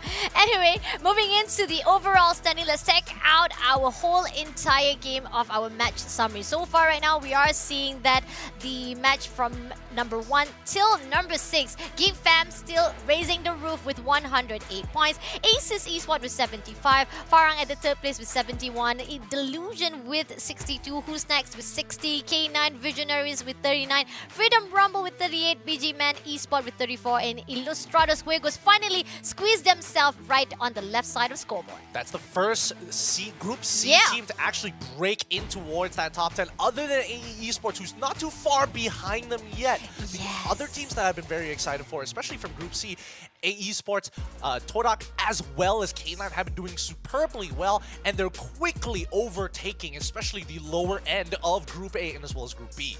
And especially the fact that we have to take note that tonight is all pretty much a fight for the Team A. They are actually farming themselves. They're actually feeding a lot of the kill points from them because A is fighting with B, B have fighting with the C, but B haven't actually met up with C just yet. So we want to see how it's going to be like for day number 2 for other groups as well. So that's going to be a hold off first. But day number 1 so far is a really good performance and gameplay for the Geek Fam team.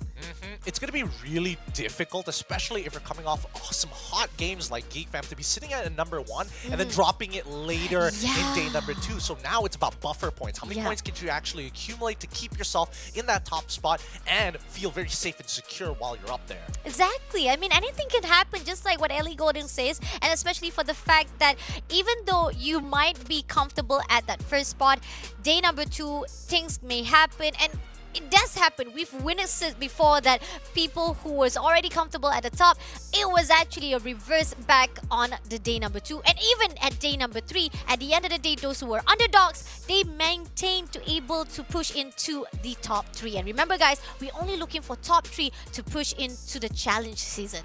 It's going to be a very tough battle to get there. And keep in mind that the other regions are also competing for top 3 spots as well to eventually get into the group draw, where they will then face another 6 other invited teams. Top of the standings, potentially the cream of the crop when it comes down to Free Fire. Now, with 16 seconds still left on the clock, Purgatory, we saw how big of a kill game Geek Fam was able to get in Group A versus Group B, but now across Group A and as well as Group C, I think this is going to change. I think it's really going to start evening out considering the play styles we've seen so far. Yep, definitely. And we keep on talking about how Philippine teams are doing well so far. At the first start, we didn't have as much Philippine teams from A versus B, but going into A versus C, Philippine teams, we have around 7 teams, and they're trying their best to farm farm those kill points. Now pushing into our match number 7, we got our map of Purgatory. And there you go. This is the first flight path that is very biased to the southern side. Usually we always see a very beautiful slicing of the map, but now pushing into the left side to the right side of the map, it seems that they're gonna be able to be struggling to even go into the moat house. So let's see which team actually goes into the biggest side of the island, or will they actually push into the fire brigade area instead? Yep, this is where we're going to see some unfortunate rotations once we predetermine what the first circle is going to look like. If it happens to be on the bottom side, good luck to everybody. If it happens to be on the top side, good luck to everybody. Because right now, a large majority of the population is fighting for Brasilia. I mean, good for them. Seriously, this is lucky for them for the fact that the whole safe zone was right at the center. If it's been pushed out at the northern side, especially with that whole flight path, it was going to be struggle for them. On the other note, right here, K9 meeting off with the Aces eSport Talks. Got the whole entire weapon already, and they're pushing it with a dash, and ooh, Necro shuts down man straight away. Oh, and then slice through for the first blood.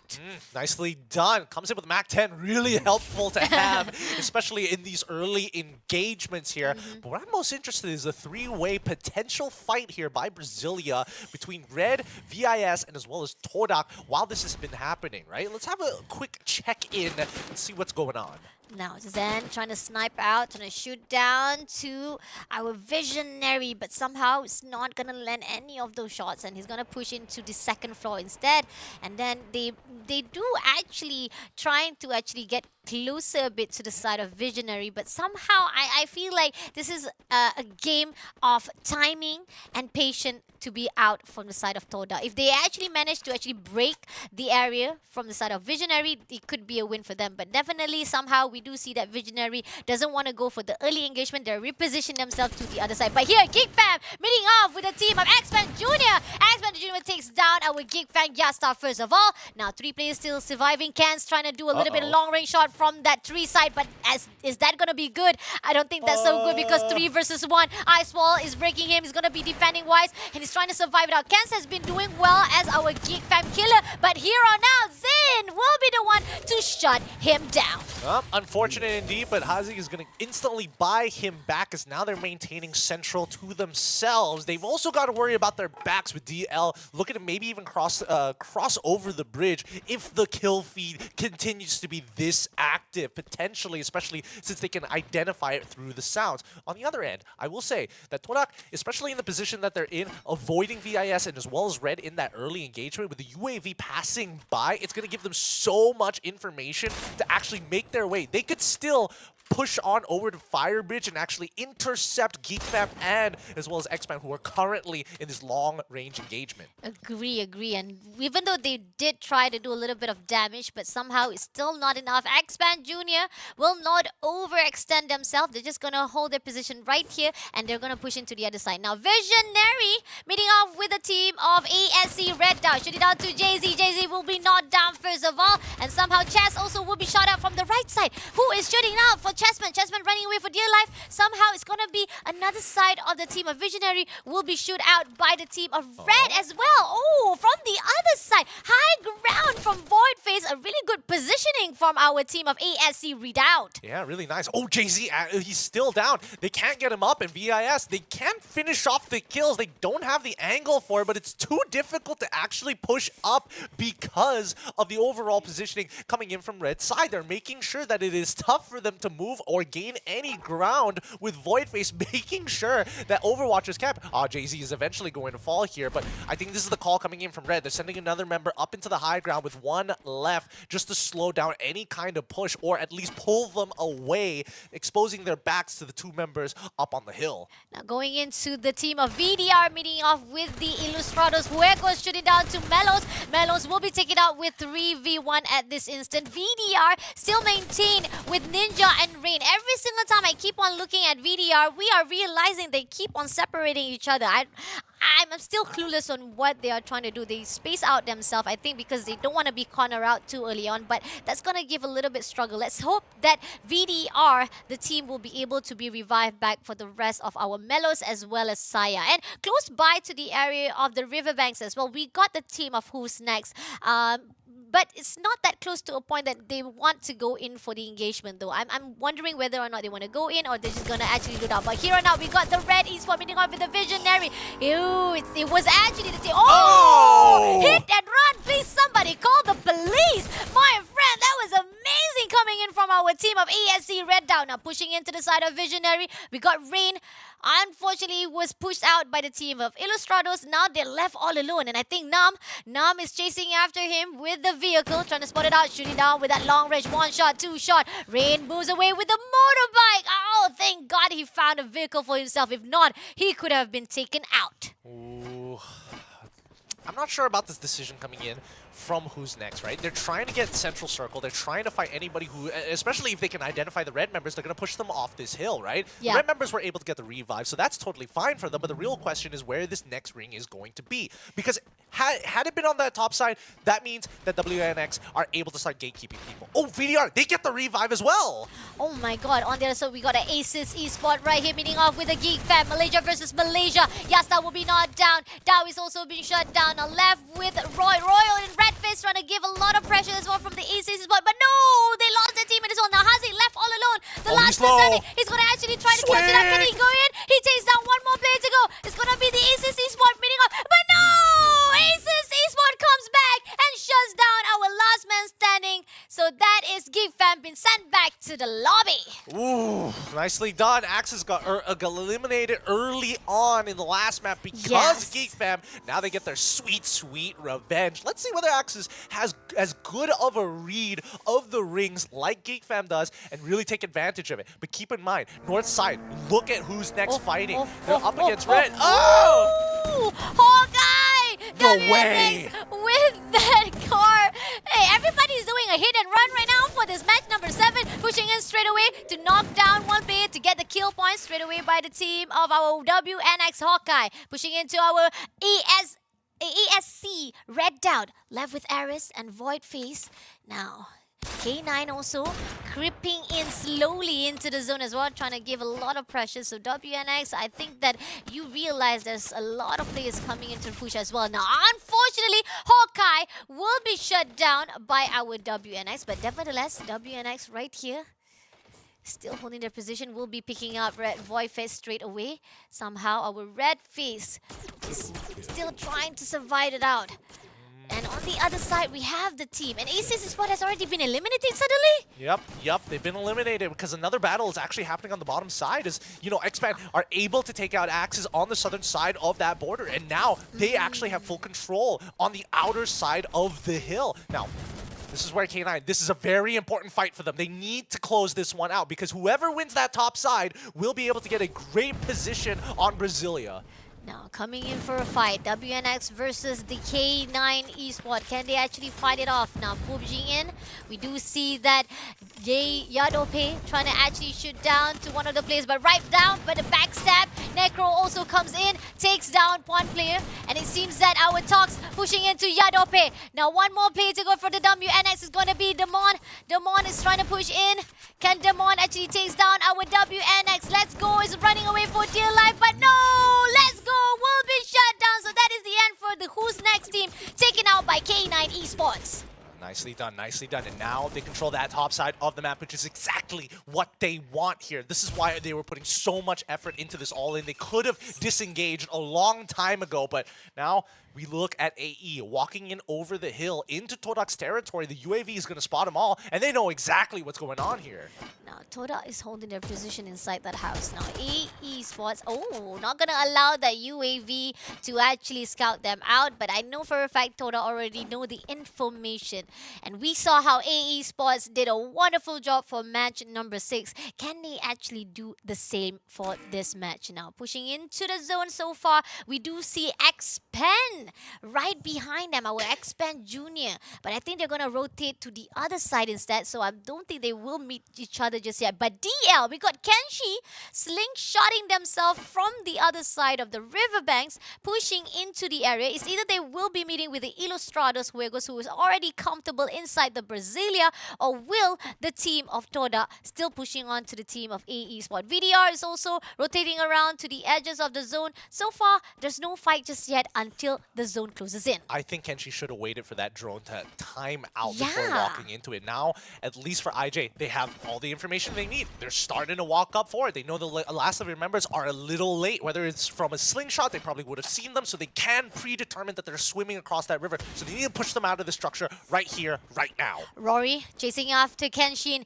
Big mistake coming in for the slingshot, but somehow trying to do a little bit 1v1. There you go. Rory will take down Kenshin. Now 3 more players to go. This is where the Illustrados has the upper hand with 4v3. Trying to go in for the gatekeep. Takes down Vita as well. Now 2 more players to go for the team of DL, who tries to slingshot into the other side. Kanoho as well as Raz, realizing that Illustrados is trying to gatekeep them, they will be rotating to the X-Pan Juniors area instead. Yep, and Todak, they've already spotted X-Pan, right? They did these early scans. DL tried to scan where X-Pan was earlier before they got in. They have a rough idea. Now they're getting shot by them from 2 sides. No! Illustrados was not going to allow them to run away. Run like a little kitty, but my friend, you will not be able to hide by us, Illustrado. But Illustrados, nevertheless, even though you were already prepared to fight out with a DL, right behind you, we got the VDR team. But VDR team seems like they're not actually going to go in for a fight. They decided to focus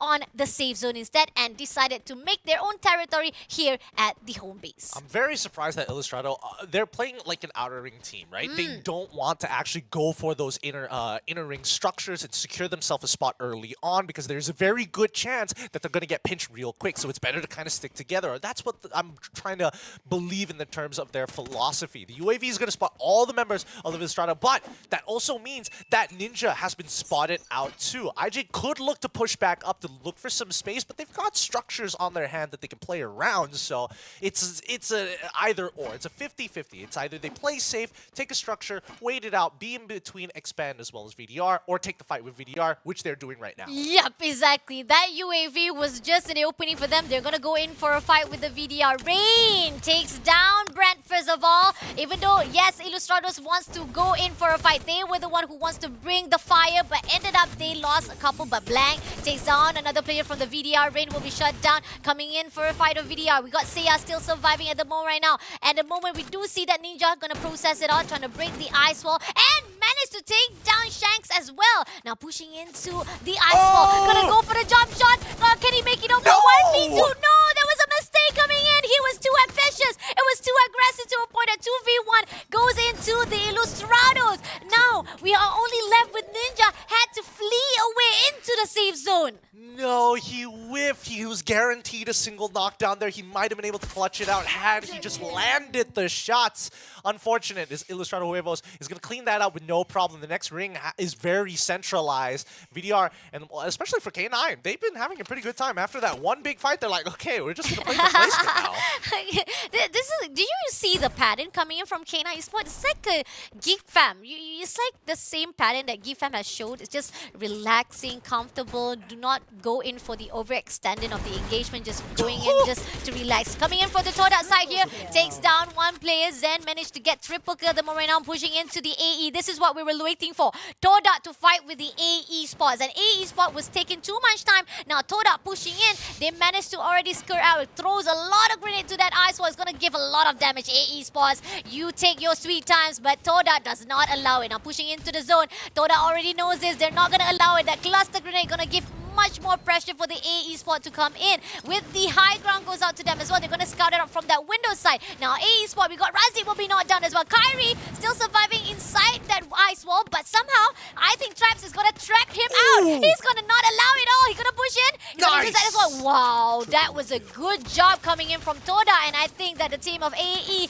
left with one more player to go, and I think AE will be taken out straight away. And we do see that the K9 also pushing into the Toda side. Beautiful shots coming in. AE managed to actually sneak into the territory, and they're hiding out so far. AE, they've got to be thanking K9 right now. Yeah. Because if it wasn't for those shots, Todak would have completely looked to try and bum rush them with their numbers advantage here. With IJ, you know, it's pretty surprising because with Illustrado, what they did was pretty interesting, right? They scanned their left side. They figured out that there were people there. They took that fight now. They've won that fight, and they have a clear way into the ring. With K9, not too too far apart. Todak is punishing anybody who moves at this point, but they still have the problem of their backyard with AE still there. No.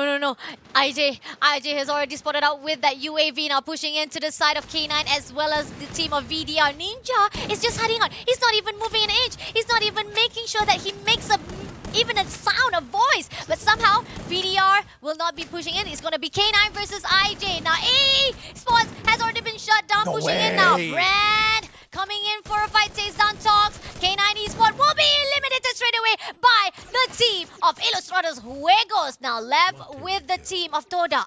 Toda eSport already locating their area. They're going to go in for the long range shot. Somehow, haven't managed to actually spot them clearly though.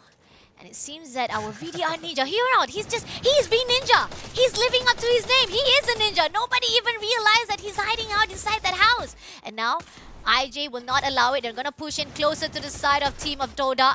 Got one knockdown already. Throws a grenade to the side of Freaky. Brand giving a lot of pressure. Takes down Traps as well from the team of Toda. Now pushing into Toda with a dash right here. Can Toda manage to survive it out? Somehow IJ is giving more aggressive and a killing spree coming in from Rory. One more goal for the Toda side. 1v1. Can he survive it out? Raja is just trying to survive it out. But Zen also pushing in. But our IJ is just undisturbed. Raja will be taken out as well. Now Zen, one more play to go.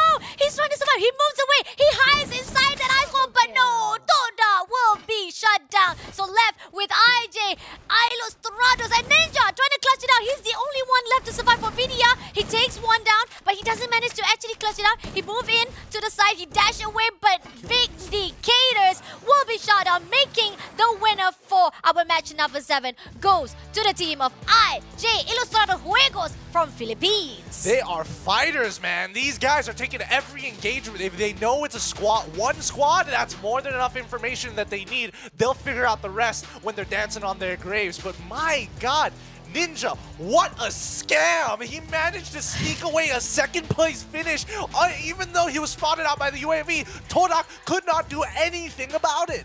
I mean, IG already know, because the reason why they push in to the side of K9 was the reason that VDR Ninja was all alone there. They say, oh, there's one player here though. They could have gone in for a fight, but then they ended up being swayed by the K9 present. Now that was a beautiful hit and run by that car though. That was coming in from WNX is just so cheeky. I mean, I can't wait to see the second one where he punts him through the window, giving him a free escape pad, but luckily a teammate was nearby to gun him down. That was also a pretty good moment. So 2 run-bys here from these teams. It's, wow, Purgatory, definitely the map to look out for overall. Some very decisive decision. Here it is. Punt, and then he goes right through the window. Oh, that was great by Hawkeye, and making 1 kill point for the team of WNX, and which I'm really impressed. Who's next is not stopping with that momentum to fight out, even from the matches that they had with the Group A and Group B. Now, TDK Traps, there you go. He just throws grenade. That was it. In his hand, he was just, I'm just gonna throw grenade. I'm just gonna push in with all the damages that I have in my hands. That's all I can do for now to help my teammate. And Kyrie, here on out, he also tried to get in, but it was gatekept by Trap, and it was amazing job by our Todak Traps. Yep, just nicely done coming in from Todak, right? They had a very good chance of winning, winning out this fight, and overall actually taking the booyah away from IJ. It's just, in these final engagements, this is where IJ Ilustrados Huevos is just so comfortable, right? They know that it's a squad v squad. They know they've got the resources after just farming team after team after team and taking their glue walls and really putting it to good use.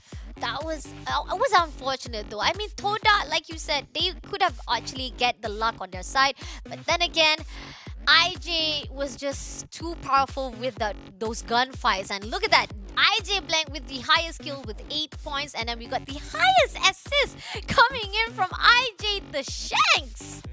I mean, Shanks, he just chills, right? He lets the attack dogs go out first, gets in deep, finishes off those kills, making sure that his boys get to do their work and what they do best. And that's just fighting, just duking it out, fisticuffs if necessary. great job coming in, especially for the fact that the total knockdown is 83. Revival-wise is quite more or less the same as how we see from the other maps, but definitely we do see a good damage coming in from every single player, which 42,429 and total headshots 46. Oh my god, great aiming coming from every single players. Good aim, good aim. Purgatory, definitely the map to be checking out here at SBS. By far, I think by far one of the more exciting maps because there's a lot of pivotal moments for these teams. Like if they don't get that position, it's going to cost them like 5 positional points. K9 for an example, if they had not won that fight and taken that spot, obviously they probably would have hoped to get a little bit higher in these sections, but still, they come up huge with 9 kills despite that. Torak played it extremely well. However, they were bleeding out men in these fights, and by the time they actually got the full recuperation, it was the 1 squad v 1 squad battle, 4v4. It's either we win it or we lose it.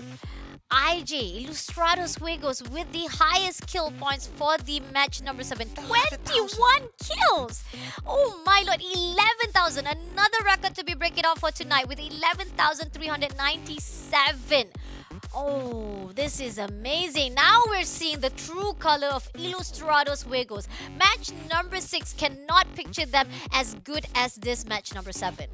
Everything just worked out for them. They didn't get third party. They were scouting out for that information early on to ensure that. They finished off their fights relatively quick and with minimal casualties. With that being said, they're walking away with 33 total points. A huge number, nearly clearing out the entire lobby. Yeah, 33. That is amazing. Toda with 19, K9 Esports with 16.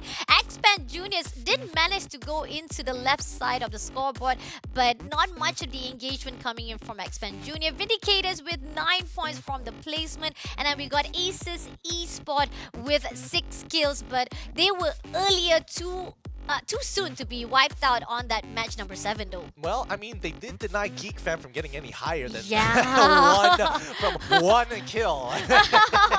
So at least Axis, it's a small win for them, you know, a bit of a quick revenge for a last map, but overall, pretty good so far. A lot of things working out in the favor for Ilustrado Juegos, who I think overall their playstyle is not supposed to be rewarded. Right now, especially for the meta, taking these fights the way that they have, it's great, especially if you're squad v squad, 4v4, that's totally fine, but that's usually never the case, especially in battle royales where third parties are very prevalent, and especially sniper rifles being still pretty effective here if you've got a good sniper on your side. I just think that right now, teams they're hunkering down. They're not hungry enough like Ilustrado. Because if they were hungry enough, Ilustrado probably would have been knocked out a little bit earlier on. Agree, and definitely agree on this side. By the way, we also want to thank you, our sponsors, yet again. It's just a recognition as well as a reminder to that you guys make sure to get the cheap set of Snapdragon, because if you want to win, you got to win with the Snapdragon Elite Gaming, because that's when your winning matters. That's not all. This is a chipset that's going to make sure that everything works well. How about a phone on top of it? With the Galaxy S23 Ultra, share the epic and level up your gameplay, whether it be with your friends, maybe your family. If somebody needs a new phone, switch it out with them and maybe install Free Fire real quick while you're at it. Don't forget about unleashing your beast with Monster Energy. Yeah, because if you have the beast to be unleashed, it's gotta be the Monster Energy. They will help to quench your thirst as well as give you a lot of energy inside the gaming. And last but not least, we have our courier that we need to support. If it's not because of them, we would not be here. So if you guys are looking for courier, you guys check it out on their website. If you want to, check out some of the things that they're doing, I've heard it's pretty cool. Apparently, they've got a Boston Dynamic type dog to help with carrying and packaging and everything like that, and it's got AI on top of human language integration. So that's an interesting sector. I don't think I would qualify that job anymore after all of that. With that said, we're going to be going on a short break, and when we come back, it's going to be more Free Fire action.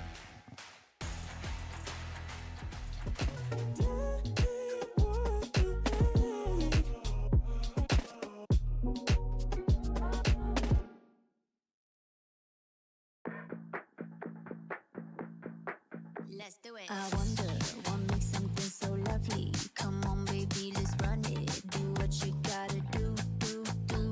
I wonder what brings around that comfort, that warm and fuzzy feeling. Like, let's do what we do. Let's do it. Cause not that different. Good love when I live it. I got my hand on the button and I'm hitting the limit. I'm at the top of the mountain and you can tell me no different. Now let's do it. 2, 3, let's do it.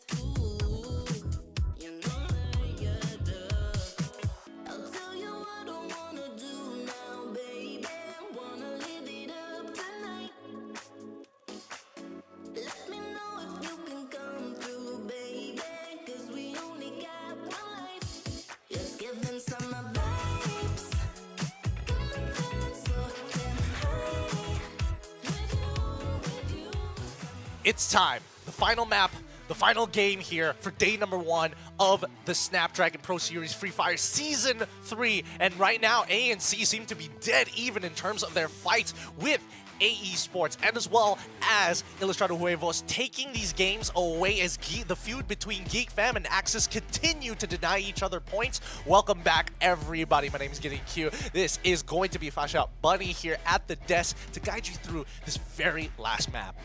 If you guys have missed out every single match, it was actually already 7 matches. We've already witnessed everyone's gameplay. From match number 1, we had our Booyah from a-esport, and then second round we got the Geek Fam making sure they dominate the third match as well, and then going back to Aces for match number 4. Now pushing into our Group A versus C. We've already covered 3 maps. Now on the last map, it's gonna be Alpine.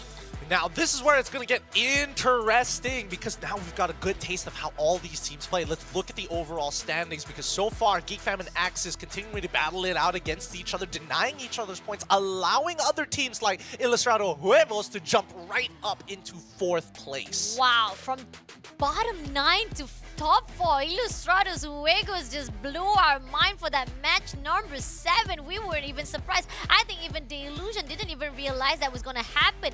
But on the other note, a-esport pushed themselves from the right side of the scoreboard, going into top 9, and that's going to be a good gatekeep for themselves. But going into the other side, we realize that Freedom Rumble has already been pushed to the right side. This is going to be tricky for our team or Group B.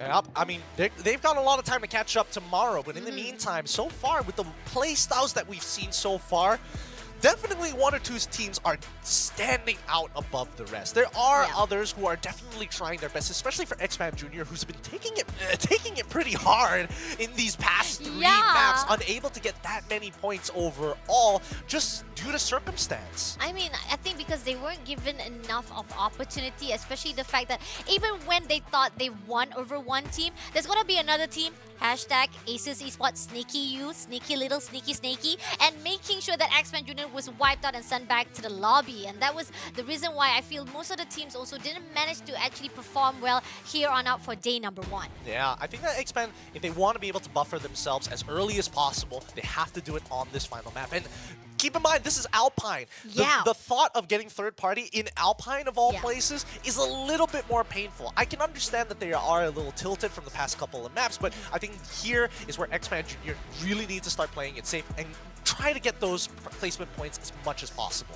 And on the other note, we are talking about Toda, right? There was so many opportunities, there was so many of windows that we saw that maybe Toda will be able to be victorious in the gunfights or even 1v1 or 4v4, but ended up it was going to the enemy side, especially on that match number 4 when Ilustrados Huevos already smelled the location of Toda. They push in with those cluster grenades, and once they move into the Toda side, it was already the end for Team Toda. Yeah, I mean, match number 7 was particularly interesting, right? It could have gone both ways. It really could have gone both ways. They got outgunned, it happens, but they also got scammed out of a second place at the same time. Can't really blame them there. At least they're not going to beat themselves up too hard. So far, very consistent when it comes down to actually accumulating those points, which is good to see. But they need that big game to really shoot them, to put them in contention for maybe even top 5 by the end of today. But then again, this is just day number 1. We're still seeing whether or not this is their true colors, because sometimes we do feel that there are teams that were not doing well on day number 1. Suddenly on day number 2, they suddenly shine a light. They say like, this is our true colors. So it depends. Like we always say, anything can happen. Maybe like people just dipping off into the water and just trying to figure out whether or not the water is safe for them to just dive in, or will they actually push out on day number 3. But sometimes day number 3 is a late game though.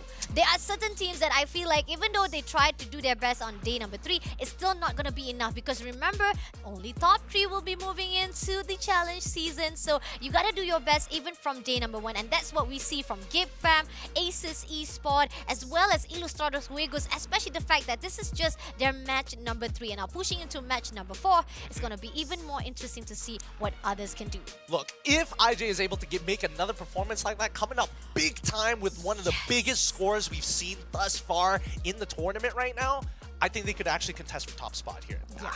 That's just me. It's not personal bias. I'm just saying it's really great to see a team who is willing to take the fight, but so far nobody is punishing them, and that's my biggest concern. When is somebody gonna say, no, stop, you're not allowed to do that? Now going into the last match of the night is gonna be Alpine pushing in from the bottom to the top. Beautiful flight path. You don't need to worry much, but Geek Fam will be prioritizing to go to the stadium. Now, on the other note, a-esport is gonna meet off with the team of VDR on the southern side as well at the area of the River Mountain. Are they gonna go in for the early engagement, or will they actually hold the position just yet? Somehow, I realize whenever it comes to VDR, they always go for the early engagement. So let's see if it's gonna be successful on their end. a-esport, they did manage to win the first Booyah for their game on match number 6 though, but somehow I'm not sure whether or not they will be able. Shots coming through from the side of Meadows right here. Will be trying to shoot down to Zen, but Zen still holding the position, and we do see that X-Men Juniors fighting off with a team of DL. X-Men Juniors, we do have Mate, Zan, Kanoho first of all, and it seems that Zin managed to take down Raz as well. Now got 2 more players to go and managed to actually get down another player from the team of DL, and somehow DL Fida. 1 more player to go, but shots coming through from the left side. He was not aware. He was not aware. X-Men is coming for a fight. He's gonna go for the close range now. Ipan's waiting for the right time to push in, and Afi is also gonna actually go for the backup. Now, can they actually push a grenade? Been thrown out. Ipan, that was so close for you to be knocked down. Thank God he backs away easily, but somehow we do see that Afi is just gonna rotate around the area of the team of DL. There's a third party. There's a third party. Expand. There's a third party. No, we got our visionary coming in. Dash coming in from Chessman right here, and this is it. Our S-Man Junior. There were 2 focus on the side, and Vindicators will be taken out first of all. Our VDR, but X-Men Junior, we got Man and Zings and Afik still surviving, and it seems that our a-esport also fighting up now. DL Fida. Fida is right inside there. We know for a fact that DL is not going to do well, but oh no, DL will be taken out, so that is the end for our team of The Illusion being sent back to the lobby. VIS, well done to them, really. Oh, they managed to get another pick onto X-Man too. He was so close of escaping him. I mean, for X-Man, they should be able to get the revive. They're not going to get too punished for this overall, but you gotta imagine the frustration of like, we're about to win the fight. Yeah. Come on, dude. Exactly. They only got like 2v2 though, and they know for a fact that they had the advantage to shut down DL because they were already out cornered. But when the third party comes in, it was just Expand being all hell loose. It's like, oh my god, what am I going to do? And now pushing into the other side, it seems that Zin and Afi will be moving away from those gunfights and trying to figure out whether they can revive the teammate. Now, the zone is in the center, so they don't need to worry that much though. Now, going into the zone, we do see that the team of Geek Fam is at the edges of the zone, not gonna meet anyone. It could be the Visionary will also meet off with the team of IJ, Ilustrados Juegos. I think they heard the commotion and they will be fighting off. Now, Toda, on the other note, is just passing through to the area and they will be actually getting the terminal to actually get the great level upgraded weapon. Yep, they want to hit the weapons cache as soon as possible, and the same can be said about Red's Namte 48. He was nearby, he hears the vehicles, he's like, I'm out of here. Nope, don't want to do it. Don't want to do it. I've been here before. I don't want to don't want to let it happen again. But let's get back to K9 versus WNX as of right now. The UAV is going to fly over them, and this is going to be an important battle while Huevos, Ilustrado Huevos will be taking on Vision down by base camp. Now let's go. It's just holding the position, moving into Visionary again. It seems that they spotted out K9 now. Oh, going back to Visionary, meeting off with the IJ. Shots coming to the side of Blank. Not enough to down it just yet. But Chessman is just gonna hold his position. He backs away with a teammate. But somehow, IJ realizes that the team of Visionary is on the eye for them. Somehow they backs away. They're still looking for any opening for them to fight off. So Visionary is not actually overextending themselves. They're just realizing whether or not is it enough for them to go for the gunfight or not. Somehow they backs away. Now going into the team of Visionary, they're still prioritizing onto loot item. Going into the team of K9, where we saw they were the one who wants to go in for a fight with the WNX. Our Who's Next team somehow rotated around to the bridge side, trying to do a long range shot to the team of K9. Can they actually manage to get any opening for them to go in for the close combat? or will they actually spend too much time to a point that the team of Aces eSport is coming at the back? Oh, this is interesting. This is interesting because, again, they have that entire bridge covered to actually take on K9, but they scan behind them and they notice that actually Axis was walking up on them. They will be able to pick up a power weapon for themselves for now, but now the real question comes down to where do they decide to back off? If they go down towards the eastern front, they're going to fall into X-Band. If they go to the western front, they're going to be safe, but they must follow that road, which they could easily get chased down by Axis or maybe even K9. So, and that's not even forgetting the fact that there is a good chance they don't even have a vehicle. They've got one car so far. Do they have a second, or are they gonna bank it on all four guys? One car, can we get out, or will Axis finally back off?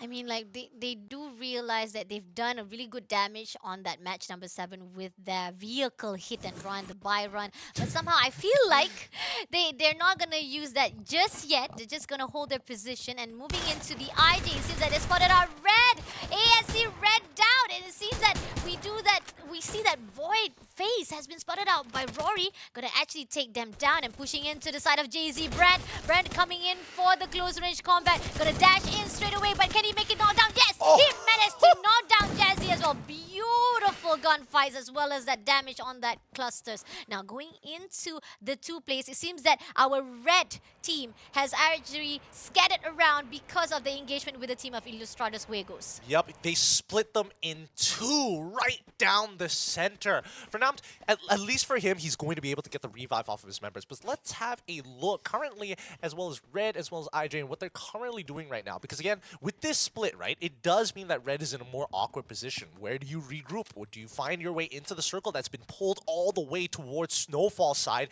meaning that the border is going to start around Forest Red? And obviously, it would have been nice had they not moved out. They could start the gatekeep, but they don't have enough members to do so. So do you just head into the ring, regroup there? Is JZ going to get spotted out by Axis? Most likely. On the other note, right here, going into the Expand team as they close into the side of Visionary. Now, spotted out Twigs. Will be trying to damage it out, but Zing! Unfortunately, did not realize on the backside. But Visionary coming in for the backup. Will be shooting down to Afik as well. Now, 2 more players to go for the ACC spot. Mud is being mad at the moment right now. Will be taken out. That's going to be retained favor, but somehow Mud also been shut down. Now, left with 1 more player to go for Expand Junior. They want to actually push in, but in the end, our Visionary also been taken out, but Expand Junior, that's the end for them as our Vision has already cleared out for the team of Visionary. They have not been able to win these fights, man. They've been, again, the early engagements looks like it's going in their favor. They always find that early pick, but eventually, once it becomes a little bit more dynamic with the way these teams have been rotating, it becomes way harder. But let's have a look back at Ilustrado Huevos, who again, looking to fight somebody, and it looks like, unfortunately, it's going to be AE. Now, Brent closing in. He's going to be the one who leads the pack, but he's not actually pushing in too close though, because this is going to be tricky as we do see that the team is actually not aware. I think they don't even realize that Ilustrados is right behind them. They're just going to actually rotate around the safe zone. And coming into K9, as we see that K9 has been gatekept by the team of WNX, who's next to be killed out. It seems that Let's Go is just holding his position. Doesn't realize where is the position of K9, and somehow Geek Fam is meeting off with the team of Red. Nam will be taken out straight away, and we are left with how many more players to go for the team of? We got Jay-Z and Voidface, the only 2 players left for the team of ASC Red out. Let's have a look at how Geek Fam is doing right now as they find a weapon cache of their own, and they should be able to get some pretty important upgrades here to start maxing out their armor as well as their weapons. Again, we've seen, especially for Ilustrado Huevos, right? They walked in. Oh, wait a second. You guys have already hit a weapons cache and got better armor and weapons? Yeah, we're going to back off there. And that's why Ilustrado Huevos... Wait, just get off of it. Oh, 3 HP and a dream. That was too close. No, the thing is, did you saw what happened? Frigate was just frockling around. He's just frockling and like jumping up and down. He doesn't even realize that there was one player from the ASE Red Dot was actually hiding out. And the moment he was using the slingshot, that was a chance that he wanted to shoot out. But right here, Toda coming in for a fight already, closing into the fight. Raja trying to push into the ice wall, rotating around. Can have it back up. Gonna 1v1 with the side of Ai. Can he make it get? Yes, Jazzy will be knocked down. Nicely done by the team of Toda. And coming off for the team of our Red is going to be Voidface, the last last man standing. Pushing into the other side, we got our WNX Shinon. It's been pushed out. Somehow trying to manage to actually revive back Let's Go. And Yadope is just holding their position at the outside. This is interesting. They loot themselves up and they're just buying time at this point, right? There's no reason for them to actually do anything. They know that they've gotten this top side. They want to ensure that their entire backs are clear. They're not willing to tank the zone. And better yet, now they've got information on where the next zone is going to be. They could play and start driving up that building. See, look at that scan. They checked it. Nobody's in those structures. We're going to take it over, maybe buy a couple of weapons for ourselves. And now we start planning out how to play this next fourth ring. Now, Aces Esports, on their note, they're pushing into the side of the team of Red. We do see that the Toda is around the area as well. I think Toda will be holding their position at the northern side without worry at all. But Aces Esports, can they actually wipe out the team? I think that the team of ASC Red Out has already been scattered out and already been sent back. And then we got a-esport Kyrie, the only one player left to survive. And right behind our Aces Esports is going to be the WNX, who just pushed into the zone as they finally managed to actually get their territory. Now, shots coming through from the side of Red Space, trying to blur out and as well as break those eyes, but somehow it's not gonna do anything. It's not gonna damage wise to the side of WNC. But here on out, we got Luffy, gives more information as well. Interesting. So a scan coming in from Ilustrado Huevos. They know where Todak is. WNX on the other hand, getting gatekeeped by Axis. This is probably one of the biggest reasons why they're just late, right? They were waiting outside of the circle for this opportunity to move into Garrison, just in case that their backs were exposed. But the entire time, they're thinking about moving over to Snowfall, a really good spot to play from, especially since it's high to low. And there you go. ACC Spot spouted out the slingshot coming in from WNX. There's going to be an information, but there's one player from AE Sports. I think that IJ has used that UAV, and knowing that there's going to be one player around the area, they're going to scout that whole entire place and making AE Sport sent back to the lobby. And that is IJ, Ilustrados Wagos, who shut them down. Now left with the team of Visionary, meeting off with the Aces Esport, putting out that ice wall, making sure that they will be able to hold their position, but somehow, is it going to be enough? Now, we do see that red face pushing into the zone. They're going to actually rotate around, pushing it. Oh, nicely done by Mine right there to take down our team, making that the Visionary chessman will be taken out. But on the other note, we do see that the Aces Esport meeting off with the Geek Fam as well. Now, moving into WNX, they're pushing into the side of Toda. Oh, the third parties of all third parties is about to happen here. Ilustrado Huevos, at the very least, they were scanning their backside with the drone, but here, WNX, they might be able to finish this off. Oh, one more play to go. Right here, Traps is being trapped at the moment right now. Coming in for a fight out with Toda, just holding their position inside that ice wall, but somehow our WNX will not allow it to take down one play after the freaking will be shut down at the moment right now. Left with one more play to go, but the grenade been thrown out by IJ. The third party is coming in already. Toda, you're not safe. Even WNX, you are not safe. That engagement will be ended out to the side of our team. Ilustrados Huegos. Grenade being thrown out. The zone is not even in their favors. Going in for a fight straight away. They are going to clear every single message that already been done by the team of WNX as well as Toda. Toda has already been eliminated. Nicely done. But Aces Esport, hello, hello. We want to do a 4-party too, IJ.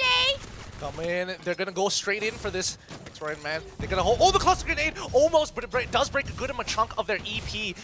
Meantime, they're slowly going to gain space, making sure that this top side, and more importantly, this wall is going to be highly contested for it. Geek Fam should be getting here in about 10 seconds, so if they can drag this out, Ilustrados might be in some trouble. 2 knockdowns already happening. Great shots coming in from Ken's here.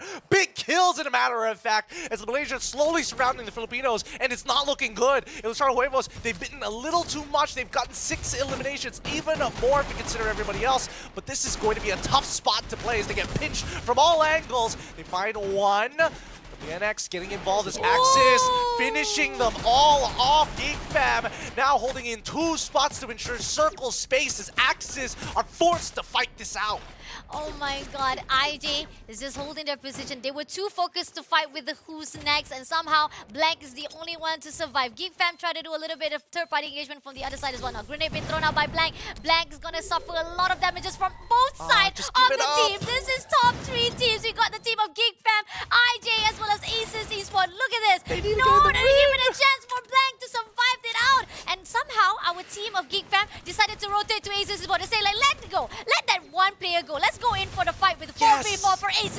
Esport. Now going in for Aces Esport heads. Ken's just gonna hold out that ice wall. And Blank, on the other note, unfortunately, will be knocked down by the ice zone. So that is the end for the Illustrados Juegos. Now top two left is gonna be the Geek Fam versus Aces. Malaysia versus Malaysia. Who will be the winner? Is it gonna be Aces Esport who did a good domination? Oh, Yasa with a 360 spin. Now pushing in double down coming in. Roy also tries to survive it out. Takes down another play. He shoots down, but no! We do have Yasa managed to take down. Geek Fam will be indestructible to take down last player. He's gonna be the last one standing for the team of Aces Esport who has been sent back to the lobby. Geek Fam for another booyah for the last match of the night. Tatsuya Diff, what can I say? Using the dashes to close the distance, finding two, just looking at their glue walls, unready for the aggression coming out for Geek Fam, who've been waiting for so long to get into these fights.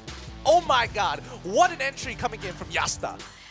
My god, that was amazing. Yes, it could have been like in every single situation, it could have gone both ways. It could have been either go to the Aces spot because they were doing well as well to keep it off. But moving into the recap, back again here on out. This is the beautiful third party coming from Visionary, which is a sad situation from the Axpan Junior. They did try to survive it out. They did revive back, but then back again for the rematch with Visionary, they were the one who sent back to the lobby. Yeah, it's unfortunate because Axpan should technically get a pick there. He was about to say see ya later, nothing personnel, kid, until somebody else decided to show his back to tell him it ain't personal either. Eventually, they were able to kind of make that recovery by dockside, but still, it was too difficult with such a heavy contention on that bridge on the northeastern side of the map with WNX as well as Axis, as well as other teams looking to collapse on. Now, as we get into the final moments of these games, like, I think, you know, for Ilustrado Huevos, they're following to their team brand.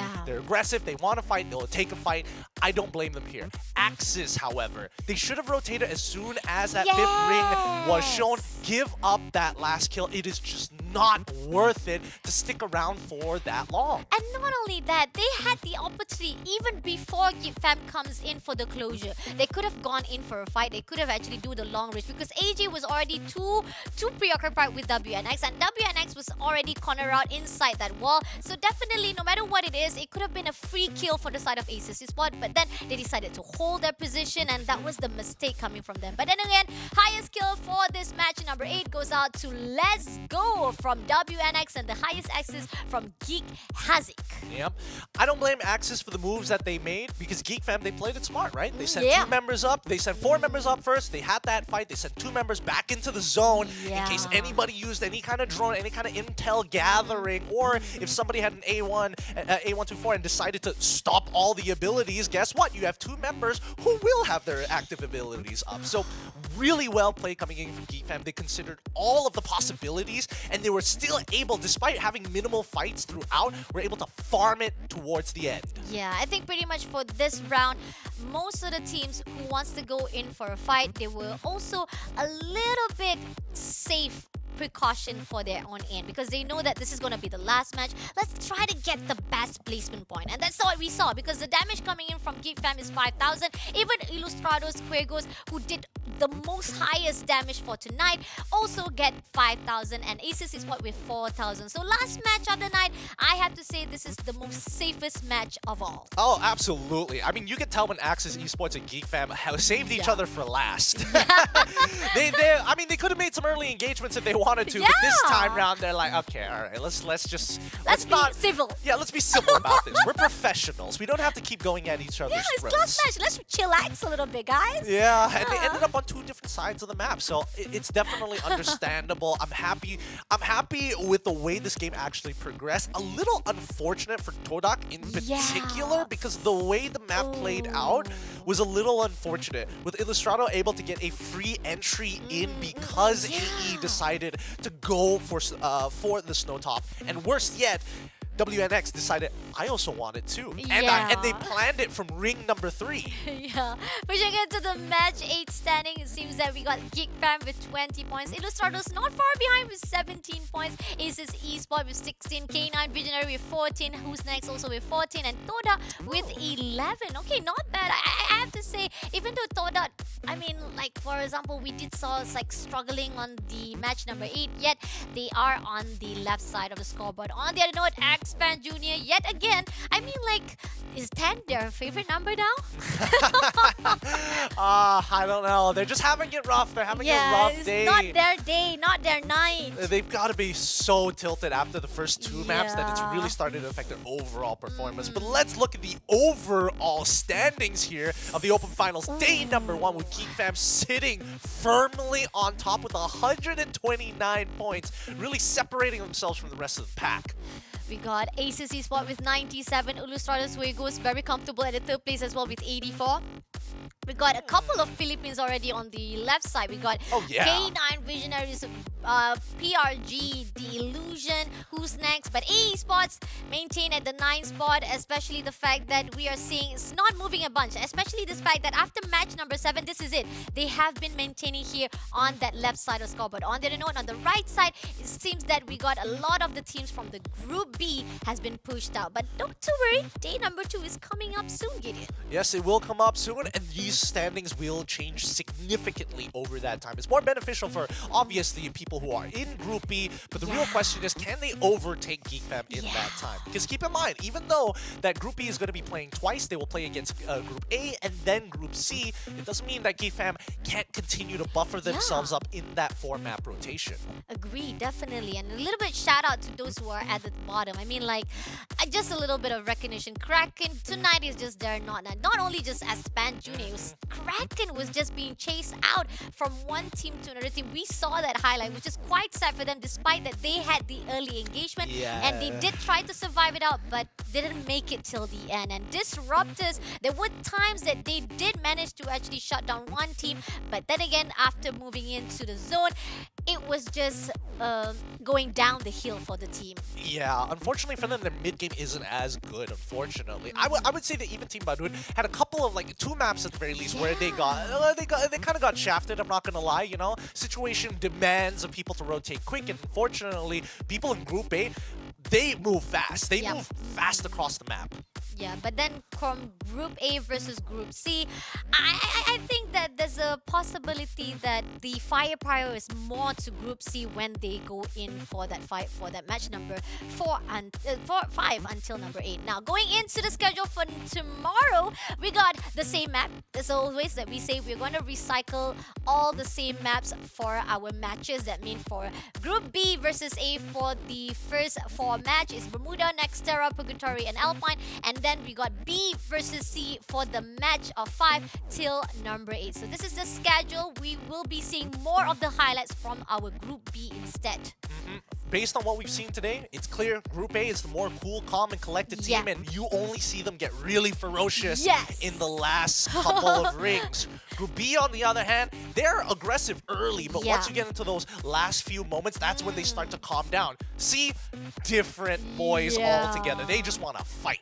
Yeah, that's the interesting part about the grouping, you know. When we see A and B, the gameplay is quite different, how the movement is, and then how the teams are, and when they actually mix into one whole match room, the whole entire momentum is just shifted out to different kind of set of path. If it's either you're gonna be more aggressive or you're gonna be slowed down, and I think the best part of tonight is definitely coming in from the team of A versus C. A versus C is your favorite? Yeah. Okay. I mean, the moment Ilustrados Juegos, I mean, I know it's not inside my custom prediction. I know that you're smiling because you put his name inside, you put their name inside for the custom prediction. But then again, they ended up proving you and me as well a surprise attack as well as how they engaged. Amazing job.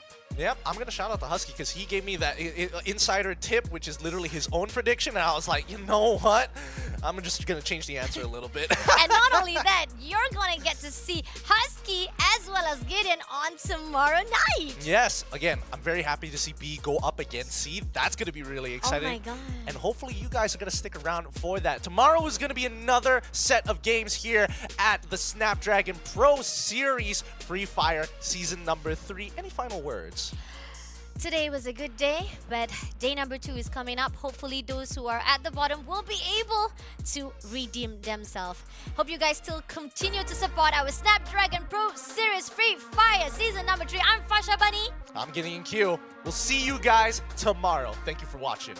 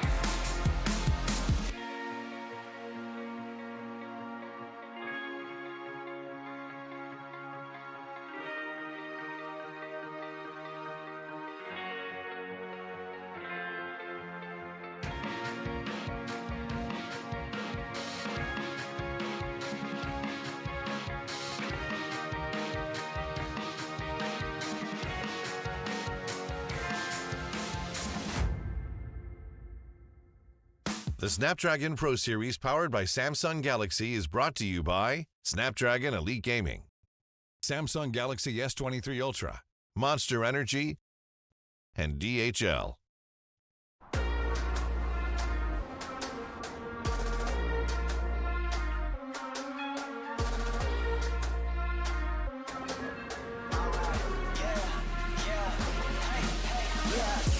Won't stop going till a player on top know it. Rooftop, penthouse suite. If you really want it, gotta own it. Fight through it, we was at the lowest. Blood, sweat, tears, the components. Riding all year, now's the moment. We are not friends, we are opponents. Yeah, I'm coming for mine. Yeah, I'm making a play, the game on the line. Yeah, I've been on the grind. Yeah, I jump in the spot, I made it my time. Yeah, look in the sky. Yeah, the stars align, no shade to shine. Can't stop it already. Emotional work and devotion. We put in this time. Look. You won't stop my shine. I'll just break your line. I don't tolerate wasted time. You take us down, keep fighting. Love me the way you do. Ain't nobody loving like you. Ain't nobody loving like you. Love me the way you do. The way you do, the way you do, the way you do. So sweet the way you do. Oh, ain't nobody loving like you. Ain't nobody loving like you. Love me the way you do. You do.